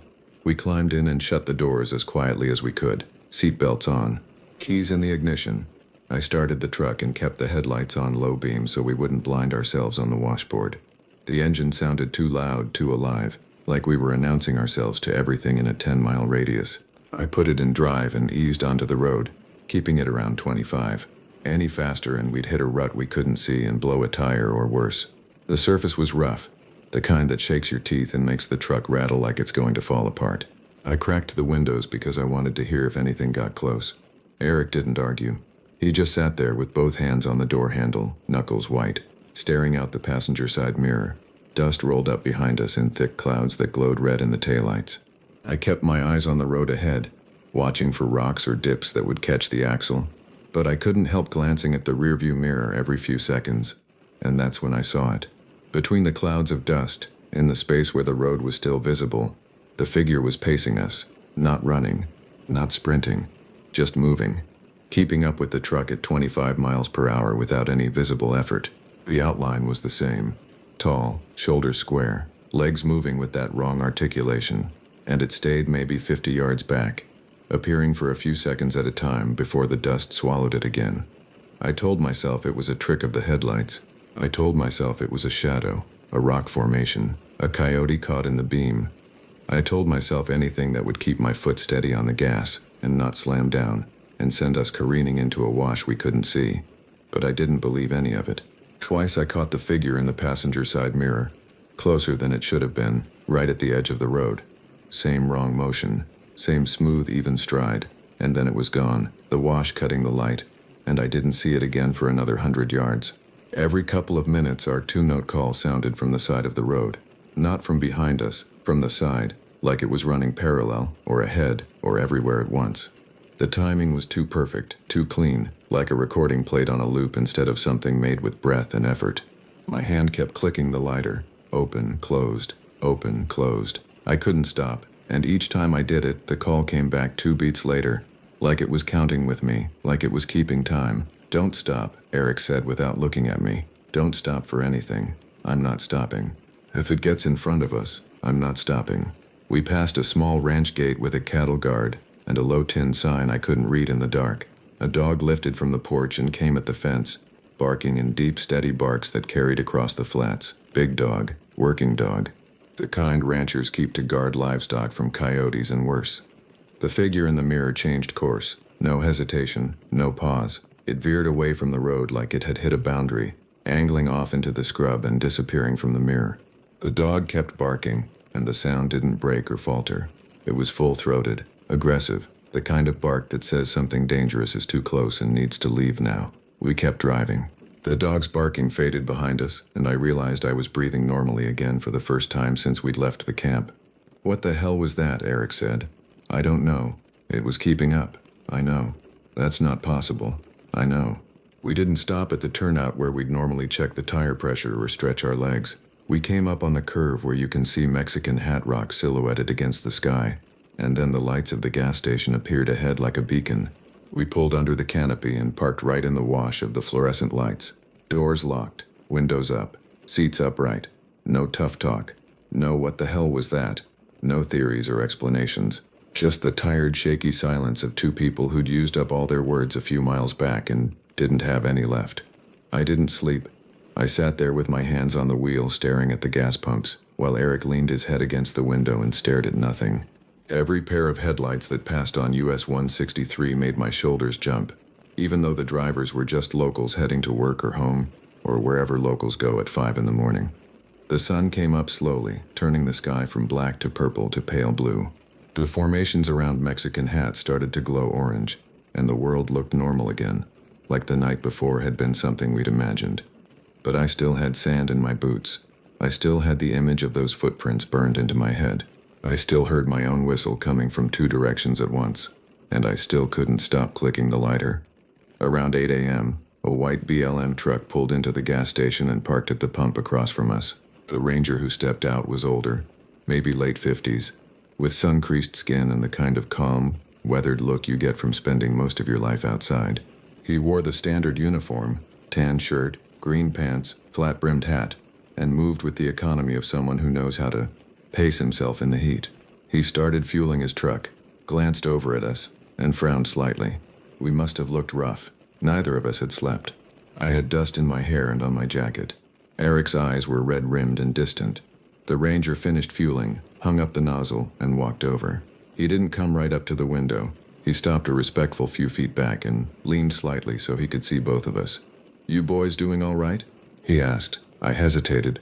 Part of me wanted to say we were fine, that we just had a rough night camping and were heading home. But another part of me, maybe the part that still felt like I was being watched even in broad daylight, wanted to tell him everything. "We're okay," I said. "Just had a weird night." "Weird how?" I glanced at Eric. He nodded slightly, so I unlocked the door and stepped out. The air was already warming up, and the light felt harsh after sitting in the truck. I told the ranger we'd been camped off Valley of the Gods Road, and that we'd had a visitor who didn't walk right and didn't sound right. I left out the part about the footprints matching cadence with the coyote tracks.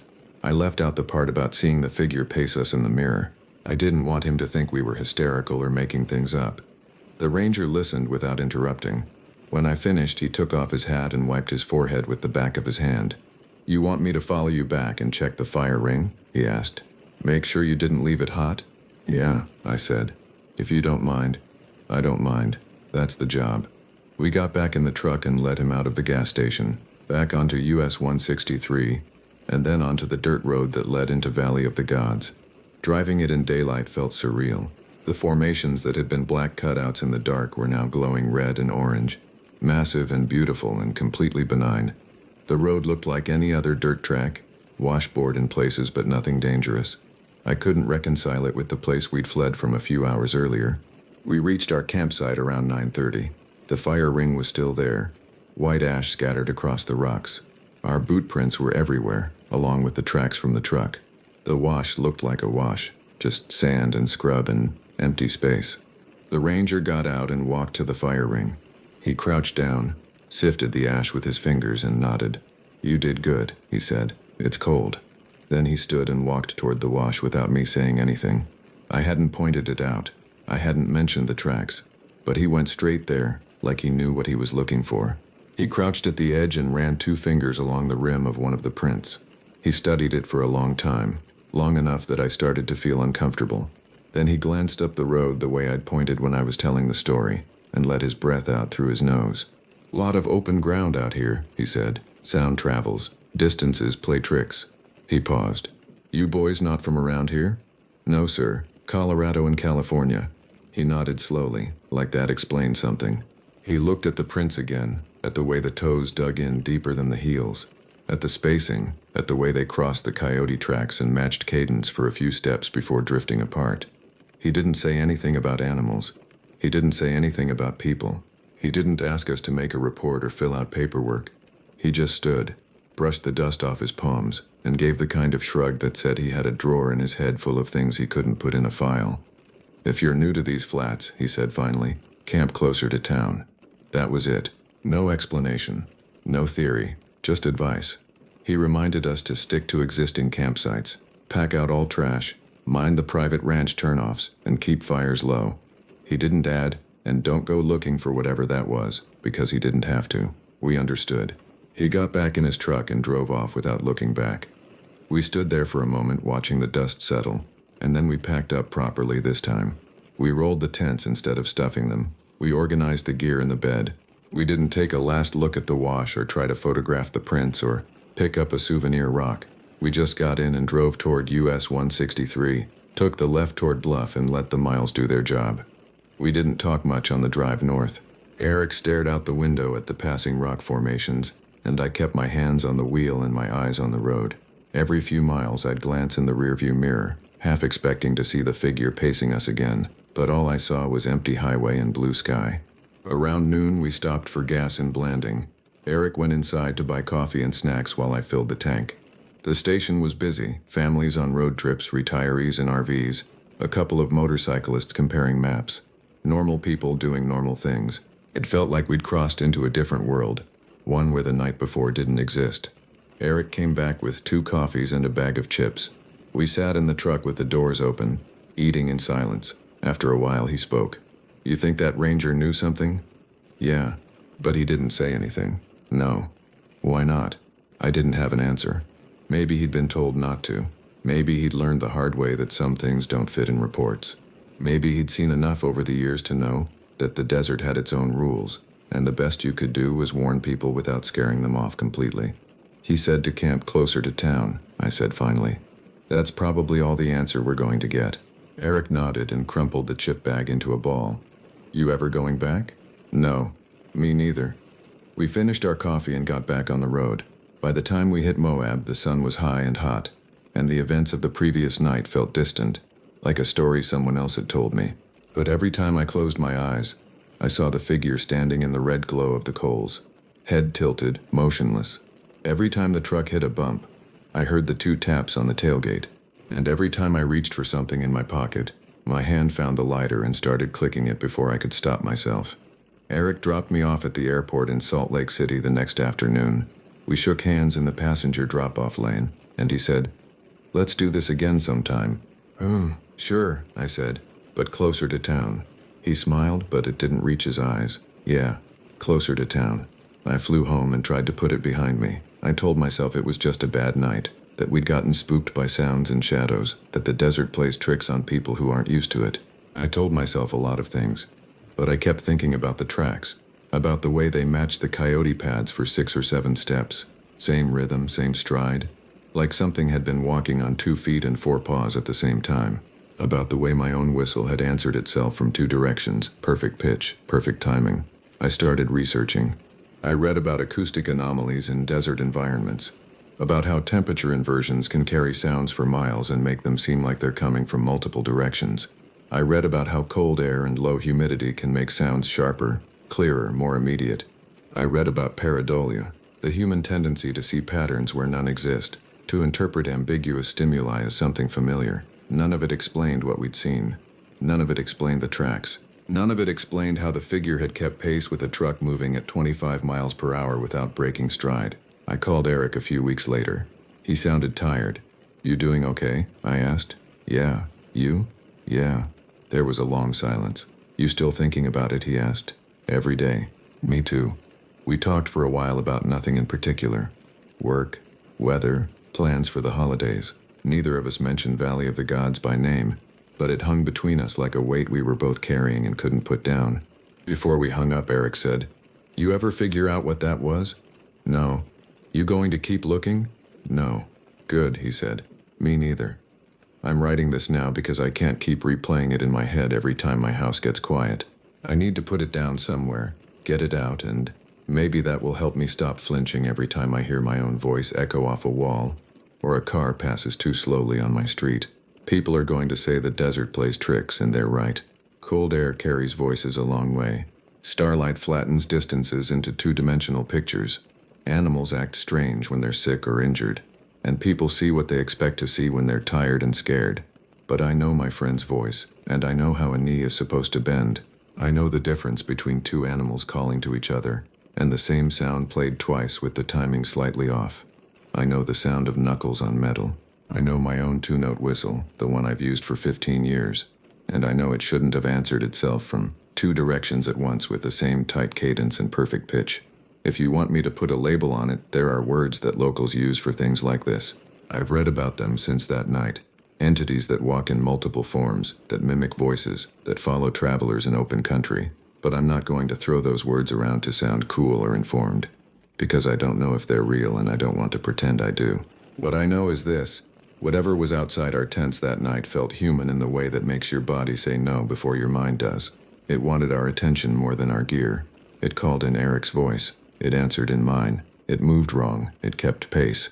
And when it got too close to something that could fight back, a dog with teeth and territory, it left. That's the worst part, I think. Not that it was there, but that it wanted something from us, that it was trying to communicate, or lure, or test, that it had intent. There's no twist ending here. No return trip to prove what happened. No late-night investigation with recording equipment and theories.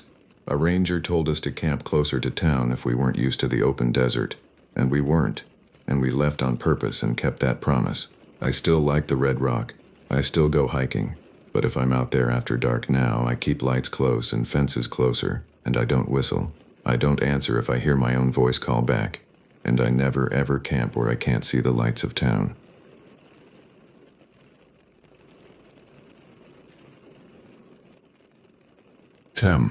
The isolation was exactly what I'd been searching for when I drove out from Fairbanks that morning 3 days ago.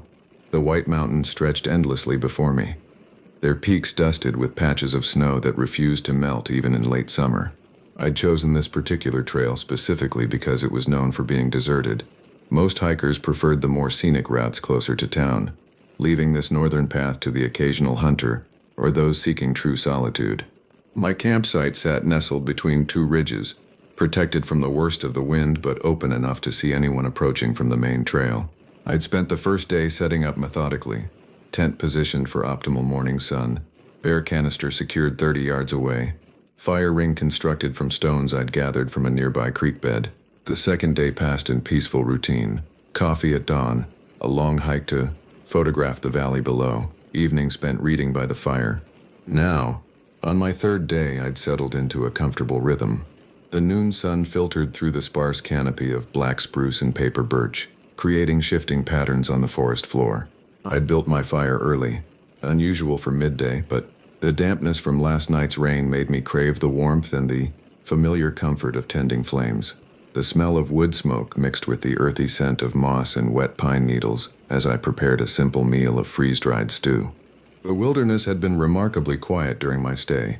No bears shuffling through the underbrush, no moose crashing through the willows, not even the usual chatter of gray jays or ravens. The absence of wildlife should have struck me as odd, but I attributed it to the recent weather. Animals often stayed hidden after heavy rains. The man materialized from nowhere. One moment I was alone, stirring my meal and watching the hypnotic dance of flames. The next he stood at the edge of my campsite.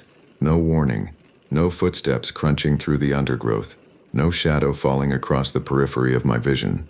He simply existed where emptiness had been seconds before. My hand jerked, sending hot stew splattering across my boots. The sudden presence of another human after days of solitude felt like a physical intrusion, as jarring as a scream in a library. He stood perhaps 20 feet away, wearing standard hiking gear, brown boots caked with mud, cargo pants with numerous pockets, a faded blue jacket that had seen better days. His backpack, an older external frame model, showed signs of heavy use. Nothing about his appearance seemed immediately threatening, yet something in the way he stood, too still, too focused, made my skin prickle. "Sorry to startle you," he said, though his tone carried no actual apology. His voice had an unusual quality, flat and measured, like someone reading from a script they'd memorized but didn't understand. "I'm looking for the cabin, the shelter. Do you know where it is?" I knew immediately what he meant. These mountains were dotted with old public-use cabins, remnants from the days when the Forest Service maintained emergency shelters throughout the backcountry. Most had fallen into disrepair, abandoned to rot in weather, but hikers still used them occasionally. During my exploration yesterday, I'd noticed a narrow path branching off from the main trail, probably leading to one such structure. "There's a side trail about 10 minutes that way," I said, pointing northeast through the trees, narrow opening between two large spruces. "If there's a cabin around here, that's probably your best bet." He nodded slowly, his gaze never leaving my face. His eyes were pale gray, the color of old ice, and they didn't blink as often as they should. 10 minutes, between two spruces. He repeated my words without inflection, then turned and walked away, moving through the forest with an odd, mechanical gait. The encounter left me unsettled in ways I couldn't articulate. I tried to return to my meal, but the food had gone cold and my appetite had vanished. The forest, which had felt like a peaceful sanctuary moments before, now seemed to press in from all sides. Every small sound, a branch creaking in the wind, a pine cone dropping to the ground, made me look up sharply. I spent the afternoon trying to recapture my earlier tranquility. I walked down to the creek to filter water, organized my gear, collected more firewood, but concentration proved impossible. My thoughts kept returning to the stranger. How had he approached so silently? The ground around my camp was covered in dry leaves and brittle twigs that announced every step I took. Yet he'd appeared without warning, as if he'd materialized from the air itself.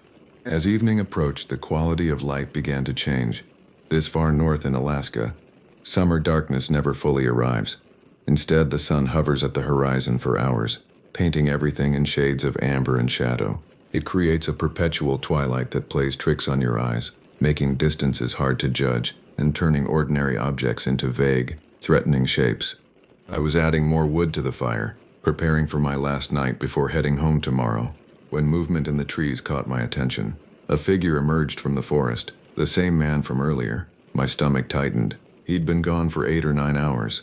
If he'd found the cabin, why wasn't he there now? If he hadn't found it, what had he been doing all this time? "Couldn't find it," he said before I could speak. His clothes looked exactly the same as before. No additional dirt, no scratches from pushing through brush, no signs he'd been wandering the woods for hours. "I looked where you said, but there's no trail. I need you to show me." Every instinct screamed against going with him, but he stood there, patient and unmoving, and began to speak about not having a tent, about counting on that shelter, about the temperature dropping tonight.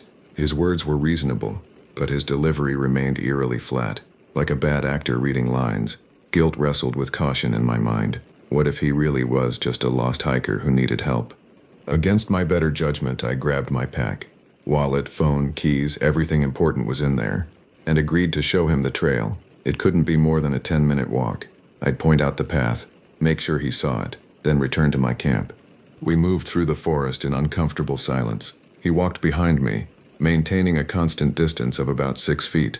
I could hear his breathing, steady and rhythmic, never changing pace even when we climbed over fallen logs or pushed through thick undergrowth.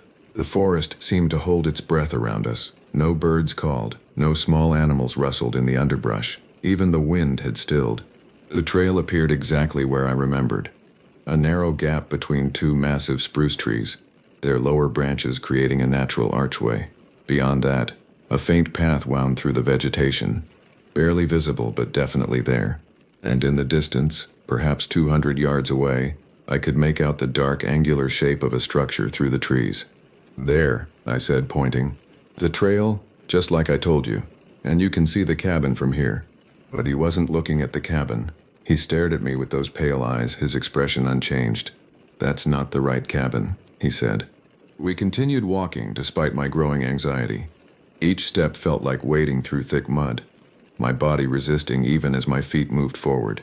The cabin grew larger as we approached, its details becoming horrifyingly clear. The structure had been abandoned for decades. The roof sagged inward, creating a valley that collected debris and rot. Windows hung broken and empty like dead eyes. The door stood partially open, revealing only darkness beyond. Green-black mold covered the walls in spreading stains, and the smell of decay grew stronger with each step. I stopped about 30 feet from the entrance, unable to shake the feeling that crossing that threshold would be crossing into something I'd never return from. The doorway seemed to exhale cold air that carried the scent of earth and decomposition. "We should go back," I started to say, turning toward my companion. He stood 10 feet behind me, and in his right hand held a knife. Not a camping knife or multi-tool, but a fixed-blade hunting knife with a worn leather handle. The blade caught the fading sunlight, revealing scratches and stains along its edge.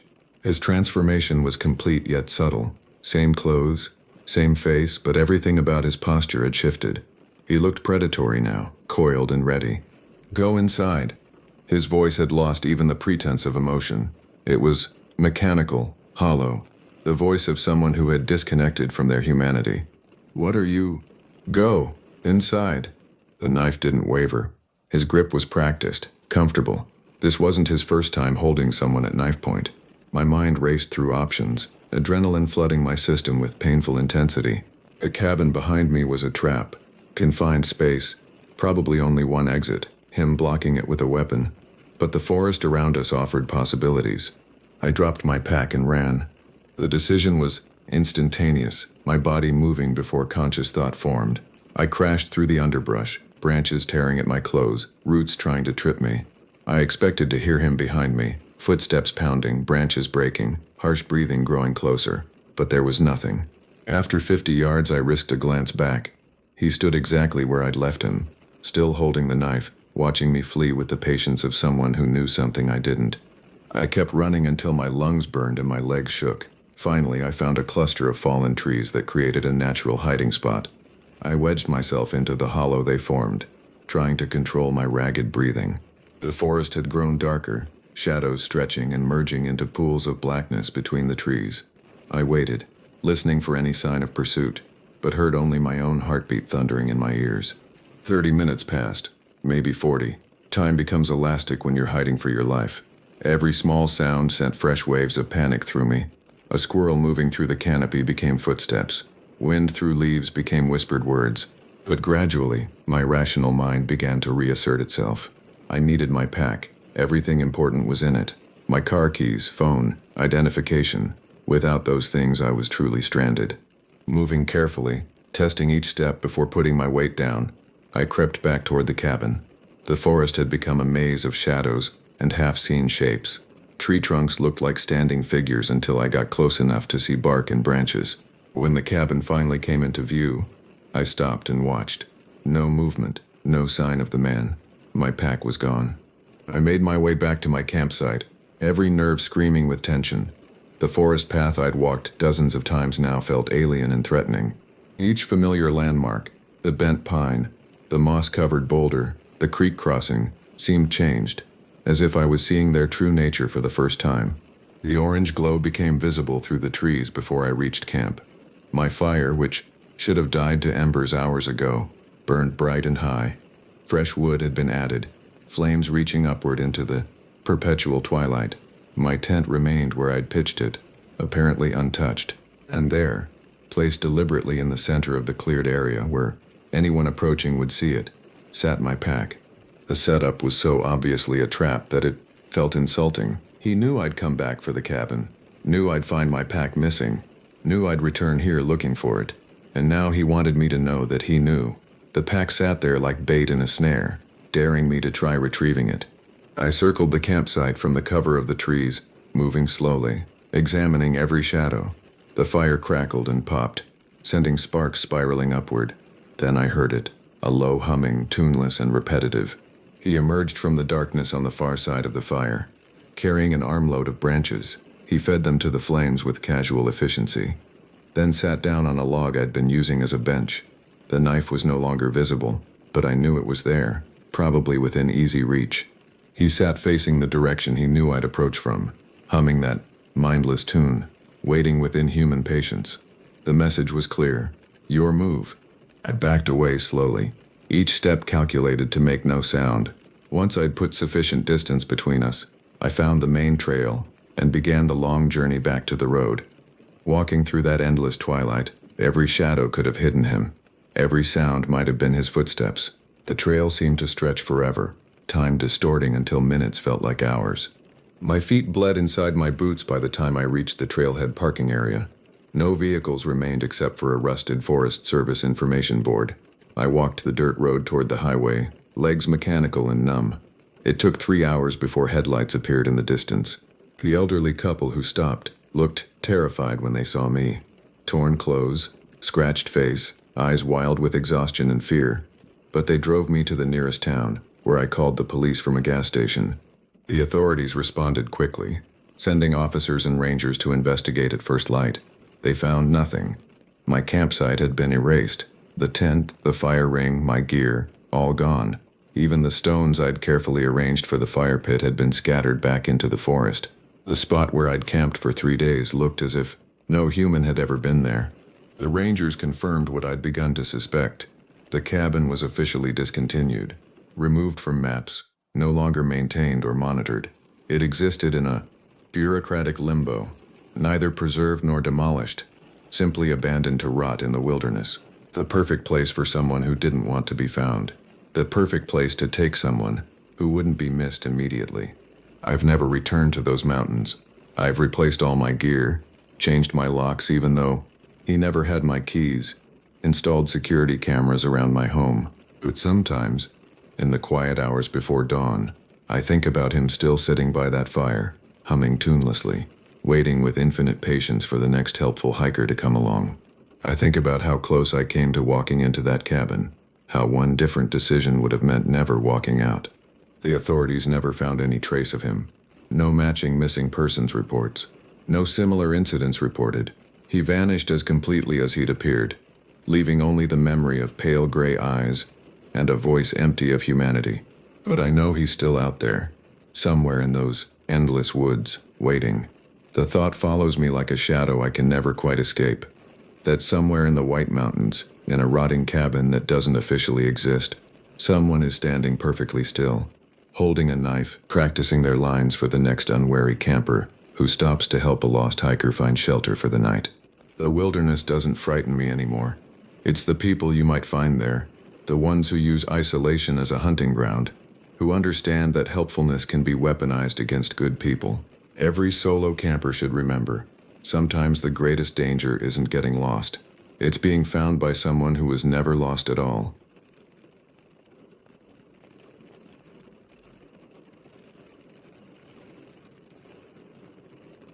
The dense canopy of Maine's wilderness stretched endlessly above us as my childhood friend Ben and I shouldered our heavy backpacks that September afternoon in 2021. Pine needles crunched beneath our boots, releasing that distinctive earthy scent that always brought me back to countless previous expeditions. Ben adjusted his pack straps, sweat already beading on his forehead despite the cool forest air. This particular trail wound through miles of unmarked territory, far from the tourist-friendly paths most hikers frequented. I'd discovered this spot 3 years earlier during a solo expedition, and something about its isolation had drawn me back repeatedly. The trail itself wasn't officially marked on any maps, just a narrow path carved by deer and the occasional adventurous hiker. Thick undergrowth pressed in from both sides, branches occasionally snagging our clothes as we pushed deeper into the wilderness. Ben trusted my navigation skills implicitly, following my lead as we descended into a valley where cell towers couldn't reach and civilization felt like a distant memory. The hike demanded 4 hours of steady movement, crossing 2 small creeks and ascending a rocky ridge before finally dropping into the clearing I'd been promising. By the time we arrived, the sun hung low enough to paint everything in warm golden hues. The clearing sat perfectly, maybe 40 feet across, surrounded by towering pines that created natural walls. Previous campers had arranged stones in a rough circle for a fire pit, and flat ground offered ideal tent placement. Setting up camp became our immediate priority.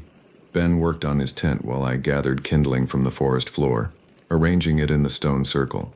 Years of camping had made these routines automatic. Guy lines taut, rain flies positioned correctly, bear bags ready for hanging. The familiar ritual felt comforting after the long hike.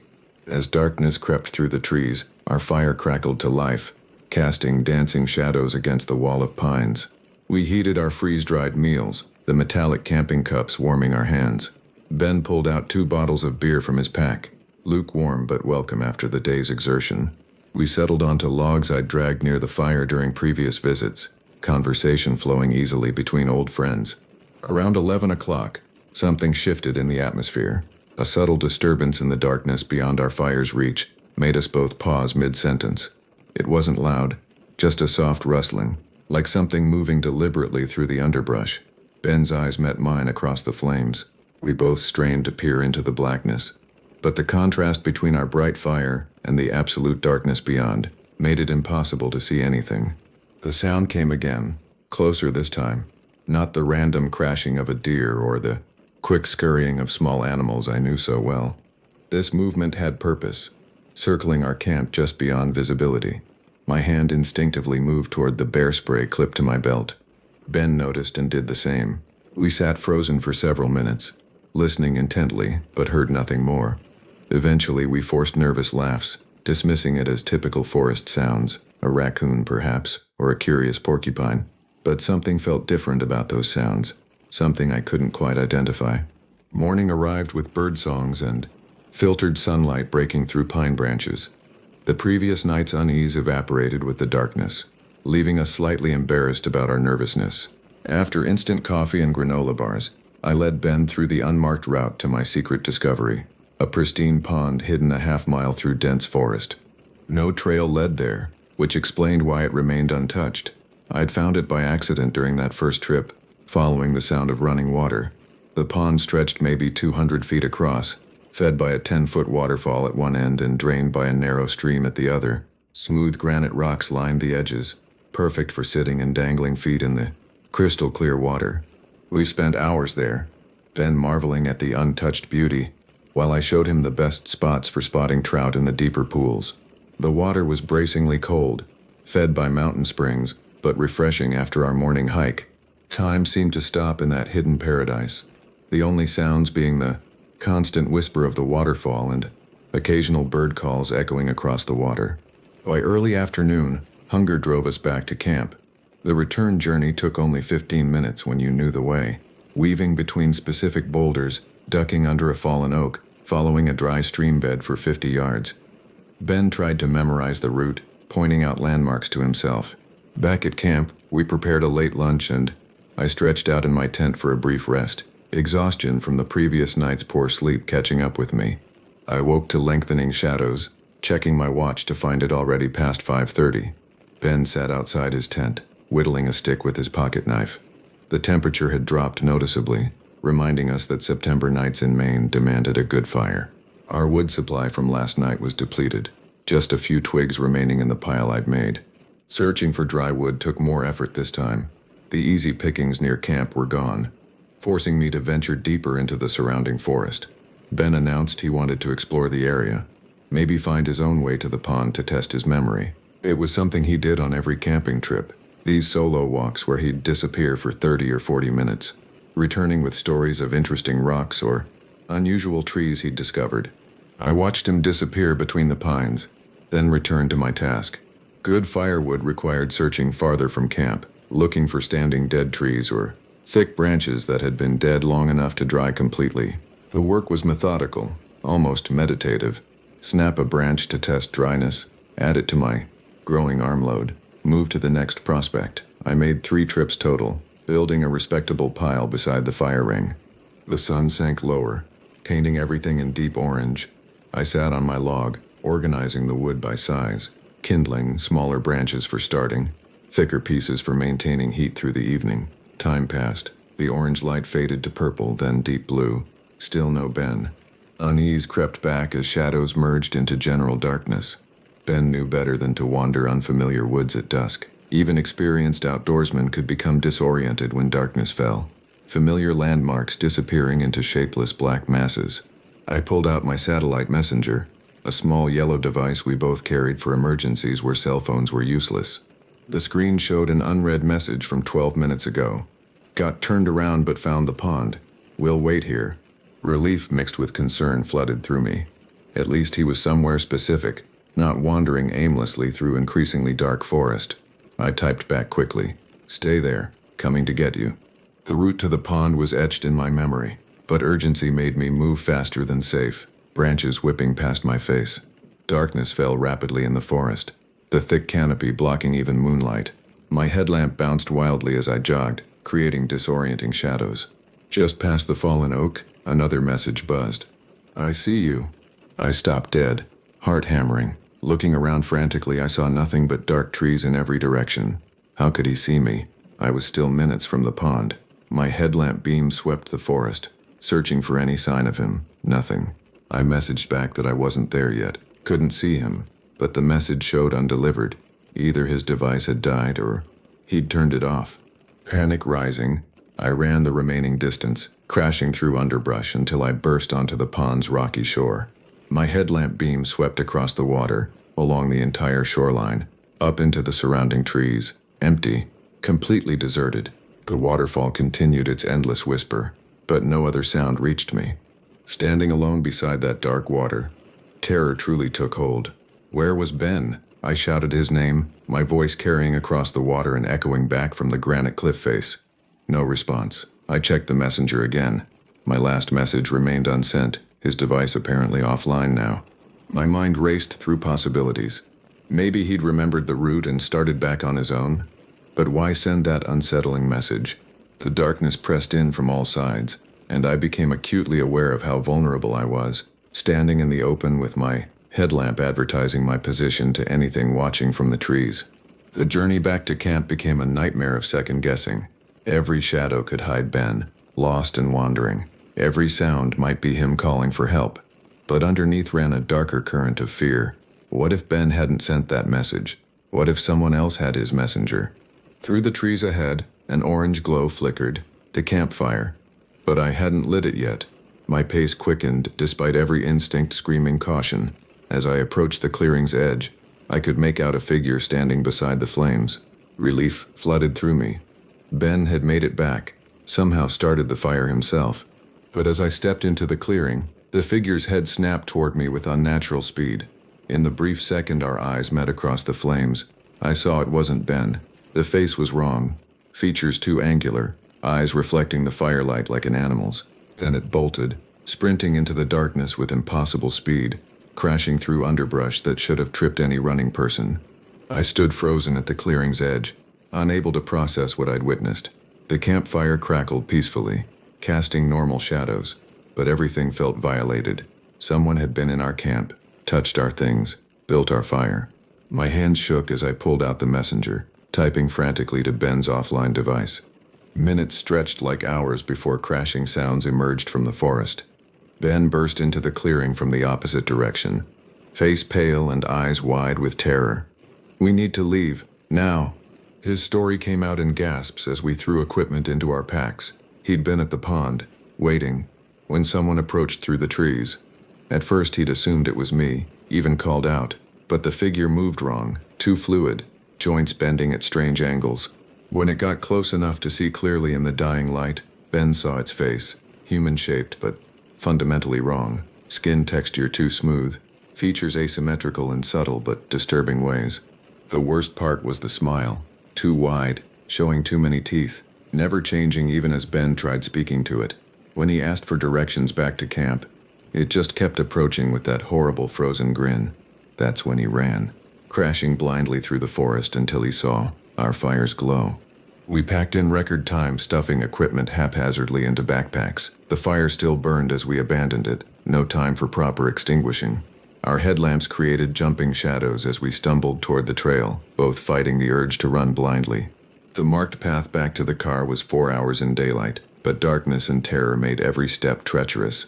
Behind us, something followed, not closely but steadily, branches snapping, occasional footfalls that sounded almost but not quite human. When we stopped to listen, it stopped too. When we moved, it moved. At one point, Ben grabbed my arm, pointing his light back the way we'd come. 2 points of reflected light, like eyes, disappeared the instant his beam found them. The trail seemed endless. Roots caught our feet, branches tore at our clothes and faces.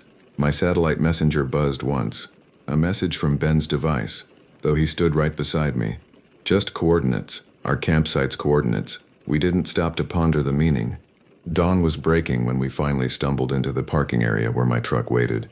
We threw our packs in the bed and I fumbled for keys with shaking hands. As the engine roared to life, we both looked back at the trail entrance. Nothing emerged from the woods, but somehow that felt worse than seeing our pursuer. We drove in exhausted silence, both processing what had happened. That thing wearing a human face had been watching us from the darkness that first night, waiting, planning. It had taken Ben's messenger somehow, maybe while we were at the pond that morning, used it to separate us. We never reported it to authorities. What would we say? We never went back to retrieve the equipment we'd left in our panicked packing. Sometimes Ben and I discussed that night, trying to make sense of what we encountered in those Maine woods. But we're careful never to share the specific location. Some places should remain lost, some secrets better left unshared, because I know, with absolute certainty, that it's still out there in those woods, waiting by that hidden pond, watching from the darkness beyond the firelight, still wearing that terrible too-wide smile.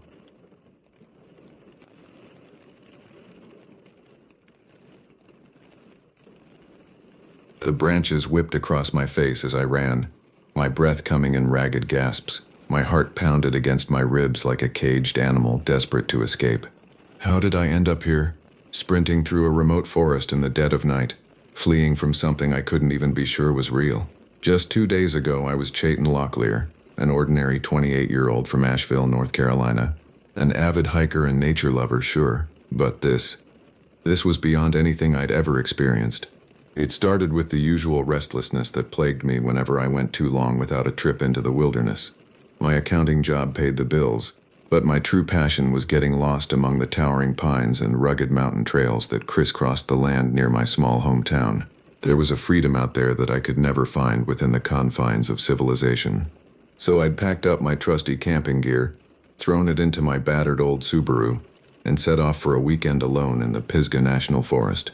I knew these woods like the back of my hand, or at least I thought I did, but looking back now, I didn't have a clue what I was getting myself into. As I fled deeper into the shadowy timberland, a guttural bellow echoed through the night behind me. Every hair on my neck stood on end. It was unlike anything I'd ever heard before, a primal, furious roar that shook me to my core. And it was getting closer. I risked a glance over my shoulder and immediately wished I hadn't. At first I thought it was a bear, rearing up on its hind legs. It had to be at least 8 feet tall. But bears don't run on 2 legs like that, loping through the forest with chilling speed and agility. In the pale moonlight filtering through the treetops, I caught a glimpse of shaggy fur and strange, almost human-like features. Bigfoot, the word surfaced in my mind, but I pushed it away. This couldn't be real. It had to be a nightmare.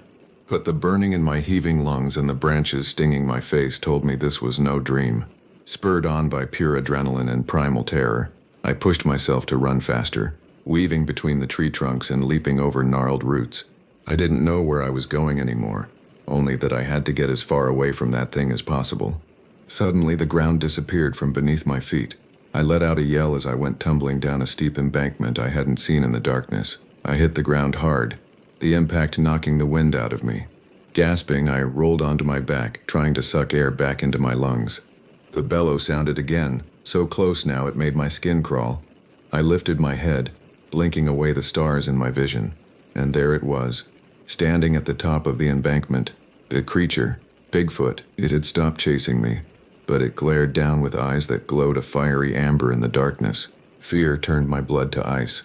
There was nowhere left to run. The thing had me cornered in this ravine.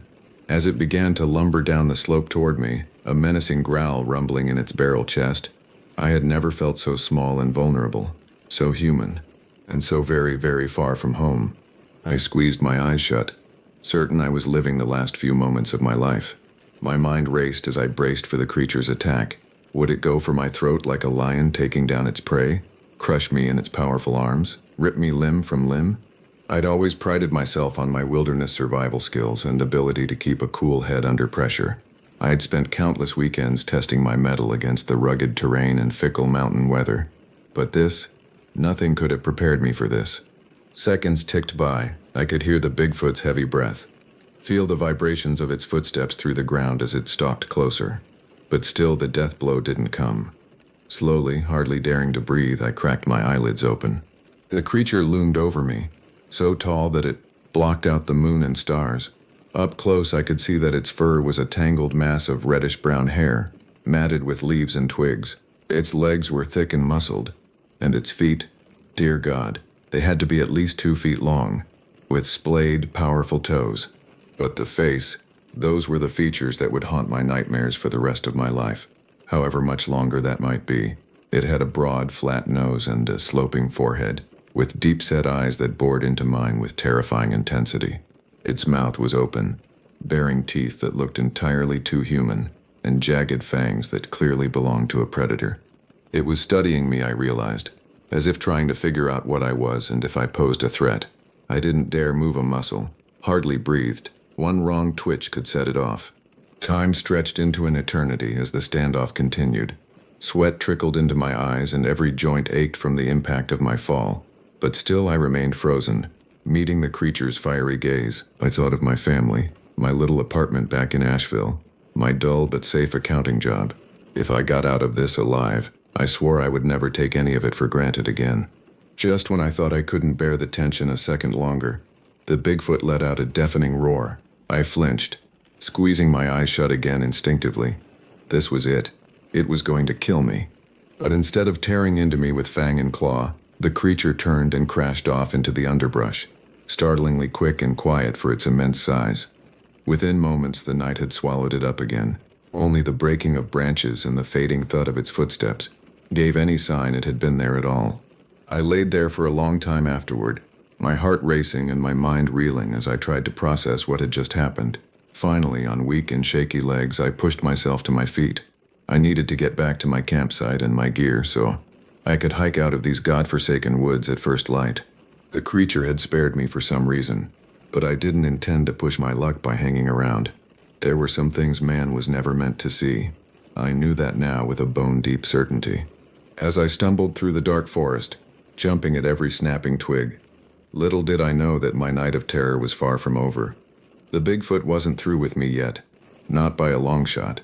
Our twisted game of cat and mouse was only just beginning. Dawn was still a few hours off when I finally stumbled back into the clearing where I'd made camp the previous evening.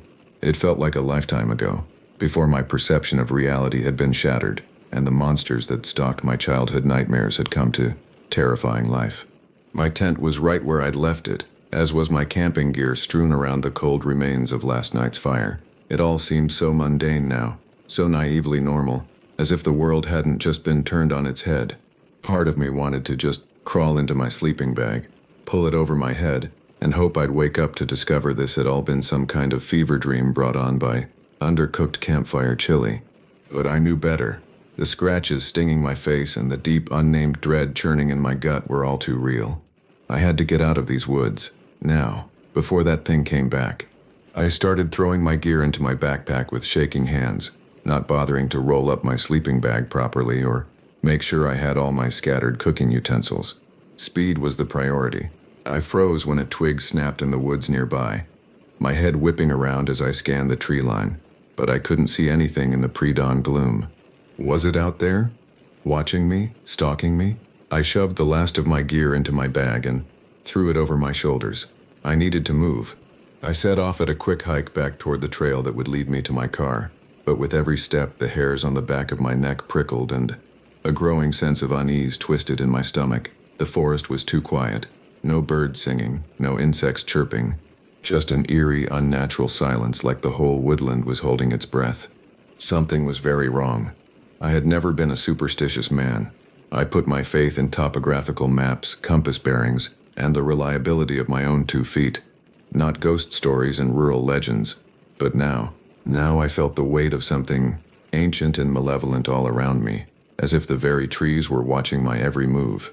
I could have sworn I heard heavy, lumbering footsteps in the distance, echoing my own, matching me stride for stride from just out of sight in the thick underbrush.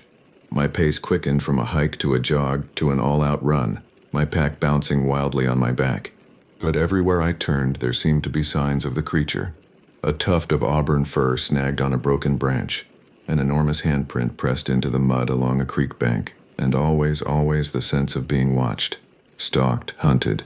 I was lost in every sense of the word, lost in a world that no longer felt rational or recognizable, lost in a nightmare made real, just a tiny, breakable human, in a vast wilderness where I was no longer the dominant species.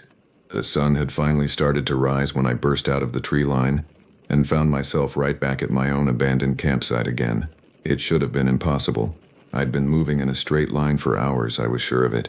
But there was my tent, my smoldering campfire, my tracks from earlier still visible in the dirt all around. I sank to my knees, exhaustion and desperation warring in my chest. I was trapped, going in circles, toyed with by a creature that could somehow bend the very fabric of the forest around me, until I was utterly, inescapably lost. Far off in the distance, beyond the increasingly less reassuring light of dawn, a guttural roar echoed through the waking woods. It sounded almost smug, taunting. The hunt was on again, and all I could do was run. Exhausted and rapidly losing hope, I decided to use the rising sun and my compass to orient myself and attempt to break out of the creature's trap. If matching its stride wasn't working, maybe I could find my own path. I chose a bearing that I believed would intersect the trail back to my car and set off in that direction at a determined pace. The woods seemed to grow darker and more tangled the further I went. Thorny vines pulled at my clothes, and I couldn't shake the feeling that I was wading deeper into the creature's domain with every step. The minutes dragged on as I pushed my way through the brush, straining my ears for any sign of that heavy, lumbering gait behind me. I nearly sobbed with relief when the trees began to thin, and I glimpsed open sky ahead through the foliage. I surged forward, breaking out into a clearing, and found myself right back where I'd started. Again, my tent mocked me from across the campsite, my own boot prints still fresh in the dirt all around.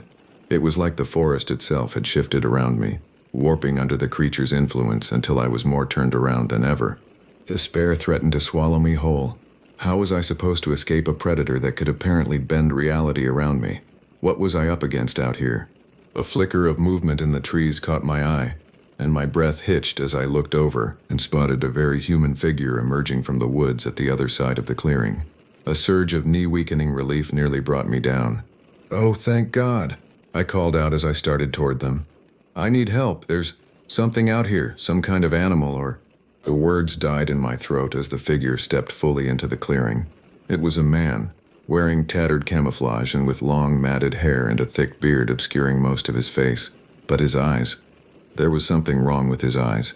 They were wide and wild, darting all around like a feral thing as he moved toward me in a jerky, stiff-legged gait. I took an involuntary step back, the hairs on my arms standing up. "Hey, are you all right? Do you need—" "It's coming," the man said, his voice hoarse and thick with what sounded like dread. "It's always coming. You can't escape it out here." A pit of fear yawned open in my stomach as I stared at him, realizing just how unhinged he appeared. His clothes were little more than rags, his skin grimy and covered in scratches. He looked like he'd been out here for a very long time. Too long. What is it?" I asked, not entirely sure I wanted the answer. "That thing in the woods. What the hell is it?" The man let out a hysterical little laugh, his eyes rolling. "The old ones, the forest lords, they were here first, before us. This is their land and we're trespassing." He fixed me with a wild stare, taking another staggering step forward. I fought the urge to back away. "You can't escape," he repeated. "It's marked you now. It'll never let you go." Marked me? I didn't want to contemplate what that meant. The man was clearly out of his mind, driven insane by his time in these haunted woods. But if even half of what he said was true, if there was more than one of those things out there, as if summoned by the thought, an inhuman shriek pierced the air, far closer than it had been before. The sound seemed to stab right through me, flooding my body with adrenaline. The wild man went rigid, his head swiveling toward the trees. "Run," he whispered. "It's coming. You have to run." I didn't hesitate. I bolted for the opposite tree line, my heart in my throat as I crashed through the brush blindly. The creature's roar shook the forest behind me, spurring me to even greater speeds. I could only pray I was moving away from the threat, and not right toward it as I fled deeper into the woods, the wild man's warning ringing in my ears. No escape. It would never let me go. But I had to try. I couldn't let the forest have me. I couldn't let the Bigfoot win. Branches whipped at my face as I ran, leaving stinging lashes on my skin. But I barely felt them. All of my senses were focused on the woods around me, straining for any sign of the creature pursuing me. I had no destination in mind, no plan other than to put as much distance as possible between myself and the horror behind me. But deep down I feared it was futile. The wild man's words echoed in my head. You can't escape. It's marked you now. Marked me? What did that mean? And what did he mean by they, the old ones? Was there more than one creature out here stalking me through the wilderness? A guttural bellow came from somewhere off to my right, and I swerved hard to the left, leaping over a fallen log and nearly tumbling head over heels down a steep embankment. I managed to catch myself on a sapling at the last second, my arm wrenching painfully in its socket. Better than a broken neck at the bottom of a ravine. I had to pause for a moment at the top of the little cliff, gasping for breath and trying to get my bearings. These woods were different from the parts of the forest I knew so well. Older, darker, more primordial somehow. As if they hadn't changed since long before man ever set foot here. As my panting subsided, I became aware of a low sound on the edge of hearing. A rhythmic thudding, like the beating of a massive, ancient heart. I couldn't tell where it was coming from, but it seemed to reverberate through the ground, through the trees, through my very bones. My own heart nearly stopped when I realized that more than one creature was making that sound. Multiple sets of heavy footfalls, coming from all around me, drawing slowly closer. They had me surrounded, herded. I spun in a circle, my head swiveling as I tried to pick a direction to run, but in every direction those lumbering footsteps grew louder, more distinct, closer. A thicket rustled to my left and I whirled to face it, my heart lodging in my throat. For a moment all was still. Then, a massive shaggy form emerged from the underbrush, the creature from before. Bigfoot. It stared at me with those feral amber eyes, lips curling back from jagged fangs in a snarl. I took a step back, my heel scraping the edge of the embankment behind me. Nowhere to go. More rustling, from my right this time. Two more hulking shapes detached from the trees, lumbering forward on long, powerful legs. They were different from the first creature. One taller and leaner, the other built like a tank with a barrel chest and arms thick as tree trunks. But they were undoubtedly of the same species, and they were all focused on me. The creatures began to close in, fanning out to block any potential escape routes. The old ones, the wild man had called them. He was right. They moved through these woods like they owned them, with the easy loping strides of an apex predator who had never known a threat. Until me. I didn't know what I had done to draw their attention, to make them stalk me like this, but the malevolent intent in their fiery eyes was undeniable. I was prey to them, a trespasser in need of removal. The largest of the three, the one built like a linebacker, lurched a step closer to me, a menacing rumble built low in its chest. I cast about desperately for a way out, but I was encircled, trapped between the creatures and a nearly sheer 20-foot drop behind me. The beasts seemed to know it too. They tightened their net, the first creature letting out a growl that sounded almost smug, toying with me, playing with its food. I searched for anything I could use as a weapon. A large branch, a sharp rock, something, but there was nothing. I was defenseless, helpless, human. The lead creature tensed, lips peeling back in a snarl. It was going to charge. This was it. I had no escape. I sent up a desperate prayer to whoever might be listening and braced for the attack, for tearing claws and snapping jaws. I wouldn't give the monsters the satisfaction of going down easily. If I was going to die out here, I would die fighting. But before the creature could lunge, a long, ululating howl rolled through the forest. The Bigfoots froze, their heads whipping up at the sound. It came again, closer this time, more urgent, like a warning or a summons. The creatures exchanged glances, a split second of what looked almost like uncertainty crossing their brutish faces. Another howl, so close now it made my skin crawl. The Bigfoots shifted restlessly. Then, moving as one, they melted back into the underbrush as silently as they had come, leaving me standing alone and shaking on the edge of the ravine. I stood frozen for a long moment, not quite believing I was still alive. What had just happened? 1 minute the creatures had me dead to rights. The next they were gone, spooked by a sound I couldn't even identify. I didn't understand it, but I didn't intend to stick around and puzzle it out. My knees nearly buckled with relief as I staggered away from the edge on rubbery legs. I had been granted a reprieve, however temporary. I needed to make the most of it. I picked a direction at random and started running again before I even fully caught my breath, driven by the certainty that this wasn't over. The creatures had let me go for now, but something told me it wasn't mercy that stayed their claws. There was something else out there in the woods. something that could make even monsters falter. And I had the sinking feeling I was being herded right toward it. The howls had been too perfectly timed, too precise in their effect, to be mere coincidence. I could only pray that whatever had called the Bigfoots off was a better alternative to being ripped to shreds, because one way or another, I knew my time was running out. The noose was tightening, and I had the desperate sense that if I couldn't find a way out of this forest soon, I would never leave it again. I ran on into the waiting trees, fear and sheer stubborn defiance blending into a potent cocktail that pushed me past the point of exhaustion. I couldn't afford to slow down, not with night fast approaching, and my hellish stalkers still on the prowl. I just hoped I hadn't leapt out of the frying pan and into an even deadlier fire. The sun was sinking below the horizon by the time I stumbled to a stop, unable to force my battered body to take one more step. My lungs heaved as I bent double, hands braced on my thighs, trying to suck in enough air to keep from passing out. I had no idea how many miles I'd run since my encounter with the creatures. 5, 10, distance lost all meaning in the nightmarish monotony of the endless trees.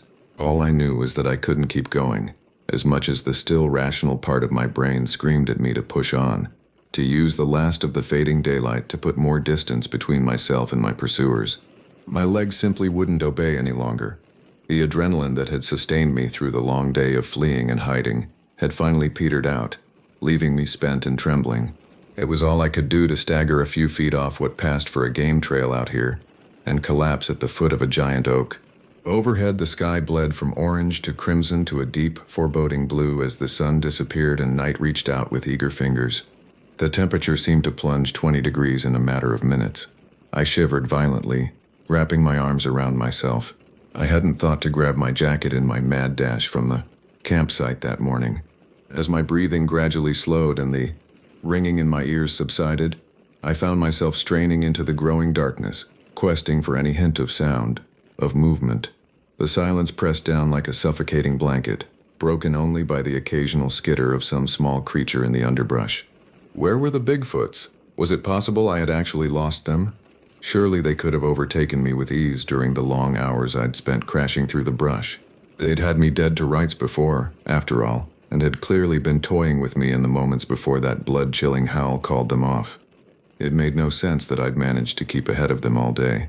Unless I hadn't. Unless they had deliberately let me run, content to shadow me from a distance, herd me to some predetermined point. The thought sent a fresh wave of fear flooding through my veins like ike water. I still didn't understand what kind of deadly game I'd been thrust into the middle of, but I had no doubt that I was very much one of the pieces being moved around the board, not the hand doing the moving. Were the creatures banking on exhaustion to make me an even easier target, wearing me down on purpose? Nightmare scenarios flitted across my mind's eye in the growing dark, a pack of Bigfoots falling upon me as I slept, that massive beast with the barrel chest ripping me limb from limb with its taloned hands. My stomach churned and I swallowed hard against a surge of nausea. I couldn't fall asleep. I had to stay alert, keep watch, conserve my strength for the next mad dash. But exhaustion dragged at me like an actual, physical weight. Now that I had stopped moving, my abused muscles seized up, my joints stiffening. I could feel my eyelids growing heavier with each passing second, the events of this hellish day crashing over me in one drowning wave. I struggled against the pull of unconsciousness, but it was a losing battle. The last thing I saw before my eyes drifted shut was the first cold stars winking to life far above the swaying treetops. Then sleep reached up and yanked me under. I dreamed of running, of dark woods that moved and shifted around me with a malevolent intelligence. I dreamed of glowing red eyes in the shadows, of sharp fangs and bruising grips and a terror so primal it defied words. I don't know what snapped me awake some interminable time later. One moment I was lost in fear-soaked nightmares. The next my eyes flew open, my heart already racing. The woods were full dark now, the thin moon doing little to penetrate the dense canopy. Crickets sang in a continuous shivering chorus, and something large rustled the branches somewhere far off to my left. But it was the smell that had me scrambling upright, eyes wide and darting. A rank, musty stench, heavy with animal musk. It hung thick in the air all around me, flooding my nose and mouth until I nearly gagged. I knew that smell. I had just enough time to register the hulking, shaggy forms melting out of the darkness on every side. Just enough time for my pulse to leap into a staccato of pure terror, before a massive hand closed around my throat from behind, and the world winked out in an explosion of stars. When I swam back to groggy consciousness some timeless period later, the first thing I registered was the cold, a deep penetrating chill that seeped into my bones and set my teeth chattering. I was lying on my side on hard-packed earth, the dank scent of wet stone and rotting leaves filling my nose. I pried my eyes open with what felt like a Herculean effort, squinting against the knife of pain that lanced through my skull at the motion. I saw rough rock walls on 3 sides, so high they disappeared into shadow far above. The fourth opened onto a recessed hollow ringed by standing stones that looked older than time, their pitted surfaces crawling with creepers and clumps of grayish moss. A cave. I was in a cave, deep underground if the fungal air was any indication. The only light came from clusters of pale blue mushrooms dotting the stone, and a strange pulsating phosphorescence from no source I could determine. It gave everything an eerie, unearthly cast. I tried to push myself upright and found my wrists bound behind my back with rough rope that scraped my skin raw. My ankles had been similarly trussed. My heart, already racing, leaped into a gallop. I threw my head back, opening my mouth to scream, and choked on a tight gag cutting into the corners of my mouth, reducing my cry to a muffled whimper. Animal panic surged through me, blanking out every thought except the blind imperative to get away, to run, to hide. But there was nowhere to go. I was trapped, helpless. Heavy footsteps crunched on the loose shale behind me. I froze, my breath turning to glass in my lungs. Slowly, dreadingly, I cranked my head around and found myself staring up into the face of my nightmare-made flesh. The Bigfoot, the creature. It towered over me, its huge frame even more intimidating in the close confines of the cave. But it was no longer alone. More of the beasts crowded in behind their leader, their hulking bodies filling the cave mouth, shaggy fur in shades of brown and red and black, rippling over massively muscled limbs, feral amber eyes that glowed in the fey light, lips curled back from jagged fangs in expressions no human could ever hope to read. My heart thundered against my ribcage as I met that burning amber gaze. I saw no pity there, no mercy, only a wild, inhuman intelligence, an ancient ferocity and savage intent. The lead creature reached for me with a taloned hand, a rumbling growl building low in its throat. I cringed back against the cold stone, my breath coming in panicked gasps behind the gag. This was it, the culmination of the long, hellish game of cat and mouse. I had lost. The monsters had caught me at last. And now, in the bowels of this primordial cave, a human trespasser delivered into the hands of creatures that had ruled these woods since before my kind ever dreamed of setting foot here. I would finally learn the terrible price of my intrusion, as the Bigfoot leader's claws closed around my arm in a crushing grip and fresh terror threatened to stop my heart. I could only pray that price wouldn't be the last one I ever paid, that when the beasts finished with me, there would still be enough left to find my way home, if these woods ever let me leave at all.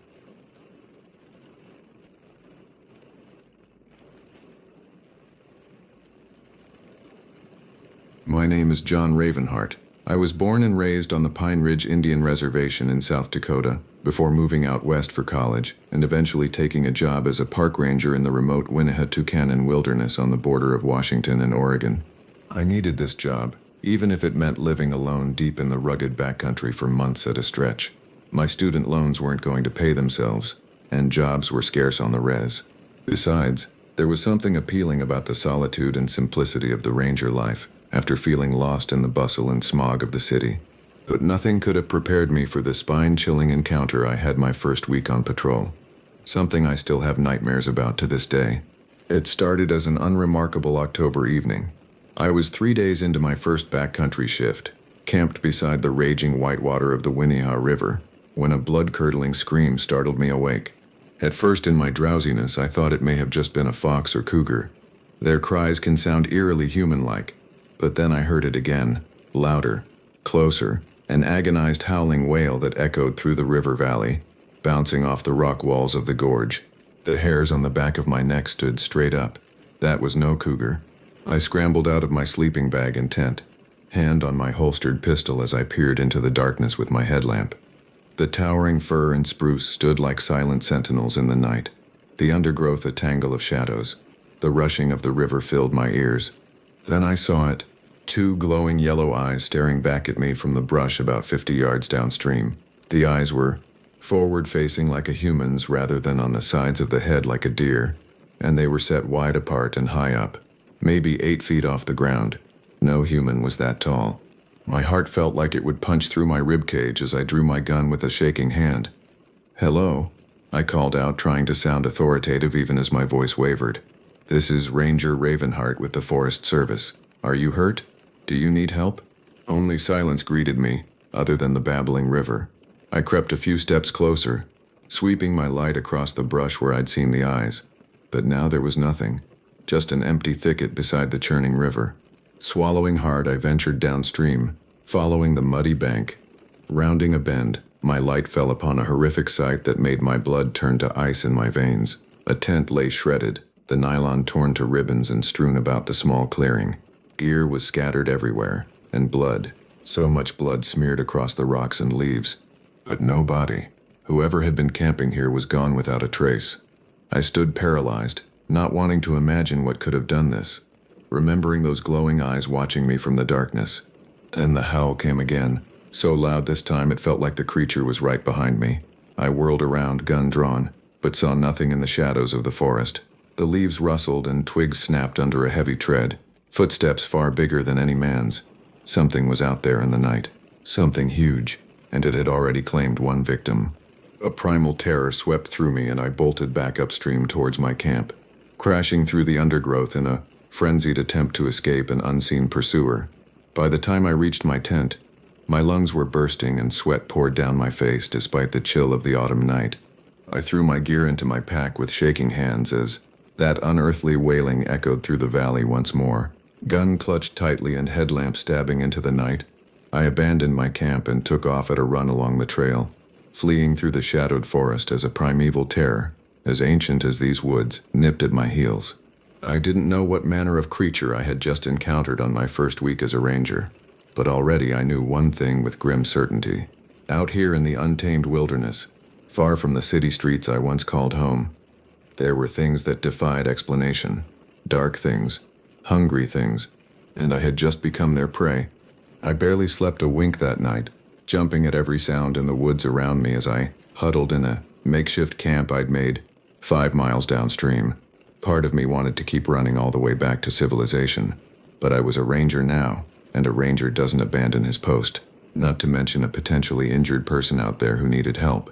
Whatever had destroyed that camp and made those god-awful screams, I knew I couldn't just turn my back. The next morning, still shaken but determined to do my job, I radioed back to the ranger station to report what I'd found. Within a few hours, 2 other rangers, Mike and Allison, arrived with backup and search dogs. We returned to the shredded campsite as a group. "Jesus," muttered Mike as he surveyed the scene, scratching his beard.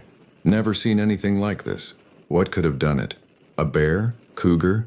"I'm not so sure," I replied uneasily, images of those glowing eyes still haunting me. "I saw something out there last night, something big." "Well, the dogs will sniff it out, whatever it was," Allison said. But I noticed an uncertain hitch in her voice. We fanned out in a search grid, combing the dense forest for any sign of the missing camper or the creature that had taken them. The dogs seemed unusually spooked, whining and staying close to their handlers rather than roaming far afield as they usually would. It was as if they sensed something unnatural lurking in the shadows. By late afternoon, we still hadn't turned up any clues. No tracks, torn clothing, or blood trails to follow. It was like the camper had simply vanished into thin air. As the daylight began to fade, a sense of unease spread through the search party. We all felt it, that prickle on the back of the neck as unseen eyes watched from the undergrowth. I kept my rifle close and found my gaze drawn again and again to the deepening gloom between the towering trees. "Let's make camp for the night," Mike finally declared. "Pick up the search again at first light. I want a big fire and eyes on the perimeter at all times. No one goes off alone." We set up a central camp in a small meadow, big enough for us to see anything approaching. The rangers seemed relieved to stop for the night, but I was dreading the coming darkness. I couldn't shake the feeling that something was out there, watching, waiting. The same sort of sensation I'd get sometimes back on the reservation when the elders spoke of dark spirits haunting the hills and gullies, hungry, malevolent things older than time. As the last shreds of dusk faded into night, we sat in a circle around the snapping campfire, cradling our rifles and peering into the blackness pressing in from all sides. The dogs lay close to the fire, heads on their paws, hackles raised. No one spoke much, the unspoken fear hanging thick in the air despite our reassurances to one another that there was nothing to worry about. But I knew better, and I had a terrible feeling the others would soon find out for themselves. We split into shifts to keep watch, 2 awake while the other slept. I volunteered for first watch, knowing there would be no rest for me tonight anyway. Mike joined me, his lined face flickering in the firelight as he scanned the tree line, thumbing the safety of his rifle. "I've been a ranger for 15 years, he said in a low voice after a while. "Seen some strange stuff out here. Grizzly bears that could appear and disappear like ghosts, lights in the sky at night, weird sounds no animal should make. But this?" He shook his head. "Something's not right this time. I can feel it in my bones." I nodded grimly, knowing exactly what he meant. As if some primordial terror had awoken in this ancient wilderness. A fear as old as the first men to walk these virgin forests in search of game and shelter. Something that should not be, yet still lurked in the dark places between civilization's islands of light. We sat in silence then, watching the night, straining to hear past the crackle of the fire. An owl hooted in the distance. Wind sighed through the treetops. All seemed still, but I couldn't shake the uncanny feeling of being watched by unseen eyes, of something huge and hungry out there in the darkness, circling, considering, picking its moment to strike. And then, just as I thought the night couldn't get any more eerie, a scream ripped through the forest. The scream sliced through the night like a knife, shattering the hush that had fallen over the forest. It sounded like Allison. Mike and I leapt to our feet, rifles snapping up to aim into the darkness. The dogs erupted into frantic barking. "Allison!" Mike shouted, his voice edged with dread. No response came from the silent woods. I swept my flashlight beam in a frantic arc, expecting at any moment to see a pair of glowing eyes materialize out of the shadows. But there was nothing, just the trembling light catching on leaves and branches. Then we saw it. On the far side of the clearing, just at the edge of the firelight, Allison's rifle lay abandoned in the dirt. A few paces away, her hat rested forlornly on the forest floor, but no sign of the woman herself. Mike's eyes met mine, and I saw my own sickening realization reflected back at me. In the space of a few heartbeats, she had been snatched from our circle without a sound.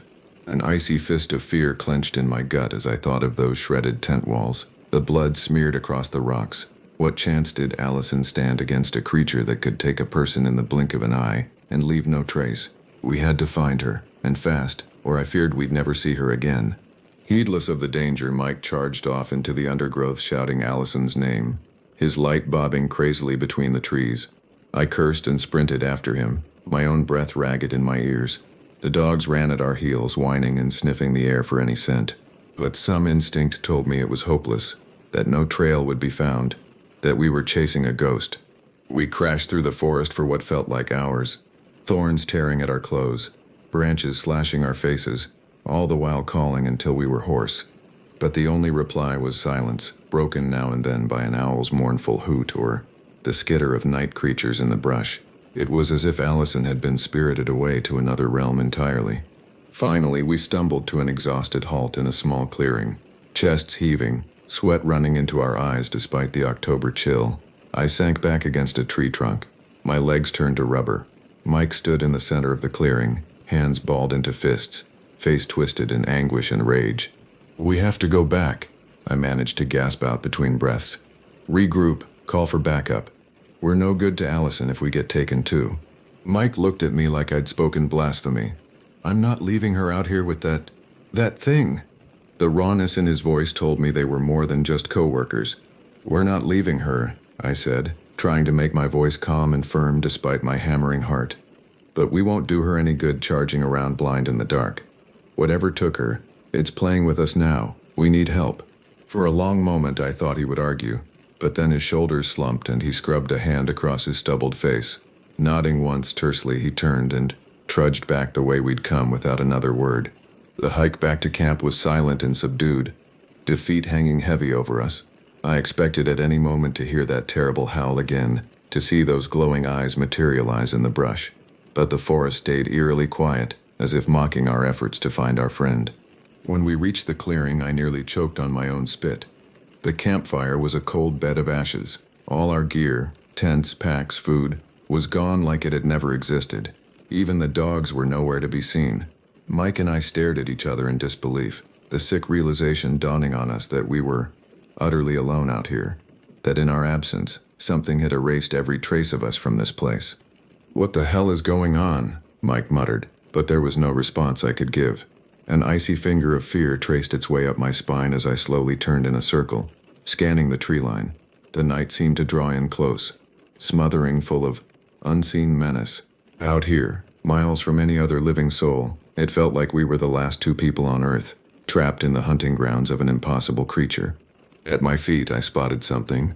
A tuft of coarse black hair snagged on a thistle bush, seeming to glisten in the moonlight. Unlike anything I'd seen on any native animal, a fresh spike of adrenaline shot through me. "Mike," I called softly, but he was already loping toward me, eyes wide as he took in the find. With shaking fingers, I disentangled the matted hairs and held them up. In that moment, I knew the truth with grim certainty. The old tales the elders used to tell around the fire at night, legends I'd dismissed as myth and fancy, were real, and now we were going to experience them firsthand, like generations of my people before me. We were in Bigfoot's territory now, and the hunt was on. Mike and I huddled together in the darkness, back to back, guns pointed out at the smothering night. My heart jackhammered against my ribs as my eyes strained to penetrate the inky shadows between the trees. But the night revealed nothing. "We have to get out of here," Mike said, his voice cracking. "Hike down to the trailhead. Bring in reinforcements." I shook my head even though he couldn't see. "It's 10 miles to the trailhead. Through terrain like this at night with that thing out there? We'd be picked off one by one." "Then what?" A note of hysteria bled into Mike's voice. "We just sit here and wait to be next?" I swallowed, my mind racing. What did I know about the creature that could help us survive the night? Fragments of stories surfaced from memory, tales I'd overheard as a boy when I should have been asleep, the elders speaking in hushed tones around the fire. "The old ones say it's a spirit creature, physical, but not entirely of our world," I said slowly. "It can disappear and reappear at will. No use trying to outrun it." "Oh, great," Mike muttered. "Should we try asking it nicely to leave us alone then?" An idea sparked in my brain. The legends also say it's tied to its territory, bound by spiritual borders it can't cross. "You're saying there's some magic line in the woods it won't go past? That's crazy." "Any crazier than what we've already seen tonight?" I shot back. Mike fell silent, and I knew he took my point. I looked out into the night, picturing the narrow gulch that cut through the heart of the wilderness area, a natural border between two worlds. "Okay, here's what we're gonna do." We struck out through the brush, following the incline of the land as it sloped down to the stream bed I knew flowed out of the creature's supposed territory. The night pressed close and hungry, rustling all around us, but nothing leapt out of the shadows. It was toying with us, I knew, savoring the fear rolling off us in waves. By the time we staggered out onto the stony bank of the gulch, an interminable time later, streaked with sweat despite the cold and treacherous dark, I was near delirious with terror and exhaustion.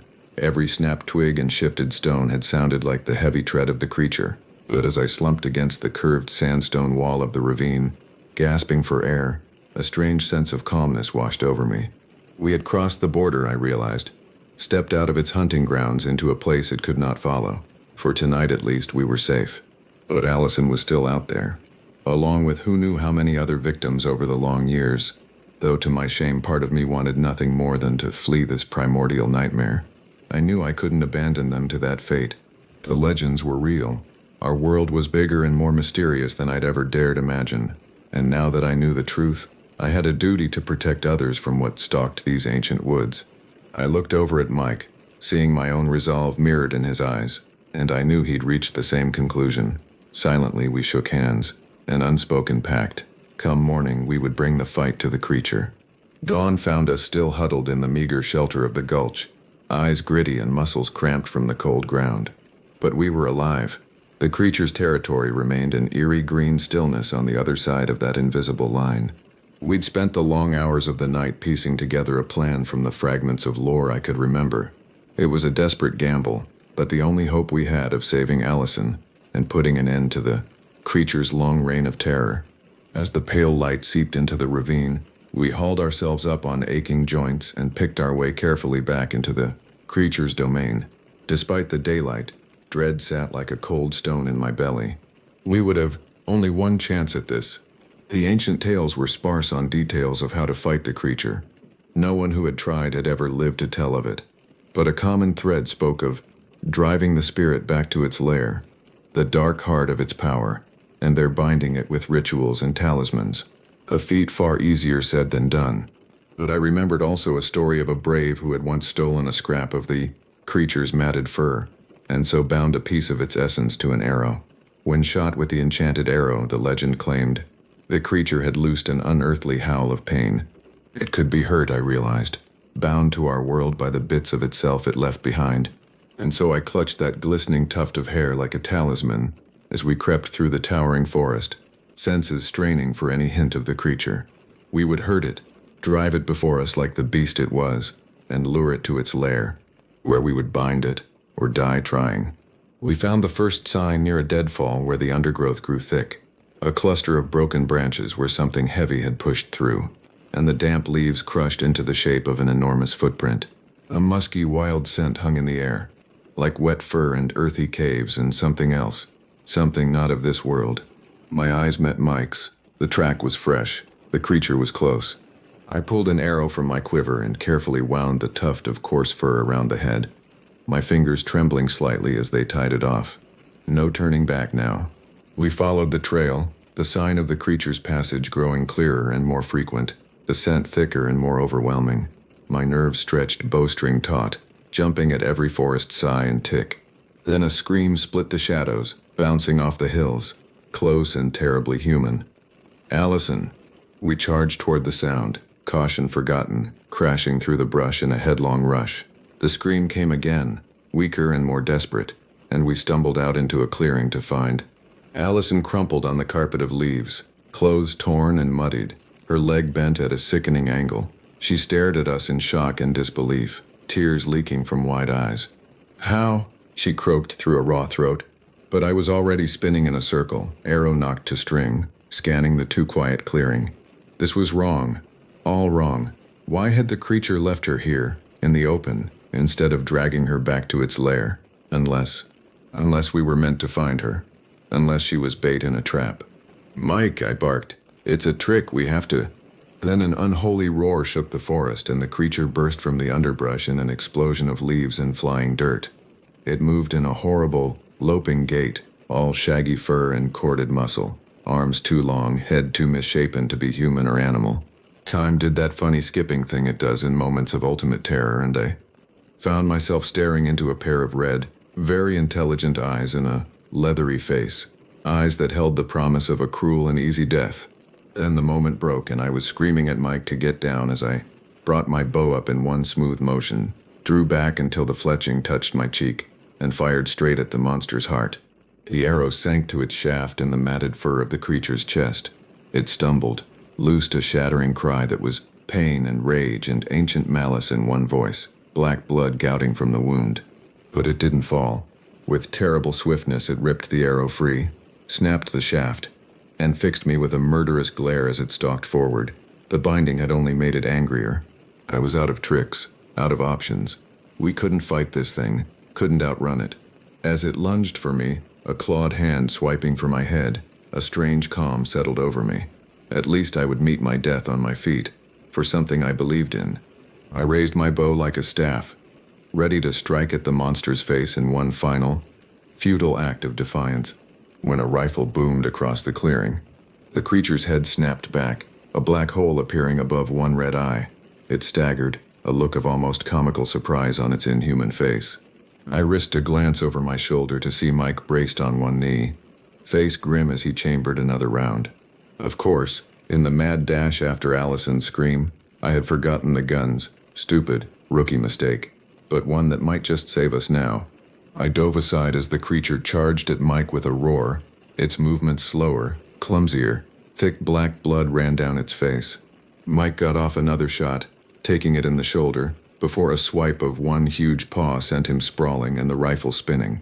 But it was all the opening I needed. I snatched up the gun, rolled to one knee, and put the barrel against the back of the monster's head as it loomed over Mike's prone form.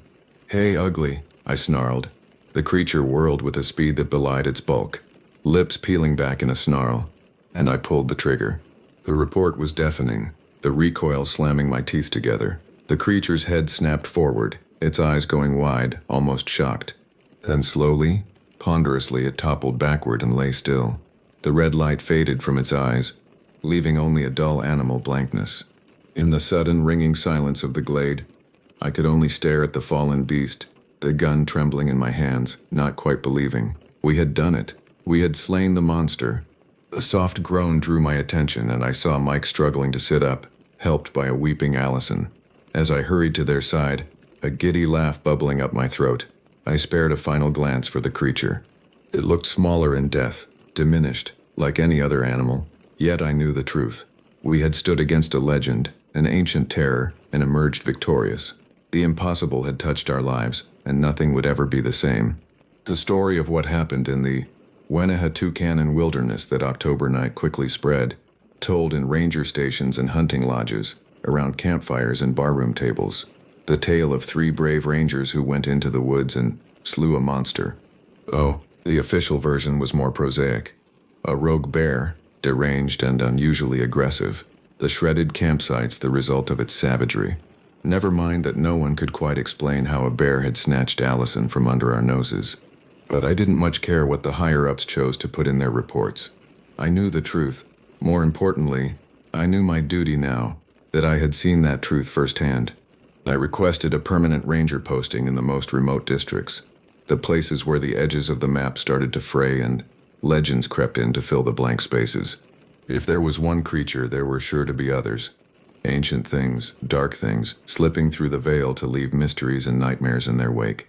But now there was also someone who knew they were real, and who would stand against them. Around the fire at night, when the wind sighed through the trees and the darkness pressed close, I would take out that matted tuft of hair, all that remained of the creature, the trophy of my first hunt. It was a reminder of the new world I found myself in, where the line between myth and monster was thin and porous, a world that needed guardians on that shadowed borderland. I would be that guardian, the ranger who hunted legends and protected the innocent, and the next time a cry sounded in the night, I would be there to answer it, even if it took me, like that fateful night a year ago, to the very edge of everything I knew and understood, even if it meant descending into a primal, unholy terror older than these ancient hills. Because out here, in the untamed places, someone had to walk that line. Someone had to keep watch in the long, dark night, so others could sleep safe and untroubled, and I couldn't think of any job I'd rather have.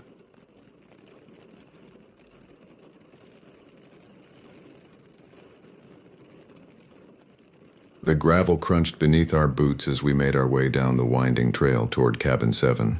November 2019 had brought an early frost to the Adirondack Mountains, and the bare branches overhead created a skeletal canopy against the gray afternoon sky.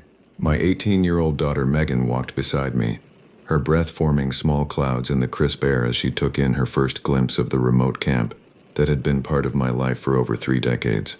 "It's really isolated out here, Dad," she said, adjusting her backpack straps as we navigated around a fallen branch that had partially blocked the narrow path. I nodded, remembering my own first impression of this place back in 1987 when I was just a college freshman. The camp, owned by my alma mater, consisted of 10 rustic cabins scattered throughout nearly 200 acres of pristine wilderness. Each structure was positioned strategically to provide maximum privacy, connected only by a network of hiking trails that meandered through towering pines and hardwood groves. The quarter-mile walk from the parking area felt longer than usual, weighed down as we were with supplies for our 3-day retreat. I had specifically requested Cabin 7 because it sat in what the camp staff called the glade, a small clearing surrounded by ancient hemlocks that created a natural amphitheater of sorts. A thin walking path continued past the cabin's front porch, eventually leading to the more remote cabins deeper in the woods. As we approached our destination, I felt the familiar sense of peace that always accompanied my arrival here. The cabin's rustic construction was a testament to early American craftsmanship. Massive logs hewn directly from the surrounding forest, fitted together with such precision that they had weathered decades of harsh mountain winters. The structure seemed to grow organically from the forest floor, as if it had always been part of this landscape. "Wow, it really is like stepping back in time," Megan observed, running her hand along the smooth surface of one of the porch support posts. The covered porch stretched across the entire front of the cabin, its wooden railing weathered to a silvery gray. Built into the left side of the railing was a sturdy wood rack, constructed of thick horizontal slats designed to hold split logs off the ground. I fished the old brass key from my jacket pocket and unlocked the heavy wooden door. The hinges creaked as it swung open, releasing the familiar scent of aged wood and cold ash from the massive stone fireplace that dominated the main room. The interior was spartanly furnished, but comfortable. Two well-worn leather couches arranged around the hearth, a solid oak dining table, and a galley kitchen that looked like it hadn't been updated since the 1960s. "No electricity?" Megan asked, noting the absence of light switches or outlets. "Propane lanterns only," I confirmed, pointing to the brass fixtures mounted on the log walls. "And no running water either. See that blue container by the sink? That's our water supply for the next 3 days." She examined the 10-gallon plastic jug positioned to the left of the simple porcelain sink, which was set into a wooden counter against the far wall. The primitive conditions were part of the camp's charm, designed to encourage disconnection from the modern world and reconnection with simpler pleasures. Behind the main room, a narrow hallway led to 2 small bedrooms, each furnished identically with twin beds positioned against opposite walls, and a single window centered between them. The beds were covered with thick wool blankets that smelled faintly of cedar from the storage chests where they spent the off-season. "I call the left bed," Megan announced, dropping her duffel bag on the mattress nearest the exterior wall. "Works for me," I replied, though I couldn't shake a vague uneasiness about her choice. The window between our beds looked out into dense forest, where the last rays of afternoon sunlight were already beginning to fade between the tree trunks. We spent the next hour unloading our supplies and settling in. I showed Megan how to operate the propane lanterns and explained the quirks of the old wood-burning stove in the kitchen. By the time we had finished organizing our gear, the temperature inside the cabin had dropped noticeably, and I could see my breath when I exhaled. "Time to earn our warmth," I announced, grabbing the splitting axe from its hook beside the back door. "One of the camp traditions is that every guest splits their own firewood. Good exercise and guarantees you'll appreciate the heat." Outside, a neat pile of seasoned logs waited beside the chopping block. Positioned about 50 yards behind the cabin, the wood had been cut from trees that had fallen naturally in recent storms, part of the camp's sustainable forestry practices. As we worked, taking turns with the heavy axe, I found myself frequently glancing toward the tree line. The forest seemed unusually quiet for this time of day, lacking the typical sounds of small animals foraging for winter provisions. Megan proved surprisingly adept with the axe, her college softball training evident in her smooth, powerful swing. Within 30 minutes, we had accumulated enough split wood to last through the cold night ahead, plus extra for the following day. As we carried armloads of the fragrant pine and oak back to the cabin, the sun finally disappeared behind the western ridgeline, plunging the glade into premature twilight. Loading the wood onto the stone hearth inside, I built our first fire with the practiced efficiency of someone who had performed this ritual countless times. The kindling caught quickly, followed by progressively larger pieces, until flames danced cheerfully in the firebox. We arranged the excess wood in the rack on the porch, stacking it carefully to promote air circulation and prevent moisture buildup. By the time we had finished our preparations, full darkness had settled over the camp.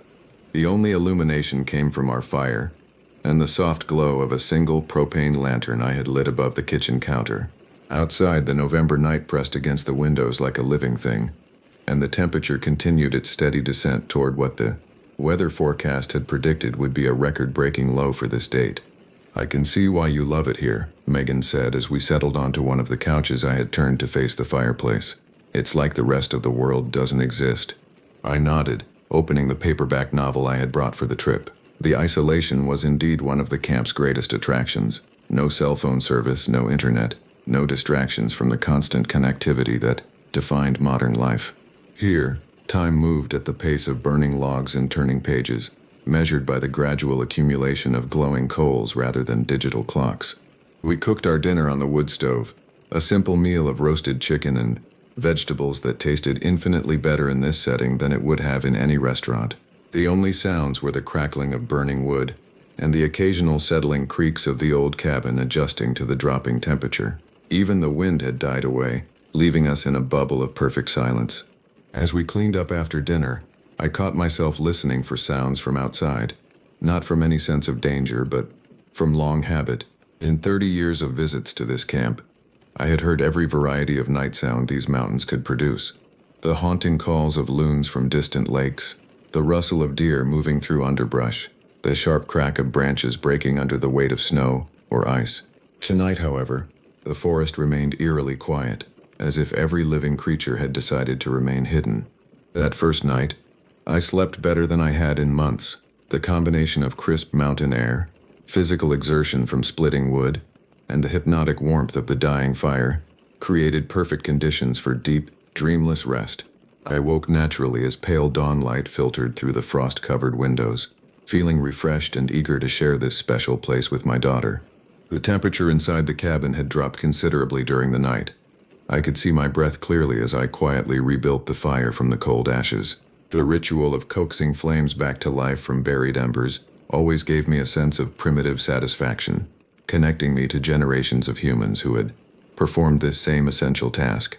Megan emerged from the bedroom as the coffee began percolating on the wood stove. Her hair tousled and her cheeks pink from the cold. "I can't believe how quiet it was," she said, wrapping herself in one of the wool blankets from her bed. "I usually need some kind of background noise to fall asleep, but last night was different. The silence was almost comfortable."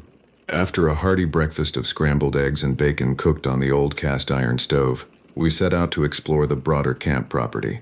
I wanted to show Megan some of the other cabins where I had stayed over the years, each with its own character and history. The morning air was sharp and clean, scented with pine resin and the earthy smell of decomposing leaves.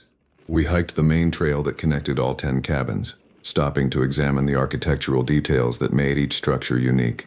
Cabin 3, where I had stayed during my honeymoon 25 years earlier, featured an elaborate stone chimney decorated with fossils found on the property. Cabin 9, perched on a small bluff overlooking a beaver pond, had been built entirely from American chestnut logs, now an impossibly rare and valuable wood. The clouds had thickened during our walk, and by the time we returned to Cabin 7 around noon, a light drizzle had begun to fall. I quickly rebuilt our fire while Megan prepared sandwiches for lunch. The cabin felt wonderfully cozy as we settled back onto the couch with our simple meal, listening to the gentle patter of raindrops on the roof. "I understand now why you've been coming here for so long," Megan said, curling up in the corner of the couch with her book. "There's something almost addictive about the simplicity. No decisions to make except when to add wood to the fire and what to read next." I smiled, remembering my own first experience of this place and how it had instantly become a refuge from the complexities of academic life.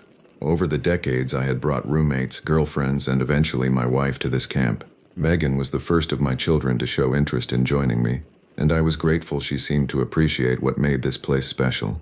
We spent the afternoon reading in comfortable silence, occasionally commenting on our books or feeding another log to the fire. The rain continued steadily but gently, creating a soothing background rhythm that made the warm interior feel even more welcoming. Every so often, I would glance up from my pages to watch my daughter, noting how the firelight softened her features and gave her an almost timeless appearance. She could have been any young woman from any era, seeking solace and wisdom in the pages of a book beside a warming fire. As evening approached, the rain tapered off, leaving the forest glistening with moisture. I lit several of the wall-mounted propane lanterns, casting a warm, steady glow throughout the main room. We prepared a more elaborate dinner than the previous night. Pasta with meat sauce, garlic bread warmed on the wood stove, and a bottle of wine I had been saving for a special occasion. "To new traditions," I toasted as we sat down at the oak table. "To new traditions," Megan agreed, clinking her glass against mine. The meal was leisurely and conversation flowed easily between us. We talked about her plans after college graduation, my memories of my own early career, and the changes we had both noticed in the world over the past few years. The wine and warmth of the cabin created an atmosphere of intimate honesty that rarely occurred in our normal daily interactions. As we cleaned up after dinner, I found myself feeling genuinely content. This trip was accomplishing exactly what I had hoped, providing quality time with my daughter while introducing her to a place that had shaped so many of my most treasured memories. The rain had stopped completely, and through the windows I could see stars beginning to appear between the dispersing clouds. Perfect timing, I observed, nodding toward the clearing sky. Tomorrow should be ideal hiking weather. Megan yawned and stretched, the combination of fresh air, wine, and the hypnotic warmth of the fire making her drowsy. "I think I'm ready for bed," she announced. "That mountain air really takes it out of you." I banked the fire carefully, ensuring enough coals would survive to make morning fire starting easier, and followed her toward the bedrooms. As I prepared for sleep, I felt a deep sense of satisfaction with how the trip was progressing. Megan seemed genuinely enchanted with the camp, and we were building exactly the kind of shared experience I had hoped for. Outside, the forest had returned to its profound nighttime quiet. No wind stirred the branches, no animals called to each other across the darkness. The silence was so complete it seemed almost solid, wrapping around the cabin like a protective blanket. As I drifted toward sleep, I remember thinking that this might be one of the most peaceful places left on Earth. I was completely unprepared for what the next day would bring. The second day dawned crisp and clear, with brilliant sunshine streaming through windows still etched with delicate frost patterns. I woke feeling energized and optimistic, eager to continue showing Megan the hidden treasures of the camp property. After rebuilding the fire and starting coffee, I stepped onto the front porch to assess the weather conditions for our planned longer hike. The air was so clean and sharp it seemed to cut into my lungs with each breath. Every detail of the surrounding forest stood out with startling clarity. Individual needles on the pine boughs, the intricate patterns of bark on the oak trees, the crystalline droplets of moisture still clinging to spiderwebs stretched between branches. It was the kind of perfect autumn morning that makes you grateful to be alive and aware. Megan emerged from the cabin carrying 2 steaming mugs of coffee, her cheeks already pink from the cold air. "It's like a postcard out here," she said, handing me one of the cups and settling onto the porch railing beside me. We spent a pleasant hour planning our day's adventure over breakfast, studying the hand-drawn trail map that had been left in the cabin by previous guests. I wanted to show her the old fire tower on the property's highest peak, a remnant from the days when forest fires posed a constant threat to these mountains. The hike would take most of the morning, but the views from the top were spectacular on a clear day like this. By mid-morning, we had packed day packs with water and snacks and set out on the trail that wound up the mountainside behind the cabin. The path was well maintained but challenging, climbing steadily through groves of birch and maple trees that had dropped their leaves to create a thick, golden carpet beneath our feet. Megan proved to be an excellent hiking companion, maintaining a steady pace while pointing out interesting rock formations and wildlife signs along the way. The fire tower, when we finally reached it after 2 hours of climbing, was even more impressive than I had remembered. Built in the 1930s by the Civilian Conservation Corps, the steel structure rose 60 feet above the tree line, offering panoramic views of the entire Adirondack region. We climbed the metal stairs to the observation platform, where a rusty logbook invited visitors to record their impressions. "This is incredible," Megan breathed, slowly turning to take in the 360-degree vista of mountains, lakes, and forest stretching to the horizon in every direction. I had no idea the camp was situated in such spectacular country. I pointed out various landmarks visible from our elevated perch: the lake where I had learned to canoe as a college student, the ridgeline that marked the boundary of the state park, the distant peaks where serious mountaineers tested their skills against some of the Northeast's most challenging climbs. For nearly an hour, we remained on the platform, sharing stories and simply absorbing the magnificent scenery. The hike back down to Cabin 7 took less time than the ascent, but our legs were definitely feeling the effects of the morning's exertion by the time we reached the familiar clearing. The sun had climbed high enough to warm the air considerably, and we were both grateful to settle onto the front porch for a rest before preparing lunch. "I need to get that fire going again," I said, noting that the interior of the cabin felt noticeably cooler than when we had left. Should have banked it better before we headed out. Inside, I knelt before the stone hearth and began the process of coaxing flames back to life. From the few remaining embers buried in the ash, the wood I had left on the hearth that morning was bone dry and caught quickly. soon producing the cheerful crackling sound that had become the soundtrack to our stay. Within minutes, warmth began radiating from the fireplace, and the cabin regained its welcoming atmosphere. Megan had taken her customary position on the couch, book in hand, when we both heard it. The sound came from directly behind us, outside the cabin, but very close. It was unlike anything I had ever heard before, a rolling, rumbling noise that seemed to move from left to right across what I knew had to be the front porch. My first thought was that one of the logs from the wood rack had somehow shifted and rolled across the wooden decking, but something about the sound felt wrong. It was too deliberate, too controlled to be a simple case of gravity acting on an unstable piece of firewood. Megan and I locked eyes immediately, both of us frozen in position on the couch. "Did you hear that?" I asked, though her expression made the question unnecessary. "Yes," she whispered, "but it sounded like it came from back there." She pointed toward the rear of the cabin, which confused me because I was certain the sound had originated from the front porch area. I stood up slowly, my heart rate accelerating as I tried to process what we had just experienced. In all my years of visiting this camp, I had become familiar with every sound the forest could produce: falling branches, small animals scurrying through underbrush, the occasional larger mammal moving through the vicinity. This sound was different. It had an intentional quality that suggested intelligence behind it. "Probably just some other guests walking along the trail," I said, though even as I spoke the words I knew they weren't true. The rolling sound hadn't been footsteps, and it had come from the porch itself, not the walking path that passed 15 feet away from the cabin's front steps. I moved to the window and peered out toward the trail, expecting to see hikers or perhaps some of the camp maintenance staff making their rounds. The forest was completely empty. No movement, no signs of human presence, no indication that anyone else was anywhere in the vicinity. Returning to where Megan sat, I could see fear beginning to creep into her expression. Her book lay forgotten in her lap, and her eyes had taken on a wide, alert quality that reminded me of how deer look when they sense a predator nearby. "I better take a look outside," I said, trying to keep my voice steady and reassuring. The last thing I wanted was for this incident to ruin what had been a perfect trip so far. I walked to the hearth and selected a piece of split wood about 3 feet long. Not quite a weapon, but something solid I could swing if the situation required it. The weight of the hardwood in my hands provided a small measure of comfort as I approached the front door. "I'll be right back," I told Megan, though I noticed my voice sounded less confident than I had intended.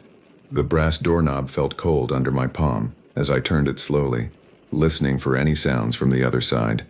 The hinges creaked as I opened the door just wide enough to slip through, then closed it behind me with a soft click that seemed unnaturally loud in the stillness.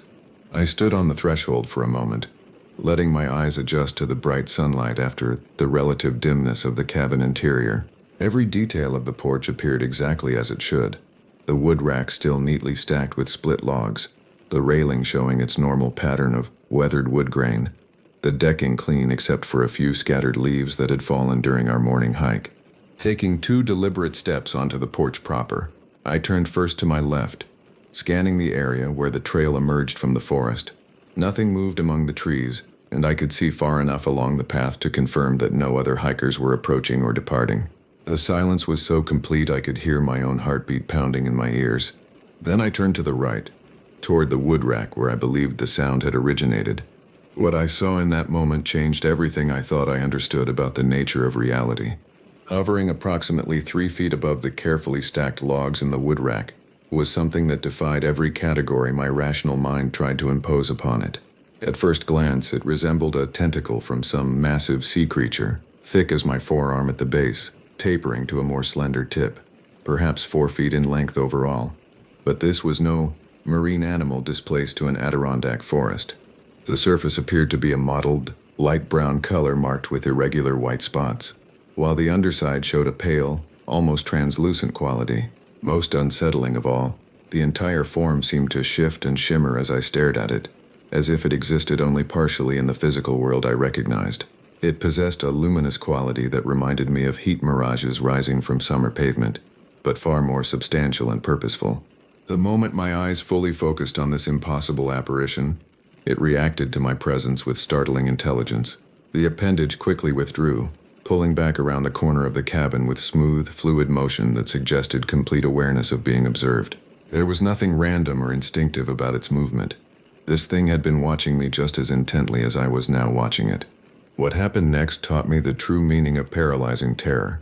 I had always been somewhat skeptical when reading accounts of people who claimed to be frozen with fear, assuming it was simply a dramatic exaggeration. Now I understood that it was a literal physiological response. Every muscle in my body locked simultaneously, as if my nervous system had simply stopped communicating with my limbs. My brain continued functioning normally, racing through possible explanations and screaming at my body to move, to investigate, to do something other than stand there like a statue. But my feet might as well have been nailed to the wooden porch decking. The split log I had brought for protection hung useless in my grip, my arm too rigid to raise it even if I had wanted to. The rational part of my mind desperately sought conventional explanations. Could it have been some kind of atmospheric phenomenon, perhaps heat distortion from the warming day creating optical illusions? Might it have been an unusually large snake, though no serpent species in this region grew to such proportions or possessed that particular coloration? Was there any possibility of an elaborate prank being perpetrated by other camp guests? Though the technology required for such a hoax seemed far beyond anything readily available, none of these explanations felt adequate to what I had witnessed. The thing I had seen possessed a quality of undeniable presence, a substance that transcended any trick of light or shadow. It had moved with purpose and intelligence, responding to my appearance with what could only be described as conscious intent. Time seemed suspended as I stood there, locked in place by a primal fear that bypassed all rational thought. It might have been 30 seconds or 3 minutes. My perception had become so distorted that I lost all sense of duration. The only sounds were my own ragged breathing and the thunderous pounding of my heart, which seemed loud enough to echo off the surrounding trees. Gradually, as if emerging from some kind of hypnotic trance, I began to regain control over my body. The paralysis released slowly, starting with my fingers and working outward until I could once again move my arms and shift my weight from foot to foot. The relief of restored mobility was overwhelming, but it brought with it an even stronger urge to flee back to the safety of the cabin's interior. My first instinct was to retreat immediately, to put the solid walls of the cabin between myself and whatever I had encountered. But another part of my mind, the part trained by decades of academic inquiry to seek evidence and verify observations, insisted that I needed to investigate further. If I ran now without examining the scene, I would spend the rest of my life wondering if I had imagined the entire incident. Fighting against every survival instinct, screaming at me to escape, I forced myself to walk toward the corner of the porch where the apparition had vanished. Each step required enormous effort, as if I were moving through thick mud rather than empty air. My hands trembled as I gripped the porch railing for support, and cold sweat had begun forming on my forehead despite the warm afternoon sunshine. When I reached the corner and peered around the edge of the cabin, I found exactly what I had expected and dreaded. Nothing. No trace of the impossible thing I had witnessed. No evidence that anything unusual had occurred in this spot. The ground beneath where it had hovered showed no impressions, no disturbances in the thick layer of fallen leaves that carpeted the forest floor. I knelt down and examined the area more carefully, looking for any physical signs that might explain what I had seen. The earth beneath the wood rack was soft with recent moisture, perfect for preserving footprints or other marks. If a person had been standing here playing some kind of elaborate trick, there should have been clear evidence of their presence. Instead, I found only the natural accumulation of twigs, leaves, and forest debris that covered every square inch of the woodland floor. Standing up, I noticed something that sent another chill through my already agitated nervous system. Scattered around the base of the wood rack were numerous small branches and twigs that would have made any approach by a human being audibly obvious. Anyone walking through this area would have created a symphony of snapping and crackling sounds that I certainly would have heard from inside the cabin. Yet the rolling sound that had drawn my attention had been completely isolated, no accompanying footsteps or rustling vegetation. This observation forced me to confront an uncomfortable conclusion. Whatever I had seen could not have been produced by any conventional human presence. The physical evidence simply didn't support that explanation, leaving me to grapple with possibilities that challenged everything I thought I knew about the nature of reality. Knowing that I needed to conduct a thorough examination of the entire area before returning to face my daughter's questions. I began a systematic circuit of the cabin's perimeter. My academic training and research methodology proved useful even in this bizarre situation. I would document everything I found, or more importantly, everything I didn't find. Starting from the front porch, I moved clockwise around the structure, examining every square foot of ground for any evidence of human intrusion. The cabin sat in a roughly circular clearing about 50 yards in diameter, surrounded by dense forest that would make silent approach nearly impossible. Any person attempting to reach the building without using the established trail would have had to push through thick underbrush, inevitably leaving a trail of broken vegetation and disturbed earth. The soft soil around the cabin's foundation showed only the expected impressions, my own footprints from our wood-splitting activity the previous day, Megan's smaller tracks from when she had explored the area that morning, and the occasional paw prints of small woodland creatures going about their normal business. There were no human footprints other than our own. No trampled vegetation, no broken branches that might indicate someone had been lurking in the vicinity. As I completed my circuit and returned to the front porch, I felt a growing sense of unreality about the entire situation. The evidence clearly indicated that no other person had been near the cabin, yet I had undeniably witnessed something that appeared to possess intelligence and intent. The logical contradiction was maddening. My eyes and my scientific training were presenting me with incompatible conclusions. I climbed the steps back onto the porch and stood for a moment in the exact spot where I had first seen the apparition. In the bright afternoon sunlight, with birds beginning to resume their normal activities in the surrounding trees, the entire incident seemed almost dreamlike. Had I really seen what I thought I had seen? Could stress, altitude, or some other factor have caused a hallucination so vivid and detailed? But even as I tried to rationalize the experience, I couldn't shake the memory of how real it had appeared, how purposefully it had moved, how intelligently it had responded to my presence. Whatever I had witnessed possessed a quality of undeniable authenticity that no amount of logical analysis could dismiss. Taking a deep breath to compose myself, I opened the cabin door and stepped back inside. Megan was still sitting on the couch, but her posture had changed dramatically. Where before she had been relaxed and comfortable, now she sat rigidly upright, her book closed and forgotten beside her. Her eyes fixed on my face with an intensity that told me she was reading every detail of my expression for clues about what I had discovered. "Well?" she asked, her voice pitched higher than normal. "Did you find anything?" I closed the door behind me and leaned against it for a moment, trying to decide how much to tell her. The last thing I wanted was to frighten her unnecessarily, but I also couldn't simply pretend that nothing had happened. She had heard the same sound I had, and my extended absence had clearly given her time to work herself into a state of considerable anxiety. "I saw something," I said finally, choosing my words carefully. "Something unusual." Her eyes widened and she leaned forward on the couch. "What kind of something?" I moved to the window and looked out toward the wood rack, half expecting to see the apparition materialize again in broad daylight. The porch appeared completely normal, with afternoon sunlight casting familiar shadows through the surrounding trees. "I'm not entirely sure," I admitted, turning back to face her. It was unlike anything I've ever seen before. It appeared to be floating above the wood rack, and when it noticed me watching, it disappeared around the corner of the cabin. "Floating?" Megan's voice cracked slightly on the word. I nodded, still holding the piece of split wood I had carried outside for protection. I was unconsciously tapping it against my leg, a nervous habit that I only became aware of when I saw her eyes tracking the movement. When I went around to investigate, there was no sign of anything. No footprints, no disturbed vegetation, nothing to indicate that anyone else has been near the cabin. Megan absorbed this information in silence for several long moments. I could see her mind working, trying to process the implications of what I was telling her. Finally, she asked the question I had been dreading. "Do you think we should leave?" The question forced me to confront my own feelings about what had occurred. My first instinct was, indeed, to pack up immediately and retreat to the safety of civilization. Every primitive survival mechanism in my brain was screaming at me to get as far away from this place as possible.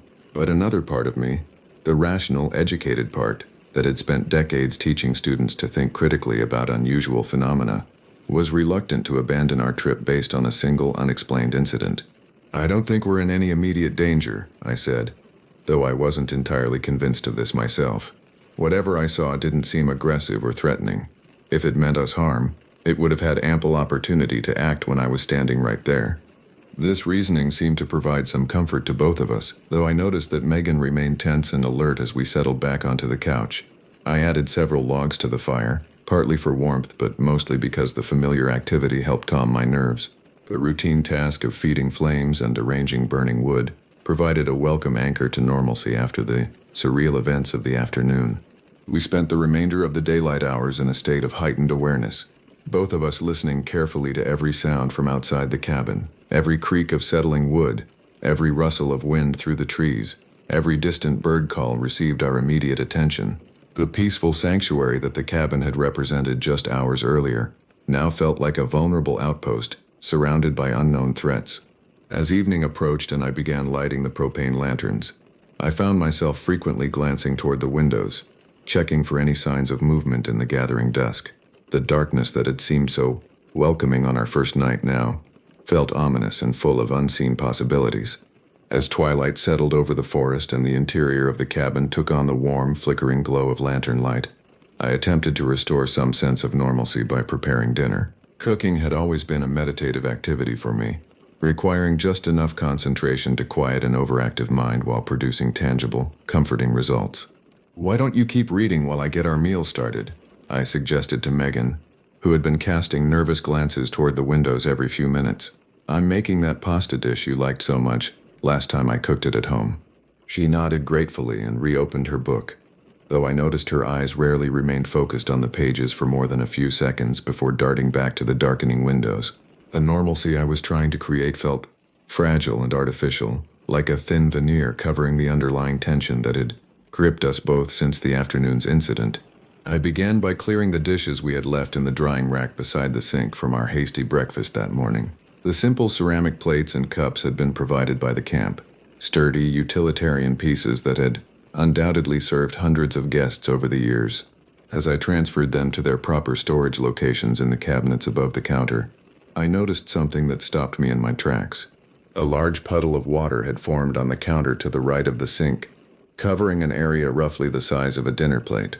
The water was clear and odorless, appearing to be the same as what we had been using from our storage container. But the container itself sat on the opposite side of the sink, and I was certain the counter had been completely dry when we had left for our morning hike.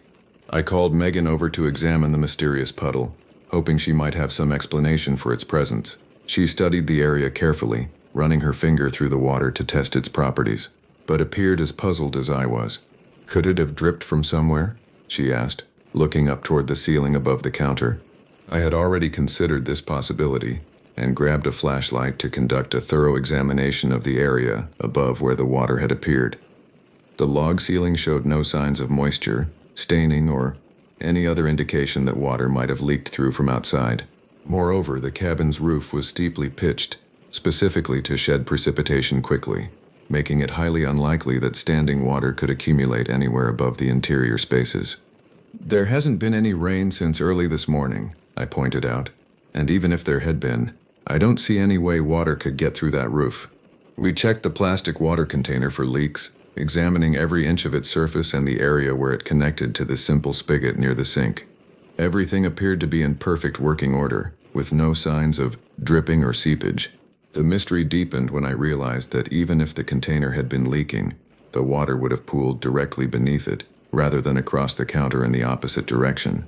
I mopped up the puddle with a kitchen towel and dismissed the incident as an unexplained oddity. Perhaps a previous guest had left wet dishes in that area, or maybe I had splashed water there myself, without noticing.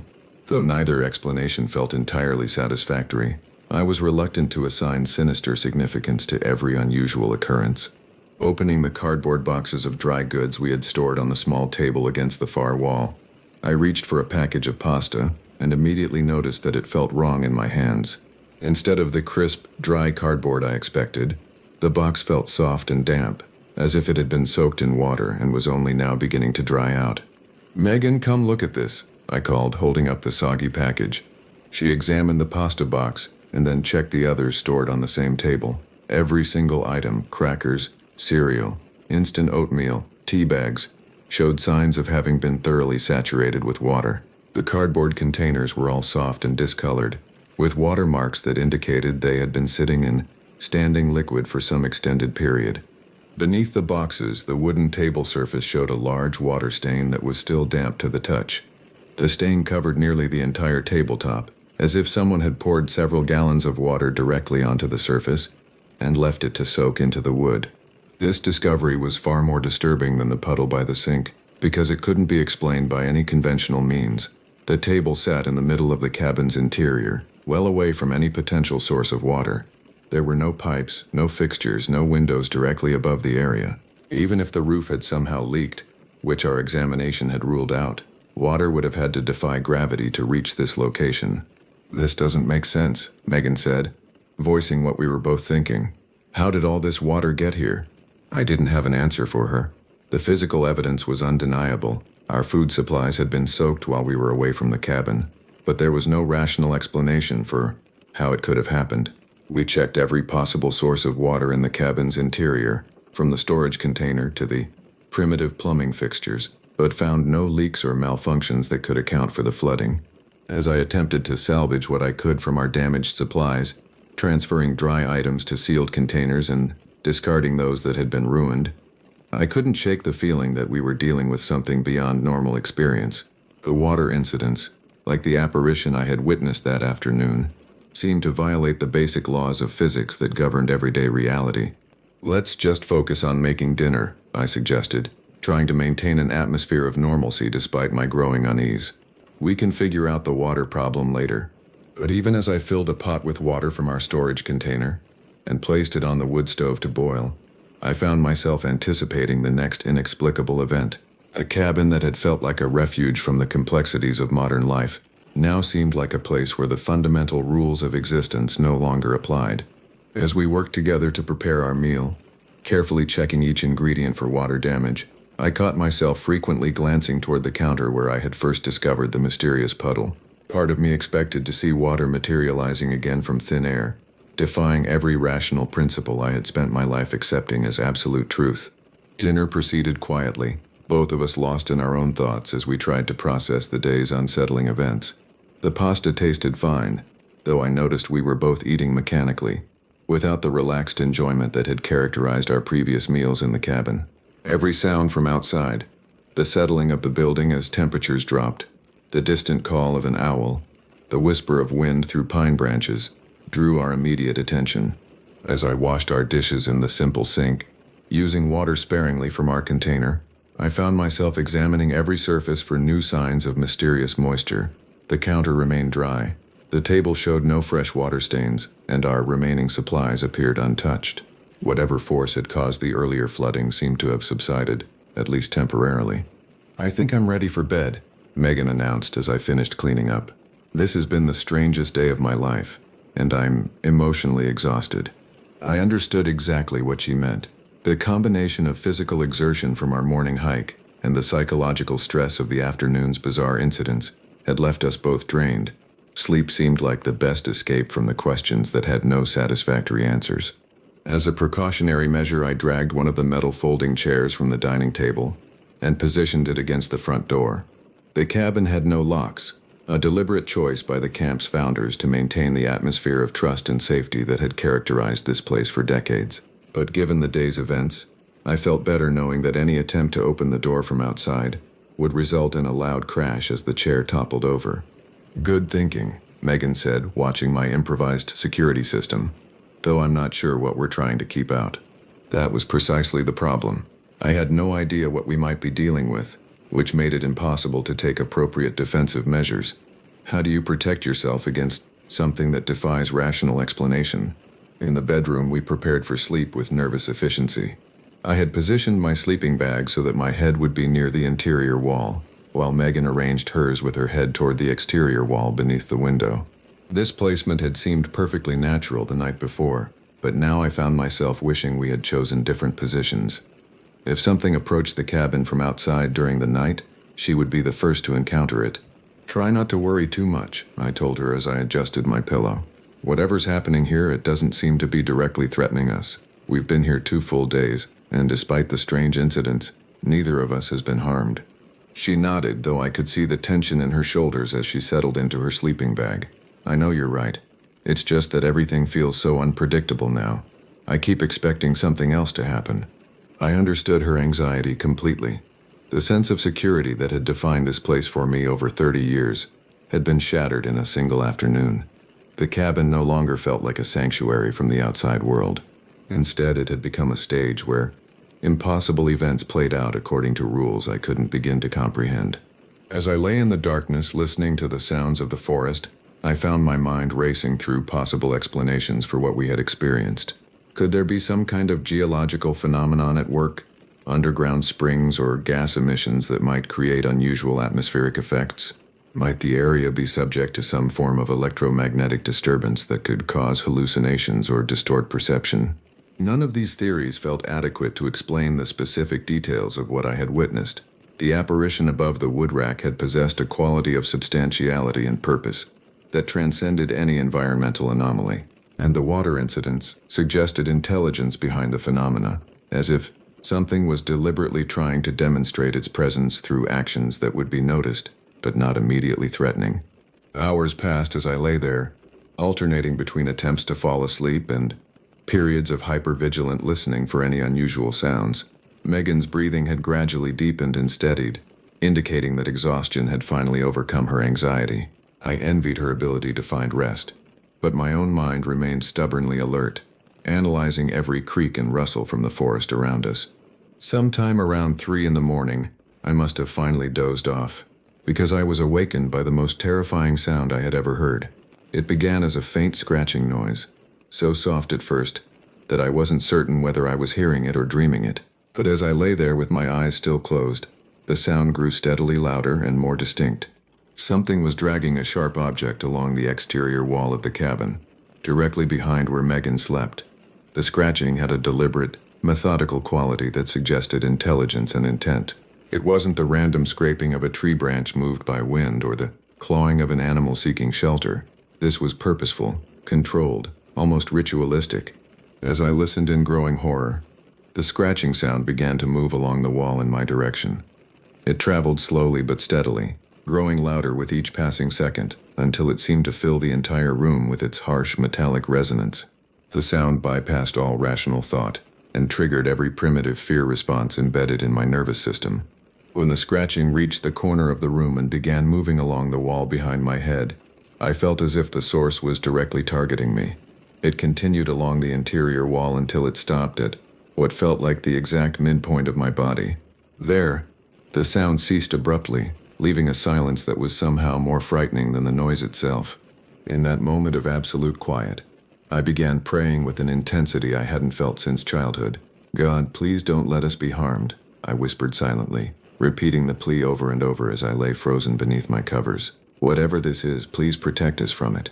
The 30 seconds that followed the cessation of the scratching sound were the longest of my life. I lay perfectly still, every muscle tensed, waiting for something to happen. Would whatever was making the noise attempt to break through the wall? Would it circle around to try the door or windows? Was this merely a prelude to some more direct form of contact? But nothing happened. The silence stretched on, gradually being filled again with the normal sounds of the forest at night. The distant hooting of owls, the rustle of small animals foraging through fallen leaves, the gentle whisper of wind through evergreen branches. Whatever had been systematically scratching along the cabin's exterior walls had apparently departed as mysteriously as it had arrived. After what felt like hours, but was probably only 10 minutes, I finally found the courage to sit up in my sleeping bag. The movement seemed to trigger Megan's awakening, and she rolled over to face me with sleepy confusion. "Dad, what's wrong? You look terrible." I realized that despite the darkness, she could probably see the tension in my posture and the fear that I knew must be written across my features. "Did you hear anything just now? Any scratching sounds along the walls?" She shook her head, clearly puzzled by the question. "I was sleeping pretty deeply. Why? Did something happen?" Part of me was relieved that she hadn't been awakened by the terrifying sounds, but another part felt isolated by being the sole witness to this latest impossible event. How could scratching loud enough to wake me from sleep not have disturbed someone lying just a few feet away? Was I losing my grip on reality, or was there something about these phenomena that affected different people in different ways? I heard something moving around the outside of the cabin, I said, choosing not to elaborate on the specific details. It's probably nothing, but I want to get an early start this morning. How do you feel about packing up and heading home today instead of staying for our planned third night? Relief flooded her expression so quickly that I realized she had been hoping for exactly this suggestion. That sounds like a good idea, she said without hesitation. I mean, it's been an amazing experience, but I think I've had enough wilderness adventure for one trip. We both understood that her diplomatic phrasing concealed a desperate desire to escape from whatever was happening at this place. The cabin that had promised peaceful retreat from civilization had become a source of inexplicable terrors that challenged our basic understanding of reality. I rebuilt the fire one last time, partly to provide warmth for our morning preparations, but mostly because the familiar task helped calm my shattered nerves. As coffee percolated on the wood stove, we efficiently packed our gear with the focused urgency of people fleeing a disaster zone. Every item was checked, rechecked, and secured for travel as if our lives depended on leaving nothing behind. Breakfast was a hurried affair of instant oatmeal and coffee consumed while standing rather than sitting. Both of us seemed reluctant to settle into any routine that might delay our departure. I found myself frequently checking my watch, calculating how long it would take to complete our packing and make the quarter-mile walk back to the parking area. As I was loading our supplies into backpacks, I noticed that Megan kept glancing nervously toward the windows, as if expecting to see something looking back at her from the forest. Her anxiety was contagious, and I found myself doing the same thing, scanning the tree line for any signs of movement or unnatural presence. Let me ask you something, I said as we made final preparations to leave. Before we go, I want to check with the camp manager about whether other guests have reported unusual experiences in this cabin. Would you rather wait in the car while I do that, or come with me to the office? I'll come with you, she said immediately. I don't want to be alone anywhere on this property right now. I understood her feelings completely. The sense of safety that should have characterized this remote wilderness retreat had been completely shattered by events that defied rational explanation. Neither of us wanted to spend another moment here alone. We conducted a final inspection of the cabin's interior, ensuring that we had left everything clean and properly arranged for the next guests. The primitive accommodations that had seemed charming and romantic just 3 days earlier now felt ominous and forbidding. I was grateful to step outside and close the door for what I suspected would be the last time. The walk back to the parking area passed in tense silence, both of us alert for any unusual sounds or movements from the surrounding forest. Every snapping twig or rustling branch caused us to freeze momentarily, listening carefully before continuing our retreat. The familiar trail that had seemed like a pleasant woodland stroll when we arrived now felt like a gauntlet to be endured rather than enjoyed. When we finally reached my car and loaded our gear into the trunk, I felt a profound sense of relief that surprised me with its intensity. The simple act of sitting in the driver's seat and turning the key in the ignition represented a return to a world governed by predictable physical laws and rational cause and effect relationships. Before leaving the camp property entirely, I drove to the small administrative building where the camp manager maintained his office. Mr. Andrews had been overseeing this facility for nearly 15 years, and I hoped he might be able to provide some context for what we had experienced. Any problems with Cabin 7? He asked as I signed out and returned the key. Actually, yes, I said, deciding to be direct about our experiences. We had some unusual incidents that I wanted to ask you about. Have other guests reported anything strange happening in that particular cabin? His expression immediately became more serious, and I noticed him glance quickly toward where Megan was waiting in the car. What kind of unusual incidents? I gave him a brief summary of the major events, the apparition above the wood rack, the mysterious water incidents, and the scratching sounds during the night. I watched his face carefully as I spoke, looking for any sign of recognition or understanding. When I finished, he was quiet for several long moments, clearly weighing his response carefully. Finally, he said, "This is the third report of unusual activity in Cabin 7 this season. I've been documenting these incidents and trying to decide whether we should take the cabin out of service temporarily." This revelation was both validating and deeply unsettling. On one hand, it confirmed that we hadn't imagined or exaggerated what had happened to us. Other people had experienced similar phenomena in the same location, suggesting that something genuinely anomalous was occurring there. On the other hand, The fact that the camp management was aware of ongoing problems but had continued renting the cabin raised serious questions about their responsibility to guest safety. "What exactly have other people reported?" I asked.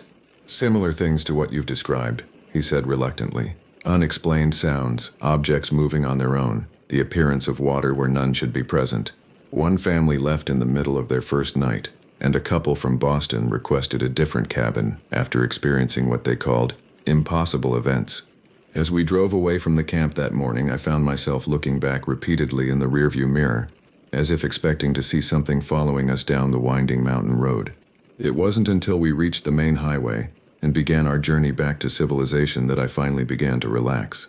The 3-hour drive home passed mostly in contemplative silence, both of us processing what we had experienced and trying to integrate it into our understanding of the world. By the time we reached familiar suburban streets, the events at the cabin had begun to take on an almost dreamlike quality, as if they had happened to someone else or in some alternate reality.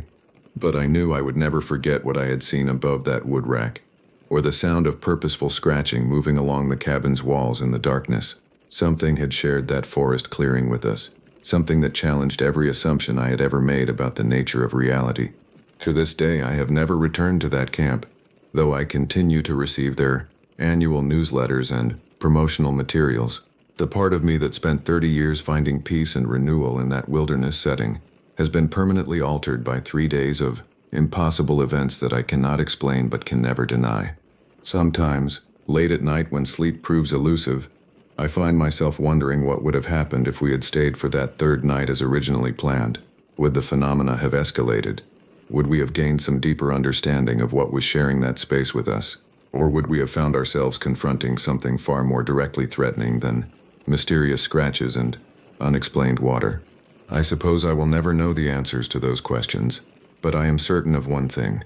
There are aspects of our world that extend far beyond the boundaries of conventional scientific understanding, and sometimes, in remote places where civilization has barely left its mark, those hidden dimensions of reality become briefly visible to ordinary people going about their ordinary lives. The Adirondack Mountains continue to draw thousands of visitors each year, most of whom return home with nothing more unusual to report than spectacular sunsets and restorative solitude. But for my daughter and me, that particular corner of the wilderness will forever remain a place where the impossible briefly became real, leaving us with memories that no rational explanation can dismiss or diminish.